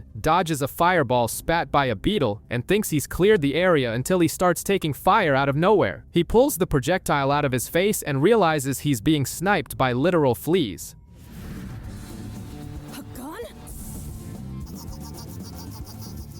Since the rebel genius skipped the end classes from his lowly master, Bisky, he improvises by expanding his own aura precisely 57 centimeters to use as a proximity radar. While Killua plays hide-and-seek with the flea sniper, Gon finally gets tired of being stalked and demands the invisible voyeur show himself. Melee-O-Ram steps out of the shadows trying to force a friendship, but makes the fatal mistake of implying that Gon is an easier target than Killua. The protagonist flips his assassin mode switch, forcing the chameleon to beg for his life and clear up the misunderstanding. Back at the shootout, Killua tracks the sniper and digs his claws straight into his skull without the slightest remorse. The enemy reveals his true form, a depressed octopus piloting a human corpse, and drags Killua into a dark underground lake, screaming desperately that he's not an octopus, despite having tentacles full of suckers. Killua stares down the tentacled creature and asks the obvious question about him being an octopus, which leaves the creature absolutely offended. The octopus tries to make a break for it by opening fire, but Killua seizes his weapon, pins his suction cup to a rock, and humiliates the beast by proving he can't even swim. Killua gives the octopus 10 seconds to spill the beans on the spy insect's abilities, but the mollusk has principles. With 2 seconds left, he chooses to plummet to his certain doom rather than rat out a friend. Finding this level of loyalty incredible, Killua fishes the octopus out with his yo-yo, calls the guy cool, and mentions they could have been buddies. But there's no time for interspecies bonding, because a giant shark tries to swallow Killua whole. The boy slices the fish into thin sashimi strips, but a parasitic fish takes advantage of the distraction to slap a badge on his back. Suddenly, Killua becomes the target of a deadly game of darts controlled by two fish siblings hiding in a cave. Magic darts begin piercing Killua's flesh out of nowhere, and he starts leaking red fluid non-stop while the sadistic siblings celebrate every point. The fish think they're humiliating the kid, but they forgot he's a trained assassin. Killua calculates the trajectory of every strike based on pub dart rules, subtracting the exact points until only 40 remain. He knows the final blow must be a double 20 straight to the forehead. Channeling his electricity, he sticks a suction cup stolen from the octopus onto his own head and snatches the lethal dart the exact millisecond it materializes. In one swift motion, he rips the heads off the two fish siblings, casually revealing he's been a dart master since he was 6 years old. Meanwhile, Gon munches on some fruit and tells Melee-o-Ram that he trusts him implicitly. The chameleon is shocked by such innocence, until Gon smiles and warns him that if he's lying, it'll be much easier to take him out without a guilty conscience. The boy's aura of casual psychopathy leaves the lizard in a cold sweat. Far from there, Killua collapses, losing enough blood to fill a swimming pool, and offers a silent apology to Gon. But the insecure octopus, moved by being called cool for the first time in his miserable life, returns to rescue the boy. He carries Killua through the aquatic tunnels, demanding that the assassin doesn't die on his watch.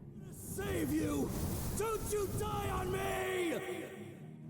Gon is out in the sticks with a smoking lizard named Melee-o-Ram, who thinks lighting up a cigarette while trying to be stealthy is a brilliant move. The chameleon decides to show off his tricks and simply ceases to exist by holding his breath, looking exactly like a toddler throwing a tantrum for candy. He calls this perfect plan, the ultimate ability to be ignored by everyone, a talent you've likely mastered since high school. The creature tries to give a dramatic speech about trust, but Gon, possessing a remarkably smooth brain and zero survival instincts, agrees to an alliance in 2 seconds flat. Even the lizard is appalled by the kid's denseness, freaking out as he imagines the absolute meltdown Killua is going to have when he finds out Gon befriended a suspicious monster in the middle of nowhere. To prove he's not just some random psychopath, Melee-o-Ram reveals his tragic backstory. He wants revenge against the king because the monarch literally popped the head off Peggy the penguin, who happened to be the lizard's foster father in a past life. Touched by the family drama, Gon shakes the lizard's hand, and the two activate God's Accomplice, a wonderful ability where they both become invisible as long as they hold hands, which is as wholesome as it is lethal.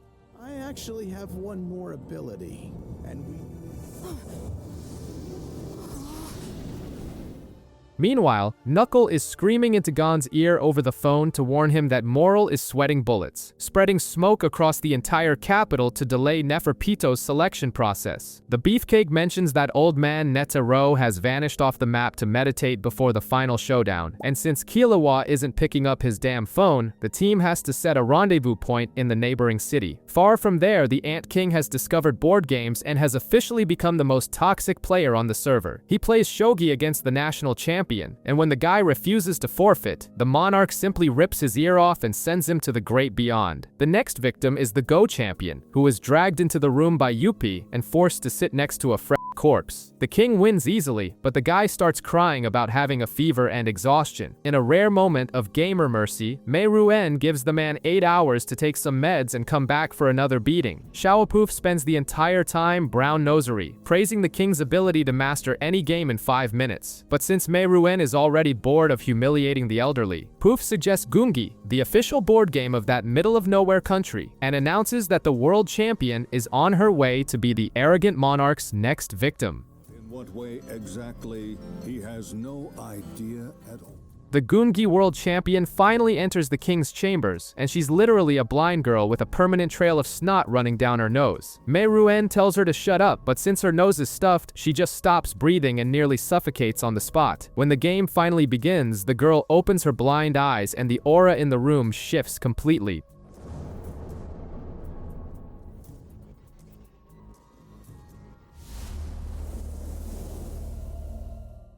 Back in the woods, Gon is still trying to reach Killua while Melio-Ram spies on Knuckle and shoot from the bushes. The chameleon judges a book by its cover, thinking Knuckle is some bloodthirsty thug. However, the illusion shatters when a pack of stray dogs shows up, and Knuckle starts bawling his eyes out because the doggos are too loyal to their owners. The brute tries to pretend he's not sobbing, and Melio-Ram realizes this emotional meathead might not be that dangerous after all. Back at the palace, Komugi continues to mop the floor with the king. She uses beginner tactics and still lands checkmate after checkmate. The all-powerful alien monarch is officially getting schooled by a snotty peasant. To make matters worse, Yuppie enters the room waving a piece of paper to announce that the Go champion hanged himself in despair. Mei Ruen lets out a sadistic little chuckle at the suicide and goes back to focusing on winning a single match against the blind girl. Meanwhile, in the capital, Moral is playing a one-man army game, creating 50 deep purple smoke clones to trade blows with Pito's zombie puppets. Suddenly, the hyperactive cheetah shows up acting like he owns the place and drags Moral into a pocket dimension in the middle of a savanna. The super-evolved cat explains the rules of his new game of tag. The hunter has 8 hours to touch him, but Moral is a strategist with zero interest in running a marathon. He simply lays down on the ground, uses his pipe as a pillow, and tells the cheetah to wake him up in 5 hours. Chitu has a nervous breakdown from pure rage, proving the real battle here is psychological bullying. Nearby, Nolv is sprinting through alleys, dodging spy dragonflies controlled by Flutter. The lion watches it all from the VIP seats and asks for backup, who sends the wolf Welfin and the lobster Blaster to assist. In the palace, Mei Ruen tries a genius move with his knight, but Komugi blocks it with a fortress and humiliates the monarch once again, leaving the Ant King on the verge of a total meltdown for being so useless at a board game. Welfin the wolf and Blaster the lobster leave the palace gossiping like two old ladies at a hair salon about how the king is addicted to board games and skipping meals. They contemplate stealing the food, but the fear of being turned into ant pate keeps them in line. Meanwhile, Nolv is strutting through the alleys smashing Neferpito's puppets, while being closely watched by Flutter's gossiping dragonflies. Tired of being filmed, Nolv activates hide and seek, creating magic portals that lead to a 21-room interdimensional mansion, the perfect place for someone with social anxiety. He uses his master key to sneakily pop up near the palace and decides it's time to swat the flying insect to cut the enemy's Wi-Fi signal. In the tag dimension, 4 hours have passed, and Chitu is reading manga upside down. When Moral finally gets up, the cheetah thinks the fun is about to start, but realizes the smoker tied a smoke rope around his ankle while he was distracted. Chitu panics, conjures a useless crossbow on his arm, and tries to shoot the hunter. Moral, with the patience of a kindergarten teacher, suggests the beast use his claws instead. The dumb cheetah obeys, digs his claws into Moral's chest, and starts laughing, until he realizes he just punctured a smoke puppet. The real Moral taps the idiot on the shoulder from behind, winning the game and sending the crybaby cat back to the palace to beg Shawapoof for a new power.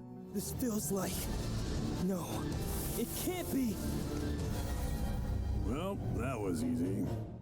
Back in the game room, the king's humiliation continues. Mei Ruen tries an advanced tactic called remote isolation, forcing Komugi to hesitate before she crushes his strategy with a center general. The alien monarch swallows his pride and admits defeat. That's when the blind girl delivers the final blow to his ego, revealing that she invented that useless tactic 10 years ago, then invented the counter to destroy it, and then got the move banned from official tournaments for being too weak. She only cried because some idiot finally tried to use it against her. With his pride chewed up and spat in the trash, Mei Ruen calls the whole thing a joke and leaves the room to lick his wounds, while Poof nearly has a stroke seeing the king actually listen to someone for that long. Outside, Nolv calls Morale to report that Flutter has been dispatched to the great beyond inside his panic room. Without his biological drone, the con artist lion Leo activates his knockoff iPod to borrow the dragonfly ability and pretends to Welfin and Blaster that Flutter is still online. While chaos reigns outside, Mei Ruen locks himself in his room and finally admits to himself that he's actually loving getting his ass kicked at a board game. He goes back to the room and finds Komugi passed out on the table, drooling like an old bulldog. Finding the scene disgusting, the alien king wakes the girl up and decides to go for broke, proposing a bet where his prize is any wish he wants, and if she loses, he rips her left arm off. But Komugi casually bets her own life, since she's the sole provider for a family of 12 unemployed people, and losing at Gungi means becoming dead weight. Realizing Realizing the snotty girl has more guts than he does, Meruem bursts into laughter, admits he's a coward with no resolve, and cancels the bet by ripping off his own left arm out of pure spite just to apologize. Poof nearly has a terminal heart attack seeing the scene. He rushes to stop his beloved king's bleeding but gets backhanded so hard he flies across the room. Please, we must stop the bleeding.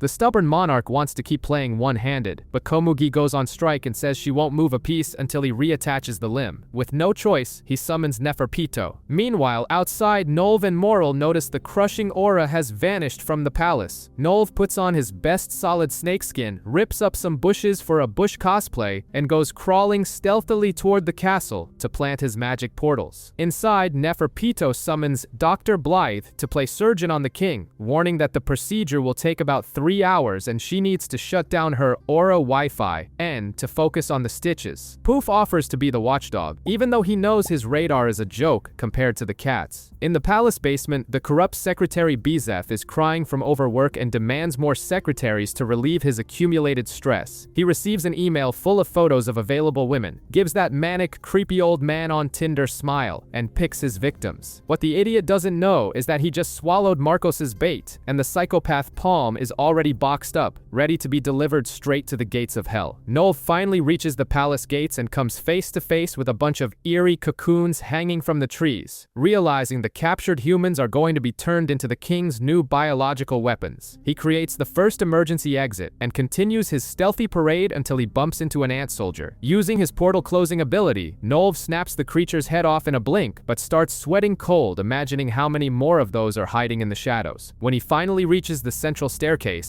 a malicious aura descends from the floor above and absolutely shatters the suit-and-tie guy's psyche. Imagining all the creative and disgusting ways the guards would torture him to death before devouring his remains, Nolv completely snaps. He drops the last portal on the ground and runs away with his tail between his legs.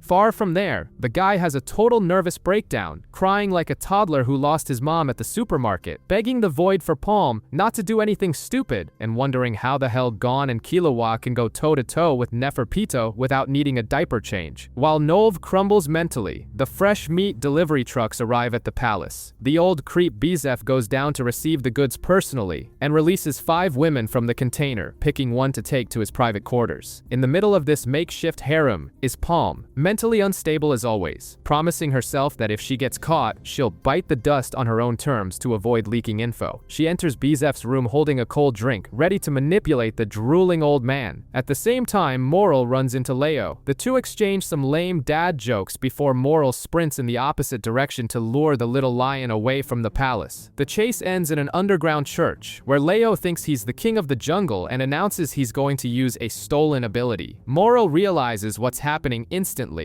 but since he's a proud meathead who refuses to attack before the enemy shows their trick, he decides to wait with his arms crossed to see what the cocky kitty has in store. The lion decides to turn the place into a demonic water park. He summons a tsunami out of nowhere, pulls out a surfboard, and comes sliding in with a harpoon in hand like a B-movie villain from the 80s. Moral immediately recognizes this aquatic ability belongs to his friend, gets livid with rage, and blasts smoke from his feet to surf the water too, showing him who's boss.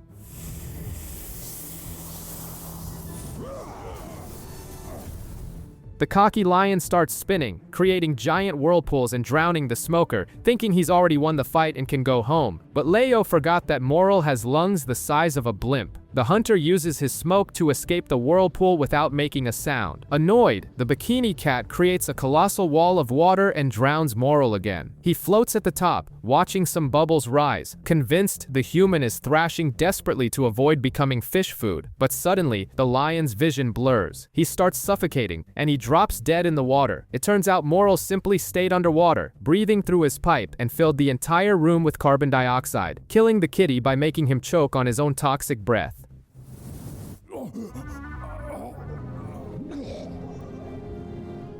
Meanwhile, under the palace, Palm takes advantage of the old creep being distracted and goes for a stroll through the hallways. She reaches the same cursed staircase that broke Nolv's mind and feels the exact same malicious aura crushing her soul. Just as the aura vanishes, an even worse one appears, leaving the psychopath paralyzed with fear like a deer in headlights. Away from all this misery, Killua finally wakes up from his beauty sleep in a clandestine hospital, greeted by Ikalgo the octopus. The kid finds out he was out for 2 days and tries to bail, but the nurse pops up out of nowhere demanding the bill for the treatment. Without a cent in his pocket, he calls Gon asking for an emergency Venmo. While waiting for the cash, Gon and the others deduce that Palm is trapped in the basement because Pito's radar blocks the only exit. Gon also discovers that Nolv has become a traumatized vegetable, but at least he left the portals armed. With the bill paid, Killua gets up to leave and invites Ikalgo to come along and meet the gang. The assassin octopus is shocked, listens to a motivational speech about the power of friendship, and starts crying rivers of tears, realizing he finally found a real friend after spending his life hugging his own shell. The Ant King and the Snot Machine continue their infinite board game marathon, while the dramatic butterfly Shawapoof watches with a face like he just sucked on a lemon. When the snotty girl decides to take a nap, Poof seriously considers murdering her, but gives up halfway through because he knows the king would be livid if someone stole his kill. The blonde insect has a mental breakdown for doubting his master, starts crying rivers of tears, and pulls a violin out of nowhere to play a sad song, leaving the brute Yuppie completely confused by this diva crisis in the middle of the hallway. Meanwhile, the Electric Kid and the Mafia Octopus meet up with the rest of the extermination squad to go over their collective suicide plan, confirming that Chairman Netero will drop from the sky, tearing through Neferpito's radar. When Gon asks about the stalker Psycho Palm, Killua gives it to him straight. She probably already kicked the bucket or is hiding, and if she's caught, she'll delete herself from the server to avoid leaking info. The white-haired kid makes it very clear there is no rescue plan, proving his empathy died along with the useless extras of this anime. Back at the palace, Poof tries to give his 2 cents on the human selection, but Meru-en shuts him down and tells the guard to shut up and stay away until called. The king then returns to his date with Komugi and asks for her name. When the girl asks back, Meru-en freezes. The strongest monster in the world realizes he has no idea what he's called and summons his 3 royal guards to solve this identity crisis. But the 3 stooges are completely useless and don't know either. Pito calls him king. Poof thinks Meru-en is feeling pity for the humans, but the king releases a murderous aura so monstrous the butterfly starts crying again for misinterpreting the boss's feelings. Full of himself, Meru-en marches to the girl's room, blind with the urge to kill her once and for all, but when he slams the door open, he finds a random eagle attacking the snotty girl. The king is outraged that some random bird tried to steal his kill, crushes the eagle, and goes to check on the bloodied girl. The blind girl starts crying with emotion, saying no one has ever treated her so well in her life, and Meru-en stands there looking like a fool, questioning all his life choices as he realizes he just became the official simp for a blind board game player.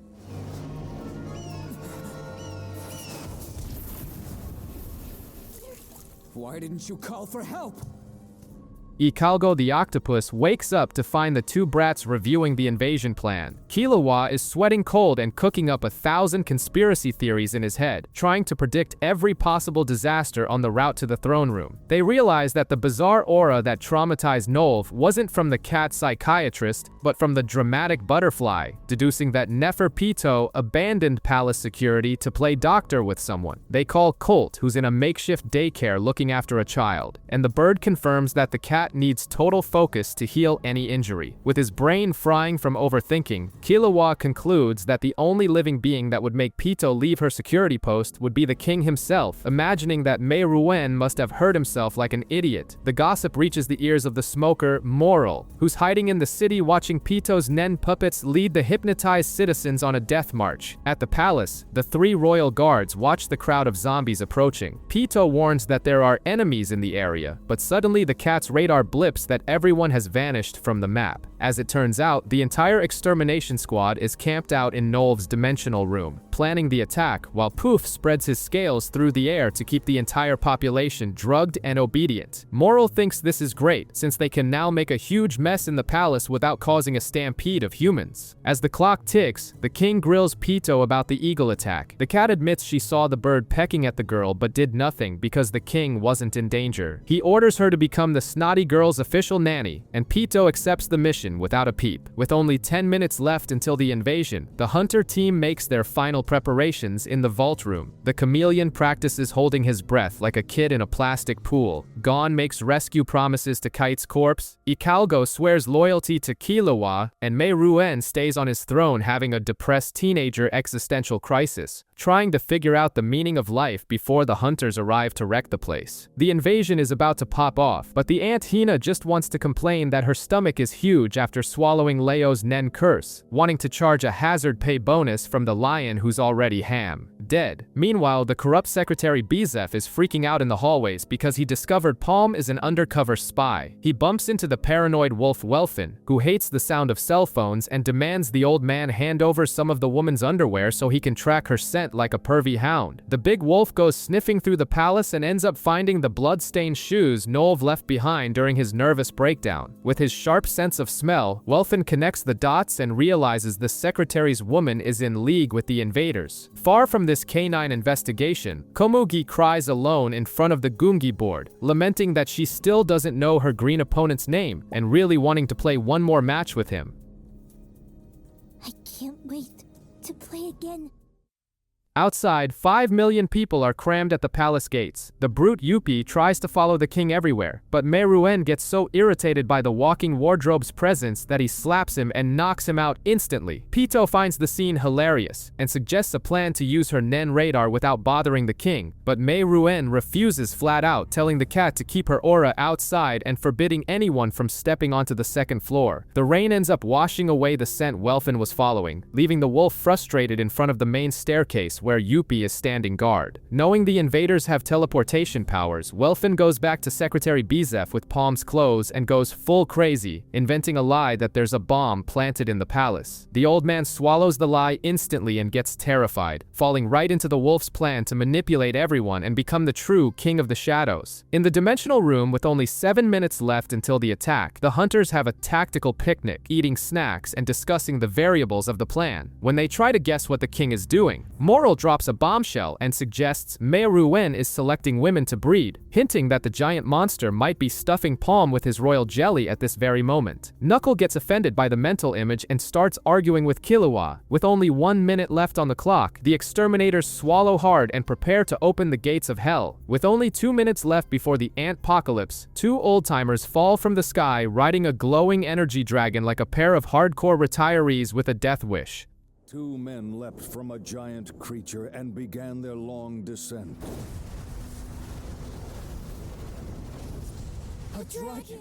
Neferpito's Psycho-Cat senses go into overdrive as she hits panic mode, while Shawapoof also realizes the jig is up. On the extermination team's clock, exactly 10 seconds remain. The Grandpa Dragon shatters into a dragon dive, a rain of tiny Nen bolts, leveling the palace. Driven by pure instinct, Poof sprints back to protect the king. Pito spots Netero floating mid-air and activates her ultimate puppeteer ability to shred the old man. But the Hunter Association chairman calmly informs her she's just made the worst possible move. Out of nowhere, Zeno Zoldyck starts narrating Netero's life story like he's at a casual banquet. He explains that the old man is so ancient he was already a senior citizen when Zeno was still in diapers. His ultimate move? Summoning a giant 100-armed Buddha to beat the living daylights out of his opponents. Flashback to 6 decades ago, Netero had the ultimate midlife crisis and decided to throw 10,000 punches of gratitude per day. The madman spent 18 hours a day punching air, praying and sweating until he became so fast he could finish his routine before sunset. He broke the sound barrier and humiliated his own master with a punch so fast it was invisible. Back to the present, Netero makes a hand gesture so fluid Pito doesn't even process the hit before being launched across the map like a baseball.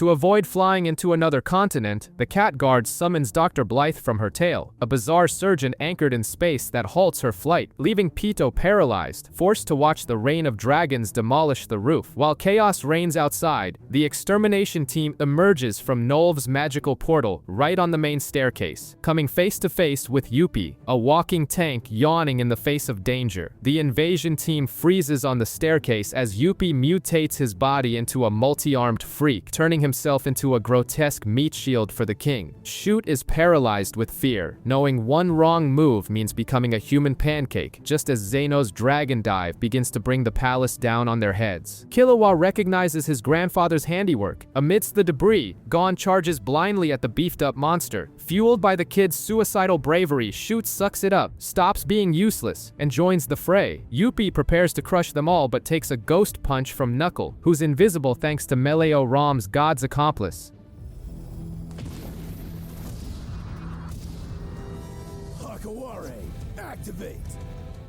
The flying loan shark mascot latches onto the monster, but since it's also invisible, Yuppie is left completely bewildered by the unseen hit. To counter the confusion, the royal guard sprouts dozens of eyes all over his neck and head. Knuckle nearly has a heart attack calculating the beast's aura, over 700,000. He realizes instantly it'll take an eternity to bankrupt this war machine. Outside, Pitou is still falling, resets her radar, and locates the king. She tenses her legs like steel springs mid-air, and lunges back toward the palace, but skids to a halt upon sensing Mei Ruen's terrifying aura. The king is cradling a bloodied Komugi after the bombardment. Netero and Zeno enter the room, and the tension is so thick, no one dares to breathe. Below, Yuppie destroys the entire staircase in a fit of rage, making the building shake. Above, Mei Ruen shuts down his murderous aura, places the girl on the floor, and politely asks Pitou to heal her. The psycho cat starts weeping with emotion, summoning her surgical doll to patch the girl up.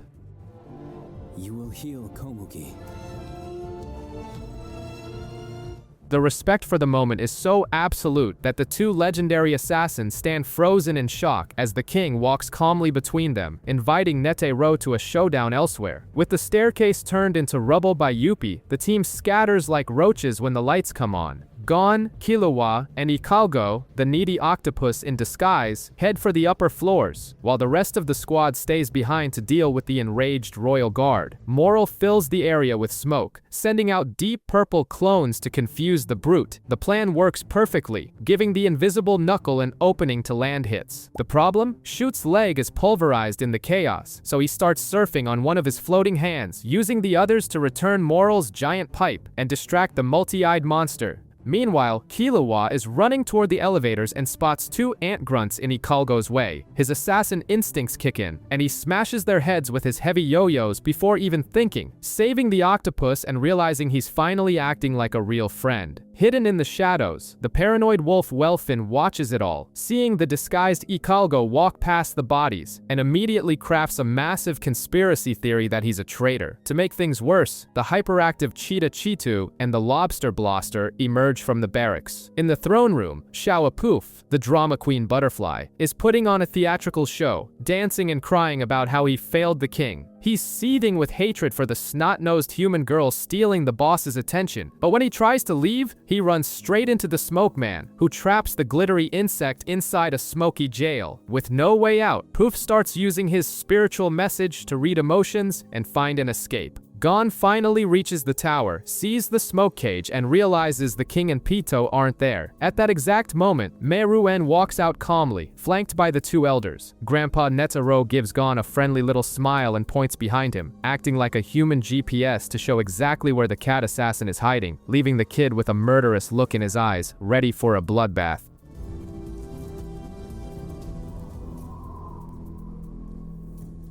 The brawl between the flying coward Shoot and the powerhouse Yuppie continues, while Knuckle and the chain-smoking chameleon watch from the sidelines. On the floor above, Zeno realizes his dragon dive accidentally hurt an innocent civilian, so he basically calls in a medical leave, creates a Nen Uber for Netero and the king, and bails on the job like he's dodging taxes. With the boss leaving the scene, a bloodthirsty Gon leaps from the tower to hunt down the cat. Meanwhile, Ikalgo, disguised as Flutter, bumps into the hyperactive Cheetah and a giant giant lobster. Blaster questions his wings, and Hikago pulls a fast one, claiming he lost them in a fight and saying he's on orders from Hagia to head down. Shitu hears Zeno's dragon and sprints off like a dog chasing a car, letting Hikago reach the elevator. The problem? The idiot octopus used the boss's old name, and both the lobster and the paranoid Welfin, who was lurking in the dark, spot the slip-up instantly. In the throne room, Poof starts shedding glowing scales inside the smoky jail. Moral holds his breath to avoid being hypnotized by the hallucinogenic glitter, but Poof uses the dust to read the hunter's emotions, calculating a nerd-level ratio of caution versus confidence. After playing therapist, the insect wraps himself in his own wings, turning into a giant bizarre cocoon.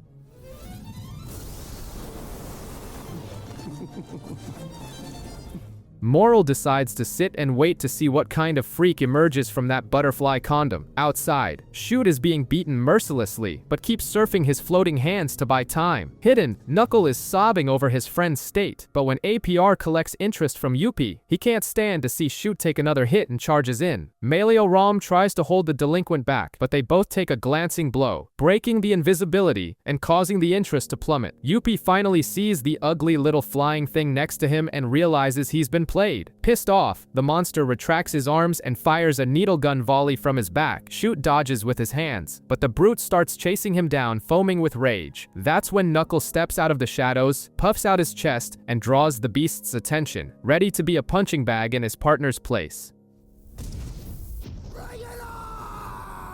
While the schizophrenic wolf Welfin keeps frying his brain with suspicion, Hikago heads to the basement on a suicide mission to save Palm, driven purely by the power of a friendship he built in his head after hanging out with Killua for 5 minutes. The elevator the octopus took has a security system more annoying than a high-end college gate. It measures weight, height, and demands an 8-digit password. If you miss, the metal box locks you in, releases sleeping gas, and sends you straight to a torture chamber. Blaster goes down without a hitch, but when it's Welfin's turn, his canine nose catches the scent of a corpse, a lobster, and a mysterious third aroma. The wolf's mind goes into a paranoid meltdown, dreaming up a fanfic where Blaster and Flutter are setting a deadly ambush for him. Terrified of losing his rank, Welfin skips the elevator and goes after the corrupt secretary Bezef to prove his conspiracy theory. Meanwhile, Gon and Killua run into Zeno, who basically tells them his contract is up, he knows nothing about the injured girl, and vanishes into thin air like your paycheck at the start of the month. Gon summons his Psycho Aura and keeps marching toward Pito. In the main arena, Yuppie pummels Knuckles' APR mascot, only to realize the thing is invulnerable. Knuckles starts trash-talking the Royal Guard, who loses his mind and unleashes a devastating attack, kicking up a colossal dust cloud. The asthmatic chameleon Melio Rom, still invisible, sees the destruction and walks away in slow motion to avoid running out of air and dying for nothing in the smoke. As for Shoot, broken and falling off his floating hands, he keeps crawling like a stubborn zombie. Melio Rom is moved to tears by the guy's willpower, but ignores him entirely and bails to find the rest of the team. The chameleon finds Moral's smoky jail but immediately bumps into Welfin, who's sniffing the floor like a vacuum cleaner. Melio Rom drops his invisibility for a millisecond to breathe, and the wolf notices instantly, activating his missile launcher back. Welfin counts to 3 and fires, but the chameleon escapes, leaving a trail of sweat. The wolf is confused, smelling cheap deodorant in the air, and concludes there are traitors masking their own stench, further fueling his mania to become the Shadow King. Gon and Killua finally bust through the door and find the assassin cat Pito playing nurse with a bizarre doll, healing the blind board game girl. Gon enters exuding a black aura of teenage rage, but Pito ignores him to focus on the surgery. Killua, being the only one with more than 2 functioning brain cells, connects the dots and realizes the ant is protecting the human crushed by his grandpa's dragon. But Gon is in full blind berserker mode and demands a fight right now. To totally ruin the mood, the most sadistic royal guard in the anime drops to her knees, palms up, and begs the kid to wait. I'll do anything! I'll do anything you want me to do. This only makes Gon angrier because, apparently, politeness offends his fragile ego. Pito confesses the girl is the king's untouchable waifu, and promises to endure any atrocity Gon wants once the healing is done. The protagonist finally snaps, screaming like a toddler in a supermarket aisle. Killua tries to knock some logic into his friend's thick skull, but Gon spits fire, saying the beast can't be trusted. To prove she's serious, Pitou simply breaks her own left arm in front of them, a show of self-mutilation that leaves them speechless. Gon's brain short-circuits, unable to process why the creature that shredded Kite is now playing Red Cross hero. In a colossal tantrum, he punches the floor, cries rivers of frustration, and starts charging his Jajanken to blow everything up. Killua panics and reminds his friend they came to save Kite.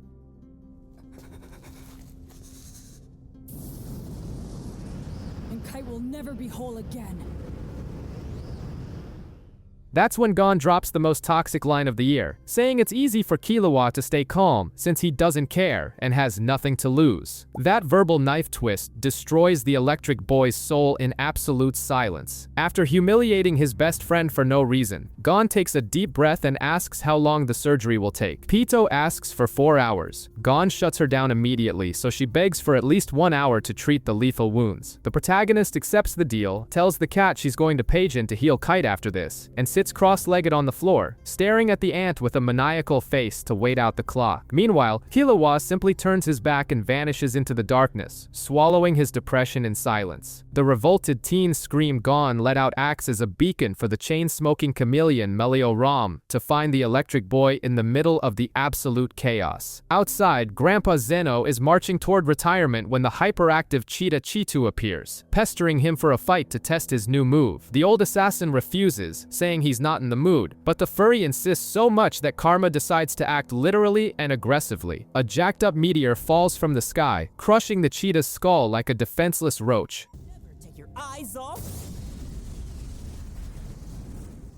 It's Silva Zoldyck, who hitched a ride on a glowing Nen dragon to pick up his dad from the nursing home. Zeno gossips that he bumped into his rebellious grandson in the palace and bets he finally ripped out Ilumi's needle. The two fly off on the magical creature, leaving a Chitu pancake behind. Back at the palace courtyard, Melioram calls for backup because Knuckle is running from Youpi like a student dodging debt collectors. Killua does the math and realizes 1 minute of God speed is all he needs to do monumental damage. The problem? Knuckle manages to lose the big guy, but Youpi simply gives up the chase and returns to the central staircase. Knuckles' brain misfires when he remembers Shoot is still lying on the ground like a discarded rug, and he sprints back in total panic. Youpi reaches the upper floor, screaming for the other royal guards through Moral's smoke prison, but since no one answers, he starts feeling like he was stood up at a barbecue by the king himself. Knuckle finds Shoot nearly dead and realizes the sad reality. Youpi ignored the guy because he considered him harmless trash, not worth the effort to crush. Shoot cries tears of pure humiliation while Knuckle carries his friend's broken body, swearing to take the red centaur's head. Inside the dome, Moral is still playing traffic cop, waiting for Shawapoof to emerge from the cocoon, but the drama butterfly is reading the hunter's emotions and savoring the panic. Knuckles' flying mascot keeps pestering Youpi for interest until Knuckle reappears and the royal guard finally goes full Joker. He undergoes a bizarre mutation, growing massive and detonating a colossal explosion of pure fury that nearly disintegrates the entire tower, making even Welfin wet himself in the courtyard.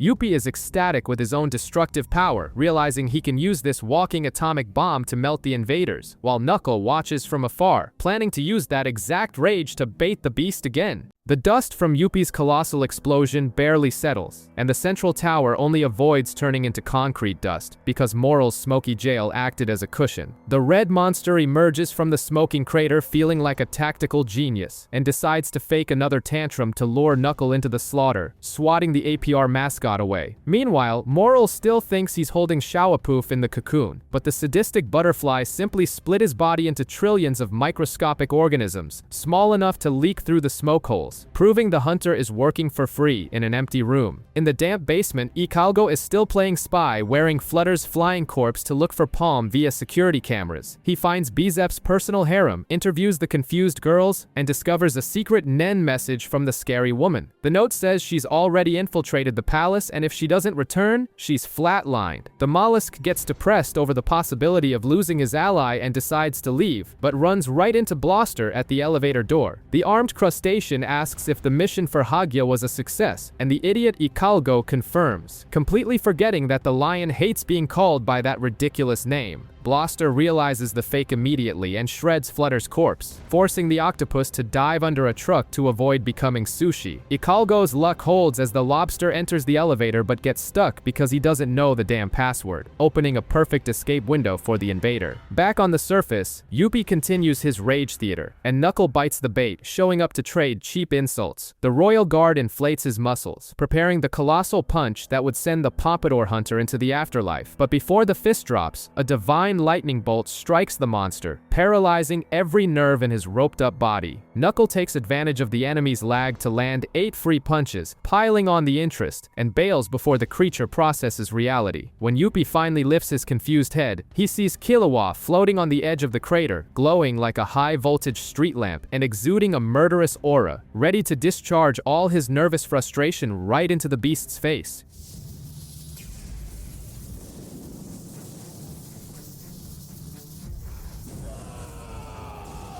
Killua drops into the crater like a shock meteor, activating God's speed and turning Youpi into a high-end punching bag in fractions of a second. The roped-up Royal Guard can't even blink before swallowing an absurd sequence of high-voltage hits, becoming fascinated by the kid's surreal speed instead of feeling pain. But Killua's battery runs out faster than Gon's patience, and he has to retreat to the surface before he becomes Assassin Pate. Youpi tries to shift into 5th gear to crush the white-haired kid, but Melio Ram activates God's accomplice at the last second, making them both vanish and leaving the monster looking like a fool, staring at nothing, wondering how his prey evaporated. Meanwhile, in the dark basement, Blaster is still stuck in the elevator like a caged idiot because he doesn't know the keypad code, and Ikalgo starts cooking up wild plans to send the lobster to the great beyond. The octopus locks himself in the monitor room and lowers the heavy metal doors to trap the enemy in a death corridor, while the elevator releases sleeping gas to knock him out. But Blaster isn't in the mood for a nap mid-war and simply blasts the doors using the insane recoil of his own guns to fly out of the trap like an improvised rocket, shattering the octopus's strategy. Ikalgo goes into a total panic and plays his final card of desperation. He starts up a massive armored vehicle and rams it toward the crustacean, but Blaster shoots out the tires, causing the van to crash violently and block the elevator entrance. The octopus sets the place on fire, uses the smoke for cover, and squeezes through a tiny crack into the elevator where the gas finally makes Blaster pass out, drooling on the floor. This was the perfect moment for Ikalgo to take the gun and blow the sleeping lobster's brains out, solving the problem once and for all. But the mollusk's soft heart wins. He chickens out at the last second, retreats to the security room, and cries rivers over his own weakness, proving he doesn't have the stomach to be a cold-blooded killer. Up in the central tower, Moral is still standing there like a decorative lamp inside his own smoky jail, sweating bullets and doubting every life choice that led him there. He stares into the void, having no clue whether to attack the suspicious cocoon or keep waiting for a miracle to fall from the sky. Knuckle runs back to where he left Shoot only to find the guy has vanished like a dad going out for cigarettes. Meanwhile, Moral finally decides to attack Shawapoof's suspicious cocoon, only to find he's been played for a fool. The glittery butterfly had escaped ages ago using the cowardly tactic of shrinking to the size of a bathroom gnat, leaving only a hollow shell behind. Poof activates his Beelzebub ability, summoning a swarm of annoying mini-clones that begin to circle the smoker. Not to be outdone, Moral pulls his giant pipe and spits out 89 smoke puppets to play tag. But Poof's clones are immortal and reconstruct like a YouTuber's slime every time they're crushed. In the middle of this mess, the real Poof, in his original size, sneaks up behind Moral and steals his big, thick pipe. Now the elite hunter is completely defenseless because without his favorite instrument, he can't produce any more smoke. To make matters worse, Youpi pops up out of nowhere asking if Moral is some kind of psychic, but before the conversation can flow, Knuckle arrives fuming, wanting to know what they did with Shoot. Moral uses his last smoke puppets to create an army of Knuckle clones, which stresses Youpi out so much, he undergoes a bizarre mutation, sprouting 4 more arms from his back like a roped-up Swiss Army knife. Far away, the useless old Bezef is trapped under the rubble, begging Hina to pull him out of his misery. The pregnant-bellied ant refuses until the old man promises to open the underground treasure vault, making her his best friend instantly as she drags the trash to the basement while the paranoid Welfin watches from afar, sweating too much to attack. Meanwhile, Poof's mini-clones tour the palace and find Pito still playing doctor with Komugi under Gon's psychopathic gaze. Outside, Youpi is beating down over 50 smoke clones, zones and has the brilliant idea to fake a defensive opening to lure the real Knuckle into the kill zone. The Pompadour hero bites and charges, but Youpi counters only to find that one was smoked too. The red monster gets so pissed about being made a fool that he starts to swell up to blow the entire block. But the real Knuckle appears out of nowhere and punches him right in the face before the explosive climax. Youpi's delayed detonation vaporizes the entire central tower, while Shoot wakes up broken and being tended to by medics, watching Nolv sneak away into another dimension. Inside the room, Pitou is still shaking and begs Poof not to take another step so as not to trigger Gon's assassin mode, but the Butterfly Man snaps back, claiming he'd have already turned Gon into mincemeat if she had just kept her mouth shut. With cold-blooded arrogance, the kid in green simply tells the royal guard to shut up. Elsewhere in the palace, Killua is literally sticking his fingers into an outlet to recharge his batteries like a dying smartphone. He ignores Meleoram's panic, assuring him everything is under control before vanishing into thin air. Poof threatens to leave, but Gon barks a sit-and-stay order. Pitou complies because Komugi's life depends on it, a direct order from the king. Why would he do that?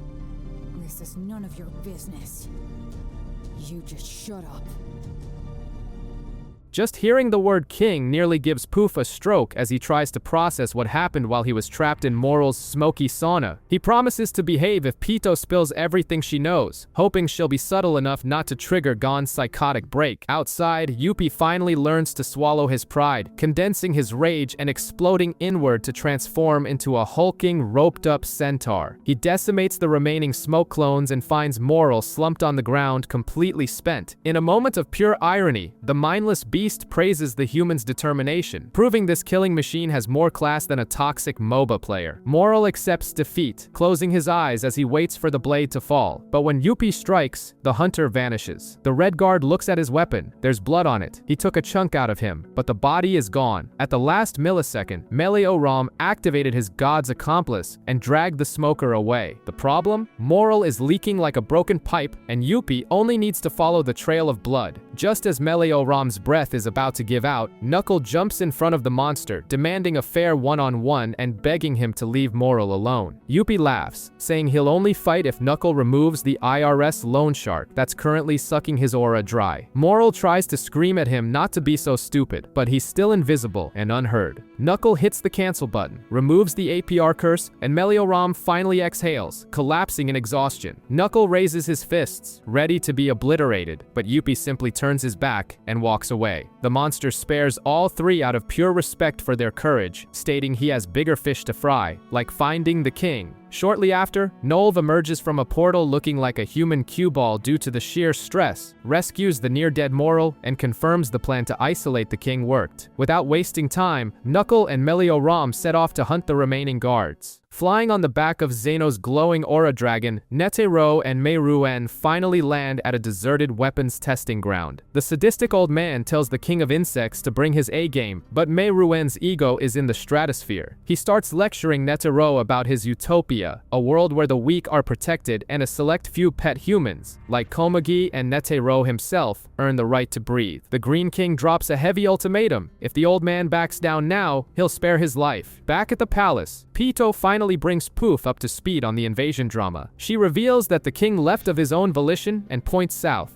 Poof, being the obsessive fanatic he is, uses his ability to slice his own body like a pizza, sending 6/7 of himself flying desperately after the king and leaving a ridiculous miniature version behind to keep Gon and Pitou company. In the desert, Mei Ruen keeps insisting they sit down for tea and political debate, but Netero isn't interested in pacifism. The chairman reminds him that he has literal orders from the world's leaders to exterminate this entire species. Without warning, the old man joins his hands, summons a colossal golden Buddhist statue, and delivers a massive overhead strike right onto the king's head. The dust settles and the ground cracks, but when the smoke clears, Mei Ruen is standing there unscathed, proving his carapace is made of pure plot armor. Mid-flight, Poof's segments run into the flying centaur Youpi. The two monsters stare at each other, shocked by their new skins. Poof hysterically explains the situation, but Youpi treats treats him like an idiot, saying the only logical choice is to find the boss. He sprouts a pair of grotesque wings and takes off. Back at the Clash of Titans, Meruem ignores the fact that he just took a divine hammer to the skull. He sits back down, arms crossed, demanding a dialogue. Netero, losing patience with the bug's pacifism, orders the statue to deliver a crushing clap to turn the king into mush. Meruem unleashes an absurd aura, effortlessly blocks the attack, and sits down again meters away, vowing not to lift a finger against the old man. Realizing brute force won't work, Netero resorts to psychological bribery. He reveals that his hunters were there when the Ant Queen died, and before she kicked the bucket, she whispered her son's true name. The old man dangles the perfect bait. If Meruem fights seriously and forces Netero to admit defeat, he'll reveal the damn name. The king finally bites the manipulator's hook, standing up with bloodlust in his eyes. The battle for the top of the food chain is on.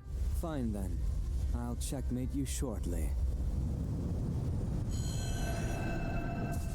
Ikalgo, the depressed octopus, is still moping in the palace corners because he couldn't bring himself to finish off Blaster, proving once and for all he's the softest assassin in the invasion. He's so deep in self-pity that he doesn't even notice a garbage truck sneaking in with Hina, the corrupt Bizef, and Reyna. But the one who actually shows up to collect rent is Welfin, the paranoid wolf, who immediately activates his ridiculous Missile Man ability. Ignoring the danger, Ikalgo shoots at the wolf with his air rifle, but the missile projectiles hit the octopus dead on. At first, it seems harmless, until dozens of black Nen centipedes start burrowing into his head, ready to multiply endlessly if he resists Welfin's orders. The suited wolf warns him the pain will be hallucinogenic, but Ikalgo simply ignores the disturbing cranial penetration and fires again with full force. Taking hit after hit, Welfin tries to fake a feint with a performance worthy of a Razzie, but the octopus sees right through it and prepares to send the canine to the afterlife. Pressed against a wall, the wolf admits he has no idea how to remove the bugs from Ikalgo's head, proving his ability is a mess. However, the octopus notices the centipedes wither every time Welfin suffers and begs for mercy. Turning the battlefield into a forced therapy session, Ikalgo commands the wolf to vent about his past. Welfin starts vomiting his trauma, getting beaten by Yunju's division, being eaten by the queen, his father strangling him, and his unforgettable bromance with Gyro. As soon as he confesses his deep desire to find his lost friend, the centipedes vanish for good, confirming Ikalgo's bizarre theory. Before leaving, Ikalgo asks about Palm, and the wolf points upstairs, mentioning a woman trapped in a cocoon. He confesses that telling the truth was the greatest relief of his miserable life. Meanwhile, upstairs, Palm finally breaks her cocoon, reborn with a terrifying new chimera ant skin. Emerging from the soldiers' hall in the East Tower, Palm debuts her new Chernobyl Gothic mermaid look, sporting fish scales, fins on her arms, and a bizarre crystal ball embedded in her forehead. Meanwhile, in the next corridor, Killua finishes recharging his electricity, ready to shock anyone in his path like a high-voltage human charger. He stops abruptly at a crossroads after sensing a familiar presence and uses his toy yo-yo to peek around the corner. He's hit with a massive shock. Palm has undergone a demonic facial harmonization and lost every trace of her humanity. Killua decides to confront the aberration, after deducing she still remembers his face. Palm demands to know where Gon is, but Killua keeps that information under lock and key, knowing full well that if Gon sees his friend looking like mutant Sushi, his fragile sanity will go down the drain. Neither gives an inch, and a brawl breaks out in the hallway. Palm activates her Black Widow ability, wrapping her hair around her body to create a macabre dress and a giant hat, saving a fortune on wardrobe while trying to shred the boy. But in the middle of her frenzied attack, the cold and calculating Zoldyck assassin simply breaks. He starts bawling like a helpless child, sobbing out his desperate reasons for hiding Gon. The pathetic sight makes Palm freeze in place, paralyzed by the depressing scene. At that exact moment of vulnerability, a mini-poof parasite hiding in her hair hat reveals its ugly face, ordering her to take the chance and kill the crying boy. But Palm proves she still has her own will and crushes the poof miniature with a brutal punch, mashing the bug without mercy. The fight ends with her canceling her Widow cosplay and thanking Killua for bringing her memories back, telling him straight, Gon needs him more than anyone else in the world.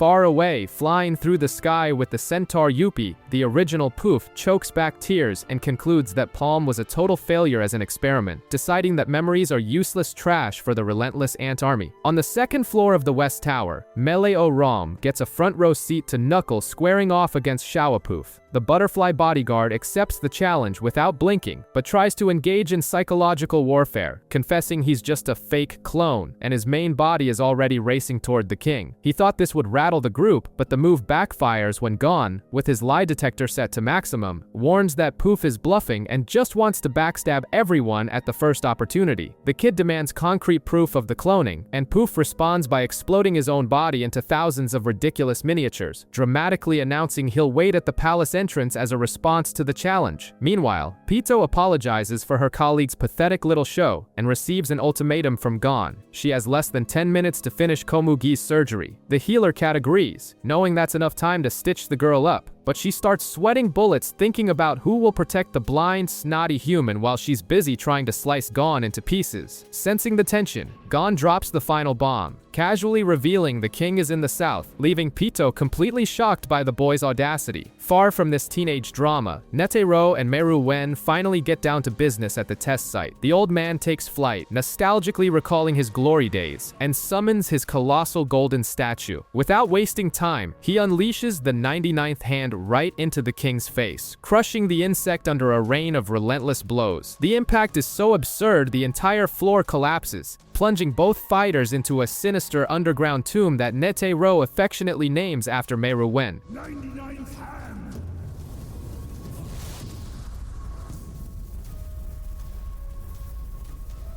Without giving him a second to breathe, Netero attacks again, sending the Green King flying through the tomb walls. With a smile of pure satisfaction, he thanks the universe for finally finding a punching bag that can take a hit. The subterranean beatdown continues with Netero playing a colossal game of whack-a-bug. The old man is raining down golden palms from his giant statue onto King's face, bouncing the green ant from one side of the tomb to the other like a pinball. But the Ant King is a pattern-obsessed nerd. While taking a beating worse than a rug on cleaning day, he starts analyzing the old man's rhythm as if he were in an intense Gungi match with Komugi, realizing Netero always needs to join his hands before firing a strike. In the blink of an eye, Meruouen pierces the impenetrable defense and rips Netero's right leg off at the root. The king demands the old man stop the bleeding so he doesn't die pathetically and begs again to know his own name. Netero doesn't even blink. He tells the bug not to get cocky over a lucky shot and goes right back to the brawl. Seconds later, Meruouen lunges again and takes the old man's left arm. Thinking the game is over, the king demands his name once more, but Netero lets out a psychotic laugh and drops the most absurd line of the day, warning him that prayer comes from the heart, not the hands. The colossal statue appears behind Meruouen and fires the Zero Hand, a devastating laser beam of pure geriatric fury that swallows the entire tomb and sucks the life force right out of Netero. When the dust settles, the old man looks like a shriveled raisin, but Meruouen is still standing, slightly scorched but full of swagger.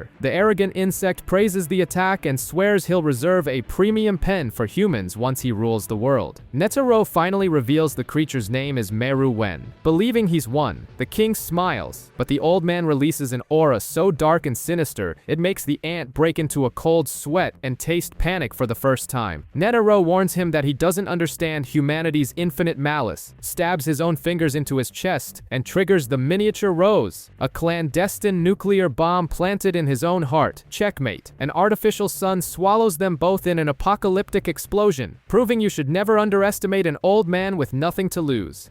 From the very beginning, checkmate was yours.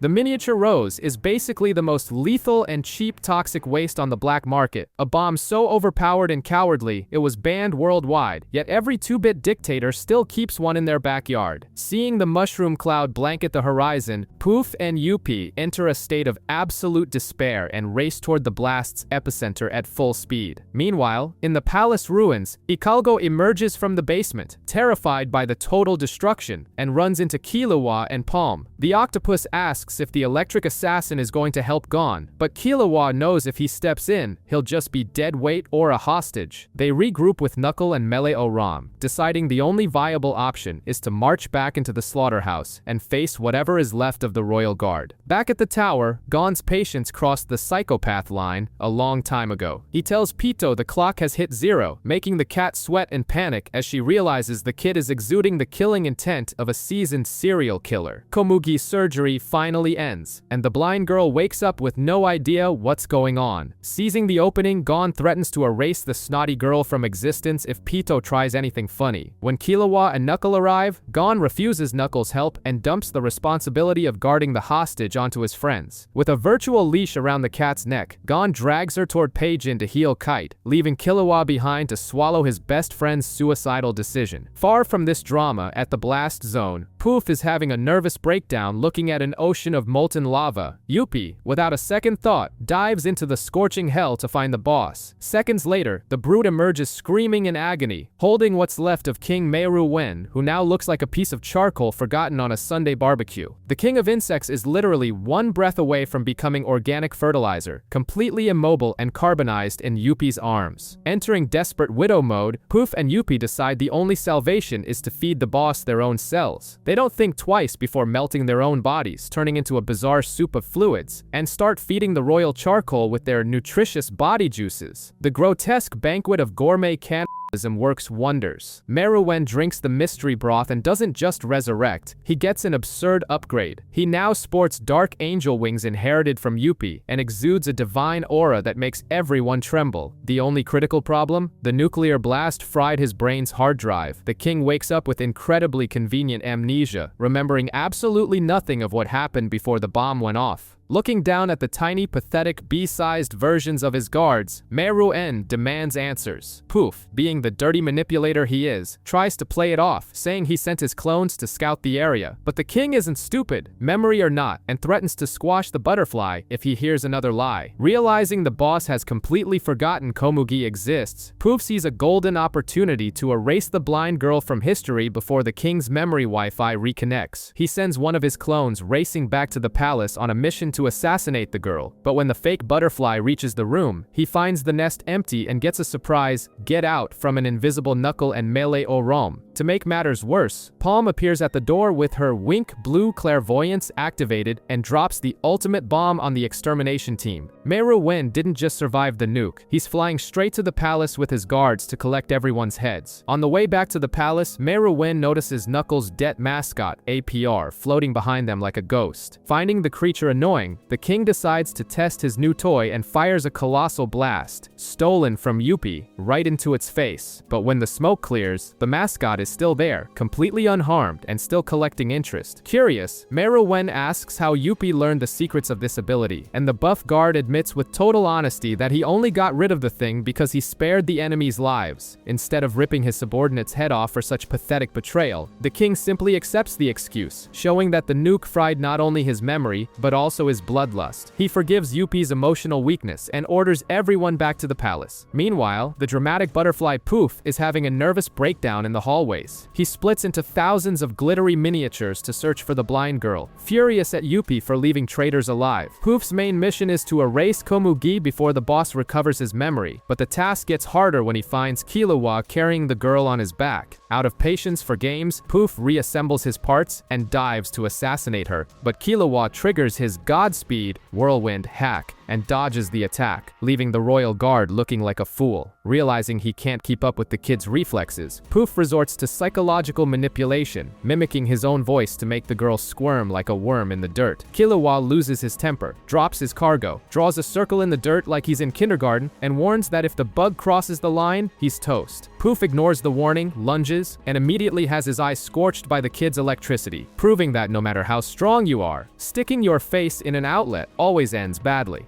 I'll kill you.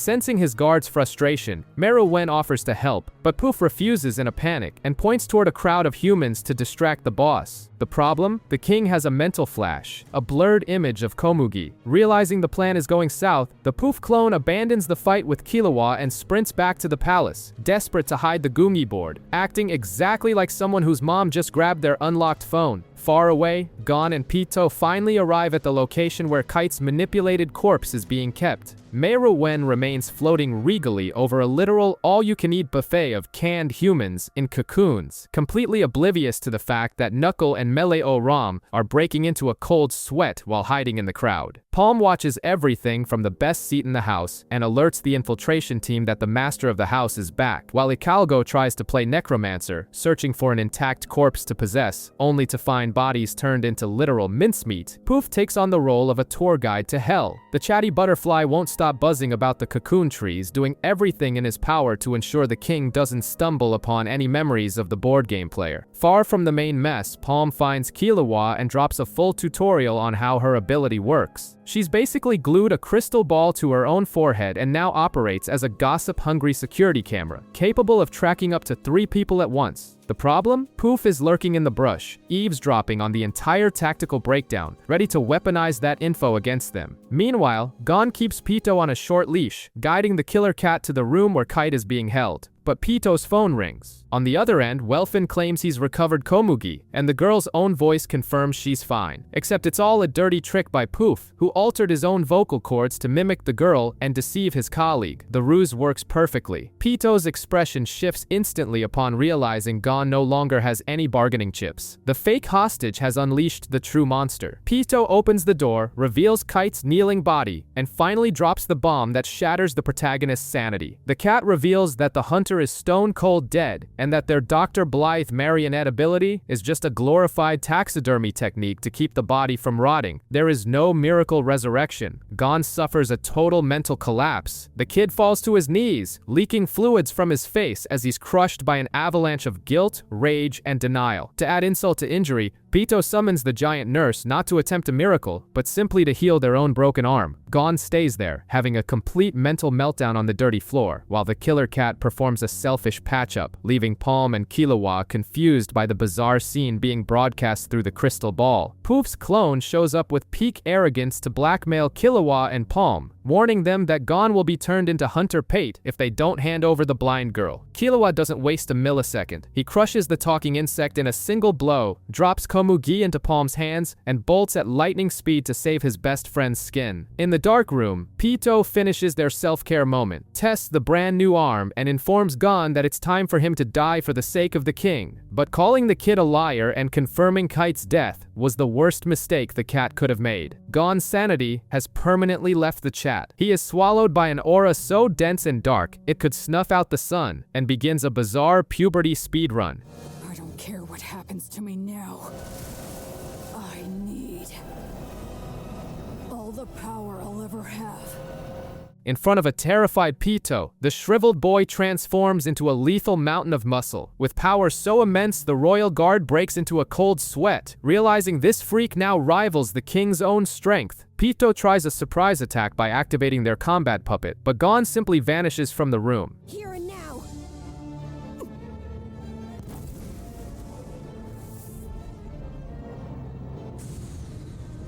The cat looks back to find the newly buffed hunter standing at the door, politely inviting the monster to take the fight outside so they don't wreck the building. Impeccable manners for someone about to commit a brutal homicide. Once outside, Gon uses Pitou like a poorly calibrated soccer ball, kicking the royal guard into the air before charging a colossal Jajanken. The punch lands square on Pitou's face, cratering the cat into the mountainside and leaving the beast completely unconscious. Killua arrives in the forest just in time to witness this grotesque scene, struggling to recognize his best friend in that roped-up Herculean body. Gon wastes no time crushing Pitou's skull with another devastating blow and turning around in tears, proud to have finished the dirty work just like Kite taught him. But the ant's loyalty is so twisted that even without a head, Pitou's corpse is reanimated by its own ability. The faceless zombie lunges and rips off Gon's right arm in the blink of an eye. Instead of screaming in pain, the broken Gon smiles, thinking it's great to be an amputee just like his late great master. He grabs his own arm, plunges it into Pito's chest, and begins charging the biggest Jajan-ken of his life. Killua screams in despair, but it's too late. An apocalyptic explosion wipes the forest off the map, turning the entire area into dust and regret.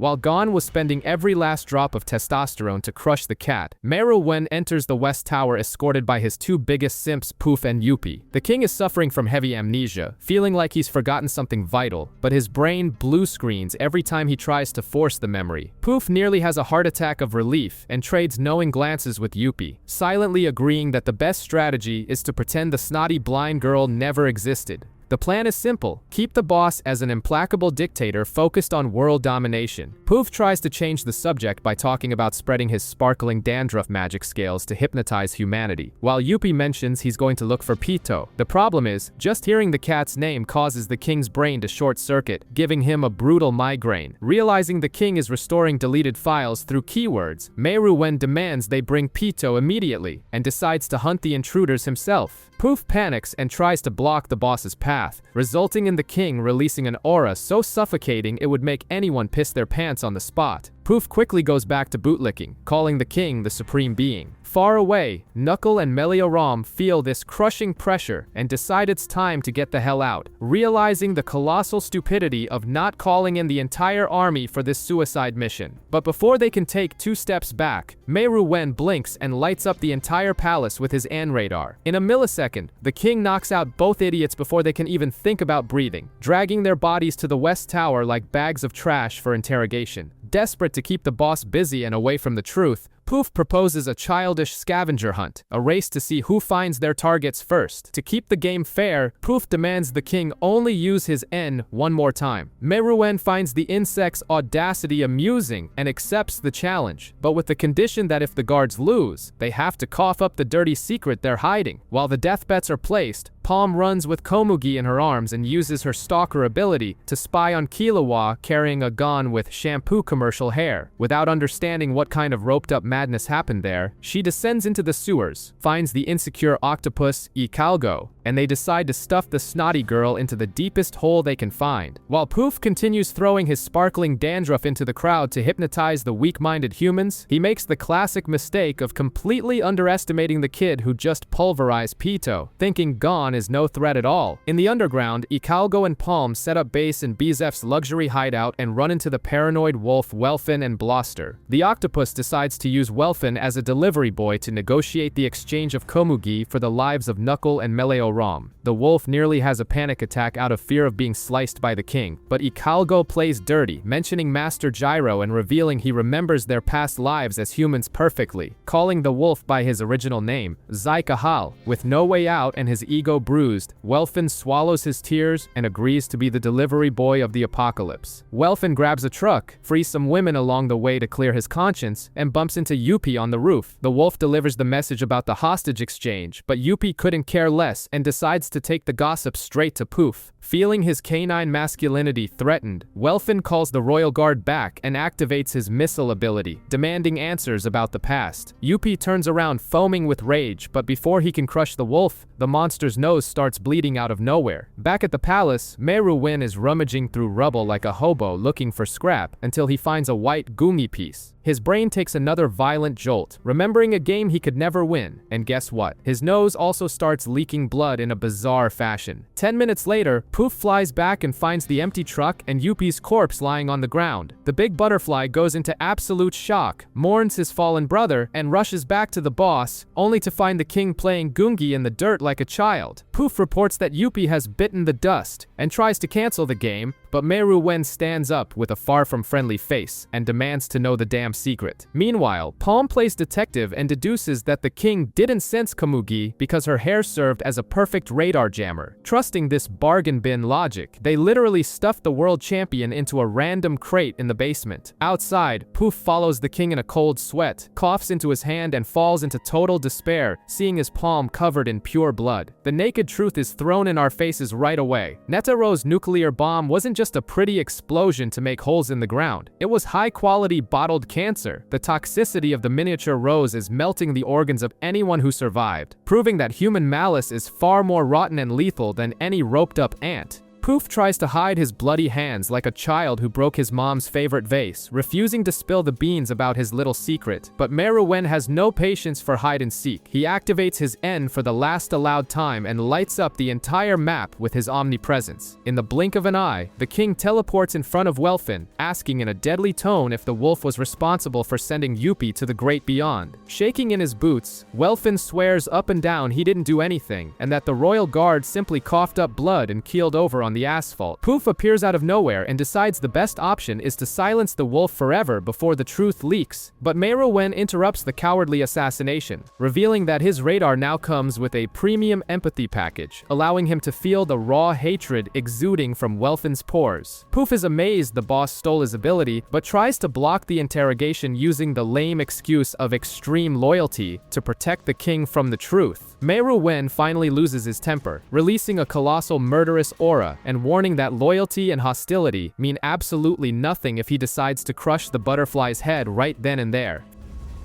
Have any relationship to the secret you're keeping?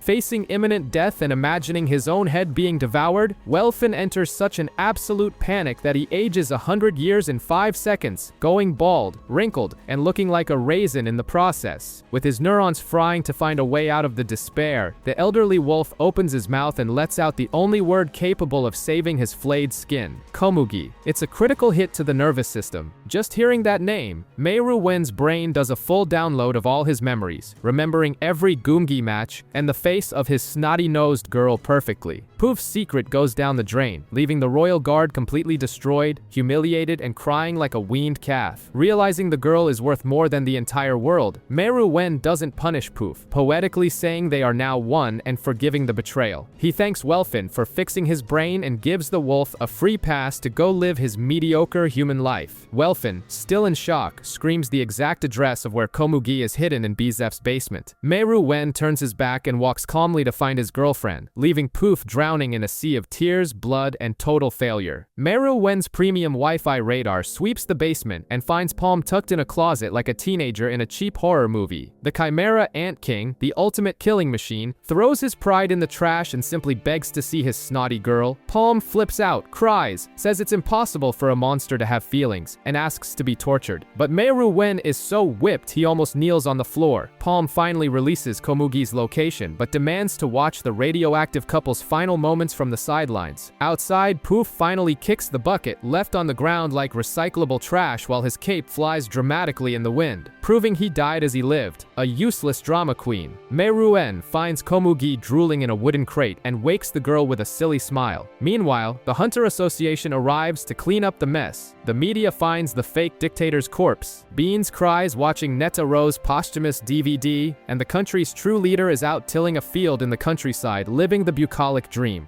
Back in the basement, the mood gets heavy. Meruem and Komugi set up the Gungi board. The king finally reveals his name is Meruem, proving he's learned basic manners, and tells her to drop the formalities. During the match, he warns her that he's leaking nuclear poison, and that if she stays there breathing the same air, she's going to base, checking out, right along with him. But Komugi ignores the warning, accepting his toxicity in full, saying she was born for this exact moment. The light in Meruem's eyes fades for good. Blind, defeated, and needy, he spends his final minutes asking if she's still there. He asks to hold her hand, begging her not to leave. Komugi says goodnight to her board partner, accepting that their match will end eternally in the devil's lap. The war against the roped-up insects finally ends, and the suits in power decide to wipe the nation off the map, turning the place into a giant gourmet zoo under the jurisdiction of the Hunter Association. Welfin, the bald elderly wolf, gathers his troop of weirdos, including Hina and the corrupt Bizef, and bails to Meteor City to hunt down this gyro guy, leaving with a cheap catchphrase. Blaster, the blunderbuss lobster, takes Reina back to her village, and the peasants almost soil themselves at the sight of the giant crustacean. But Reina's mother has an absurd maternal instinct and recognizes her daughter instantly, proving a mother is a mother even if her kid looks like a B-movie monster. Blaster dehydrates from crying so much and decides to live with the Hicks forever.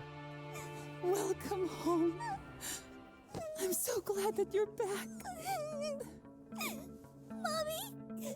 At the hospital, Gon's situation is depressing. Hooked up to more tubes than an internet router, Moral gets a call from Colt dropping the bombshell that the Queen's premature baby has put its foot down and decided its name is Kite. The shock is so great, Moral almost has a heart attack in the hallway. Outside Gon's ICU room, we have a literal zoo of the depressed. Melioram, Shoot, the crying Knuckle, and Nolv, who lost all his hair from stress and is now rocking a shiny bald head. Nolv tries to play the sugar daddy, offering to pay for VIP treatment and rebuild the entire hospital if needed, but Killua is in full rebellious teen mode. The platinum-haired boy is simmering with rage because Gon did the dirty work alone and didn't invite him to the deadly dance. Killua snaps at the rich bald guy, warns him that he'll fix this mess himself, and marches off, swearing he'll make Gon apologize on his knees when he wakes up. To close the casket, Netaro's video is broadcast to the association's leaders. The old man announces he's checked out, that the problem is theirs now, and they need to elect a new chairman.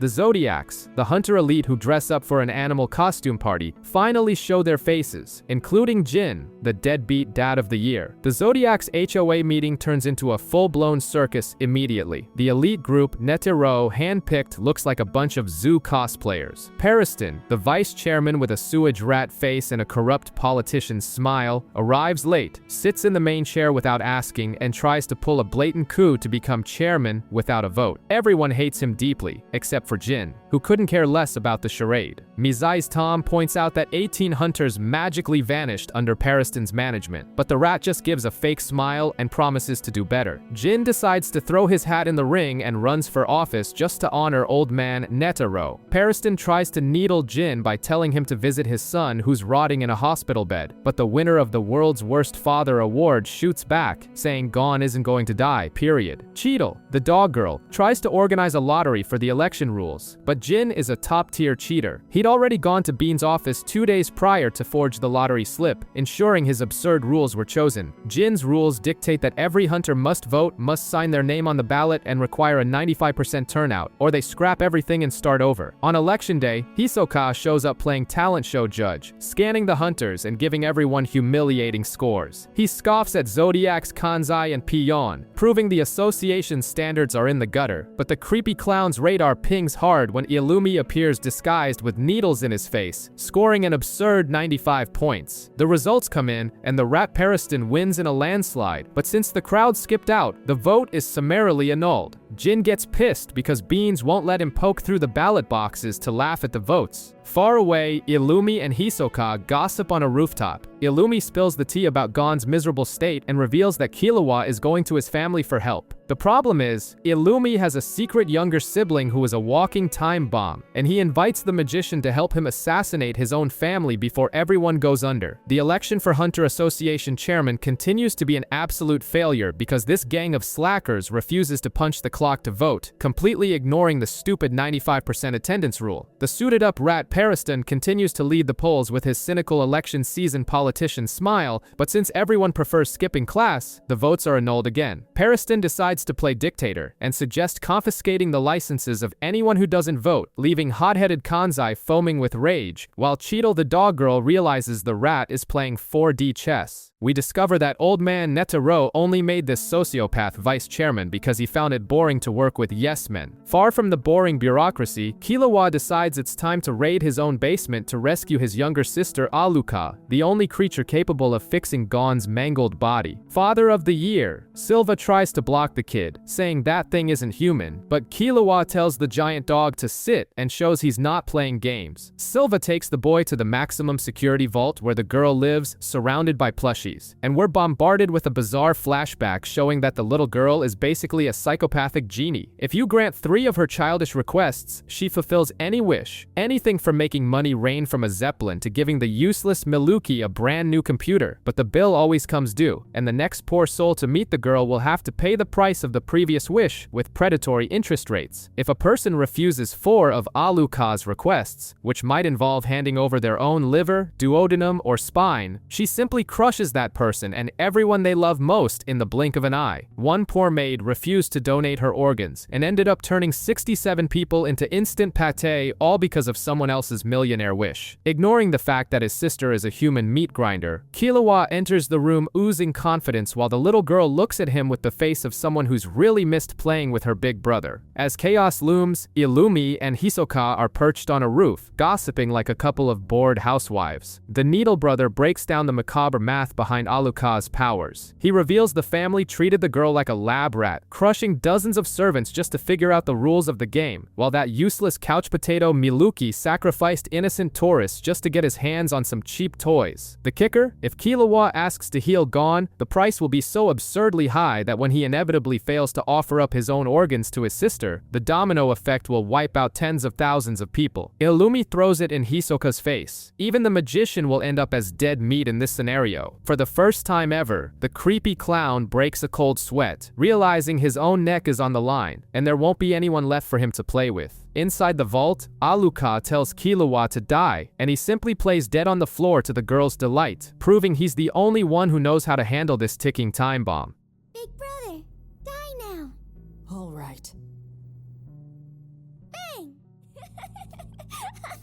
Over at Hunter HQ, the third round of voting is another pathetic failure. That rat Pariston suggests the Zodiacs give live speeches to motivate this lazy bunch, making Cheadle hate his guts even more. Back at the Mountain of Assassins, Miluki lists Alucard's 5 known rules for his father, swearing he's not hiding anything. But Killua is the true master of the game. He's read the secret terms of service that no one else knows. Proving that sanity skipped this family entirely, Killua turns to the demonic entity inside his sister and issues a direct order. Kill our mother if we aren't off this mountain in 30 minutes. Instead of being offended, his mother has a bizarre, proud mom climax over seeing her son act so cruel and calculating. Finally, Silva opens the prison doors. With a kiss on the cheek guaranteed by the creature, Killua marches out of that asylum, determined to clean up his own mess and save everyone once and for all. At the hospital, the Nen exorcist takes one look at Gon's mummified body and basically quits, warning that there's no magic in the world that can clean up the colossal mess he's made of himself. Killua calls Moral to say he's coming with a guaranteed cure, but the suit and tie butler Goto kills the vibe, reminding him that the boy is under level 4 family lockdown, essentially a high-end prisoner who can't make a peep without authorization. To ensure Killua doesn't pull any stunts, he's escorted by Canary and a terrifying buff old lady named Subone, who promises to knock the kid out if he steps out of line. But Alucard decides to test the limits and simply asks for the old woman's pinky fingernail. Subone rips her own nail off without blinking, hands it over, and vanishes from sight just to avoid any more freakish requests. It turns out not every senior citizen is intimidated by organ-devouring cosmic entities. In the middle of the road, the phone rings and Leorio starts screaming into Goto's ear like a maniac, demanding to speak to Killua. Moral snatches the phone from the stressed-out student and negotiates with the butler, promising to set up an isolated hospital room in the middle of a parking lot just to keep the Zoldyck secrets intact. Meanwhile, Leorio tries to call Kurapika, but the revenge-obsessed blonde is too busy staring into the void and ghosting his friends, just like you do when someone asks for the money you owe them. At the election podium, Pariston gives his usual cynical speech, but the real showstopper is Leorio grabbing the mic to put Jin on blast in front of the whole world. He demands to know why the worst father in the universe award winner hasn't visited Gon in the hospital. Jin gives the worst excuse possible, saying the kid already has enough friends to look after him. That's the last straw for Leorio. He loses it, manifests his Nen, and sends a long-distance punch straight into Jin's jaw, sending the deadbeat flying out of his chair. The crowd goes wild, cheering for the physical assault, and Pion, the rabbit Zodiac, jumps on the chaos, announcing that the whole brawl is going viral. Beans, the little green guy in a suit, announces the results of the 4th round of the election, and the political chaos continues. But the monumental joke of the night is that the stressed-out grad student, Leorio, has jumped to 3rd place. The guy leaped ahead of legendary hunters simply for punching Jin in the face, proving once and for all that public physical assault is the best campaign strategy. While Killua listens to this political gossip over the phone, he finally connects the dots regarding his family's toxic dynamic. He realizes his parents and grandfather only want to keep Aluka around to use her as an infinite wish battery. However, the psychopath Illumi has other plans. A solo mission to erase his sister from existence before she accidentally kills everyone. And to prove things have reached a breaking point, the butler's road trip turns into a bizarre Mad Max cosplay. Trucks appear out of nowhere on the highway, trying to ram their vehicle off a cliff. The driver pulls some insane maneuvers to hop onto an upper deck, but another truck surges from the void, impales the car with iron bars, and sends the whole crew flying into an exploding ravine. This is all courtesy of Illumi and Hisoka, who are watching the disaster from the VIP seats. The magical clown, always testing boundaries, casually asks if he has permission to kill Killua. In that exact millisecond, Illumi's face melts into a demonic, sleep paralysis nightmare, leaking a bloodlust so dense and disgusting it would make the devil himself back down. Hisoka plays it off as a joke, since deep down he just wants to keep Gon alive so he can play with him later. With no time for family therapy or traffic disputes, Killua warns that anyone trying to separate him from Aluka is a mortal enemy. He activates Godspeed and bolts into the woods carrying his sister, leaving the rescue team behind. Goto, the tuxedo-clad butler, tells the others to follow the kid and decides to stay back to trade blows with the creepy clown. Hisoka arrives announcing that his aura has very particular properties, while Goto prepares to turn the magician into human Swiss cheese. Goto's coin firing starts off looking like a broken slot machine spitting metal at the speed of sound, but Hisoka simply raises his bubblegum pink shield, reminding everyone for the 1000th time that his aura possesses the properties of both rubber and gum. The magical clown catches the coins, stretches his aura, and returns the attack with interest, forcing Goto to use every bit of his visual prowess to avoid being obliterated. Hisoka then leaps through the trees like a spider with a bloodlust, moving too fast for the butler to track. He poses a lethal riddle about how many coins he'll return, but before Goto can even process the math, Hisoka drops from the canopy and slits the butler's throat with 2 cards, sending the coin shooter to play heads or tails in the afterlife.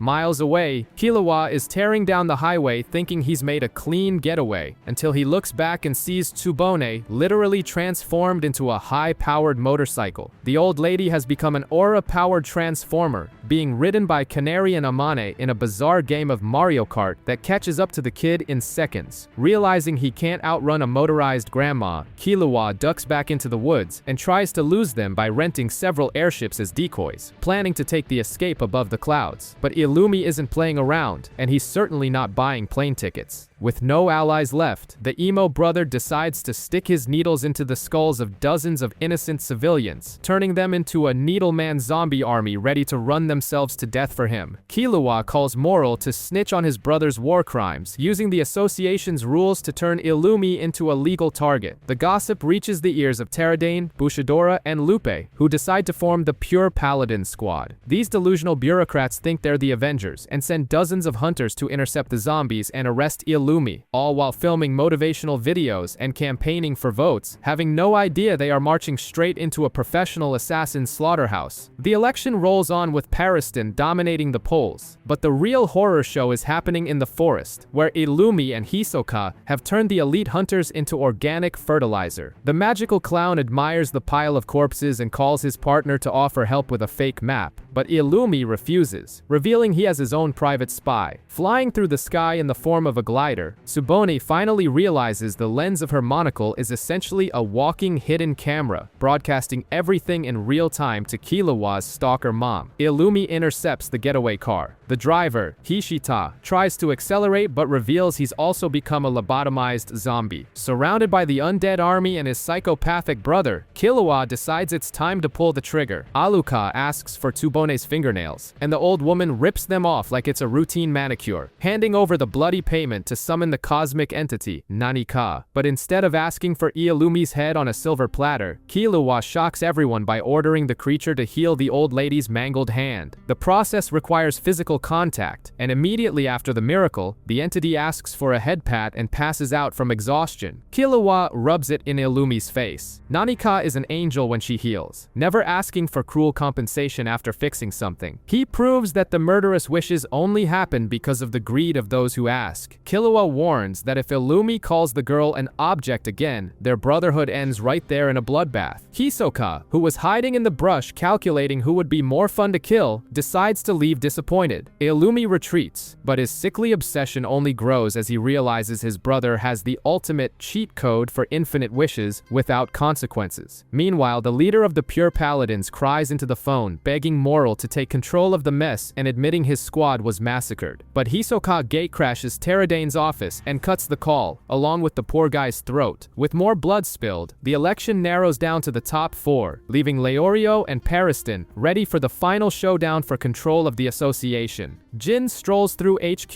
exuding deadbeat dad energy when he's cornered by Cheetle, who barks at him, demanding to know why he's abandoning the election. The professional slacker reveals he's had his fun, and that Pariston is a cosmic-level troll who doesn't want to win or lose. He just wants to turn the association into his personal playground. Jin tells the dog that she's too predictable with her Girl Scout morality and drops the bombshell. Pariston is stalling the vote until 5,000 Nen-filled Chimera ant cocoons hatch for him to play with. While Cheetle short-circuits, the 8th round of speeches begins. Mizai's Tom takes the stage with the enthusiasm of a man walking to the gallows and asks for votes for Cheetle. But Cheetle herself throws the bone to Leorio, causing absolute chaos in the crowd. That's when our favorite med student grabs the mic and delivers the most humiliating and legendary political speech in history. He confesses loudly that while Gon was fighting for his life and losing limbs, he was in his room getting drunk and polishing his own wand. The confession that he was peeling the banana while his friends died horribly captivates the hunters, and he begs them all to use their useless brains to save Gon. The crowd goes wild, applauding the repentant wanker's honesty. Cheetle is certain Pariston is finally finished, but the blonde sociopath takes the mic with a cynical smile and gives a masterclass in manipulation. He agrees to save Gon, but coldly dismantles his rival's candidacies, stating a chairman needs strength, experience, and caliber, things Cheetle and Leorio definitely lack. He backs Mizai's Tom just to split the votes and continue his sadistic game. Far from this political circus, Killua finally arrives at a fortified hospital that looks more like a military bunker, surrounded by allies armed to the teeth.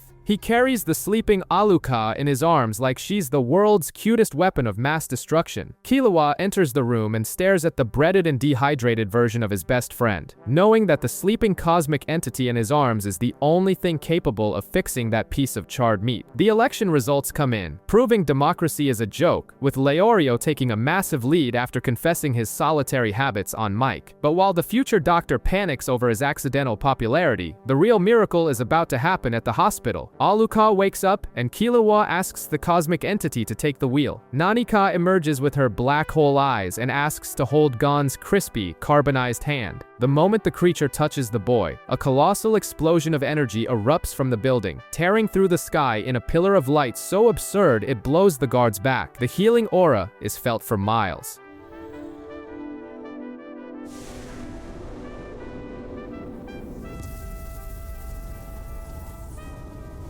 Atop the building, the Zoldyck family watches via Tsuboni's monocle cam, while Illumi experiences a mental climax in the parking lot, laughing like a total psycho as he realizes the infinite power he can enslave. Back at Association HQ, the suits also feel the crushing pressure. Knowing Killua's toy worked, Pariston decides it's time to troll even harder, and tries to abolish the hunter exam mid-meeting. Kanzai nearly has a stroke from rage, and Cheetle desperately tries to block the rat's maneuvers, swearing to resign from the Zodiacs if necessary. Leorio snaps, saying he doesn't give a damn about politics. He just wants to save his friend. Then, the doors to the assembly are kicked open. All the political drama is crushed when a fresh, healthy, and fully healed Gon walks into the room. Leorio lets out a scream worthy of a K-pop fangirl and lunges at the boy's neck, crying rivers of tears while the entire audience applauds the reunion. Pariston starts a slow clap, savoring his moral victory, revealing to Cheetle that he planned all of this from the moment Jin predicted his son would survive. Capitalizing on the hype, Pariston forces the kid to vote on the mic. Gon, with the innocence of a career killer, destroys Leorio's political future in 5 seconds, saying he's voting for Pariston because his friend needs to go study medicine. With the election in the bag, Gon finally turns his head and locks eyes with the deadbeat in the hoodie at the back of the room. The boy freezes, realizing he's finally found the worst father of the year. Gon runs toward Jin, and the century's most anticipated encounter begins with the Master of Absentee Fathers giving a simple, dry yo. Gon breaks down in tears, frantically apologizing for letting Kite turn into Aunt Pate. Jin, with the empathy of a wooden door, basically tells him it's a skill issue, tells the kid to man up, and orders him to go apologize to Kite personally. When Gon tries to schedule a coffee date to catch up,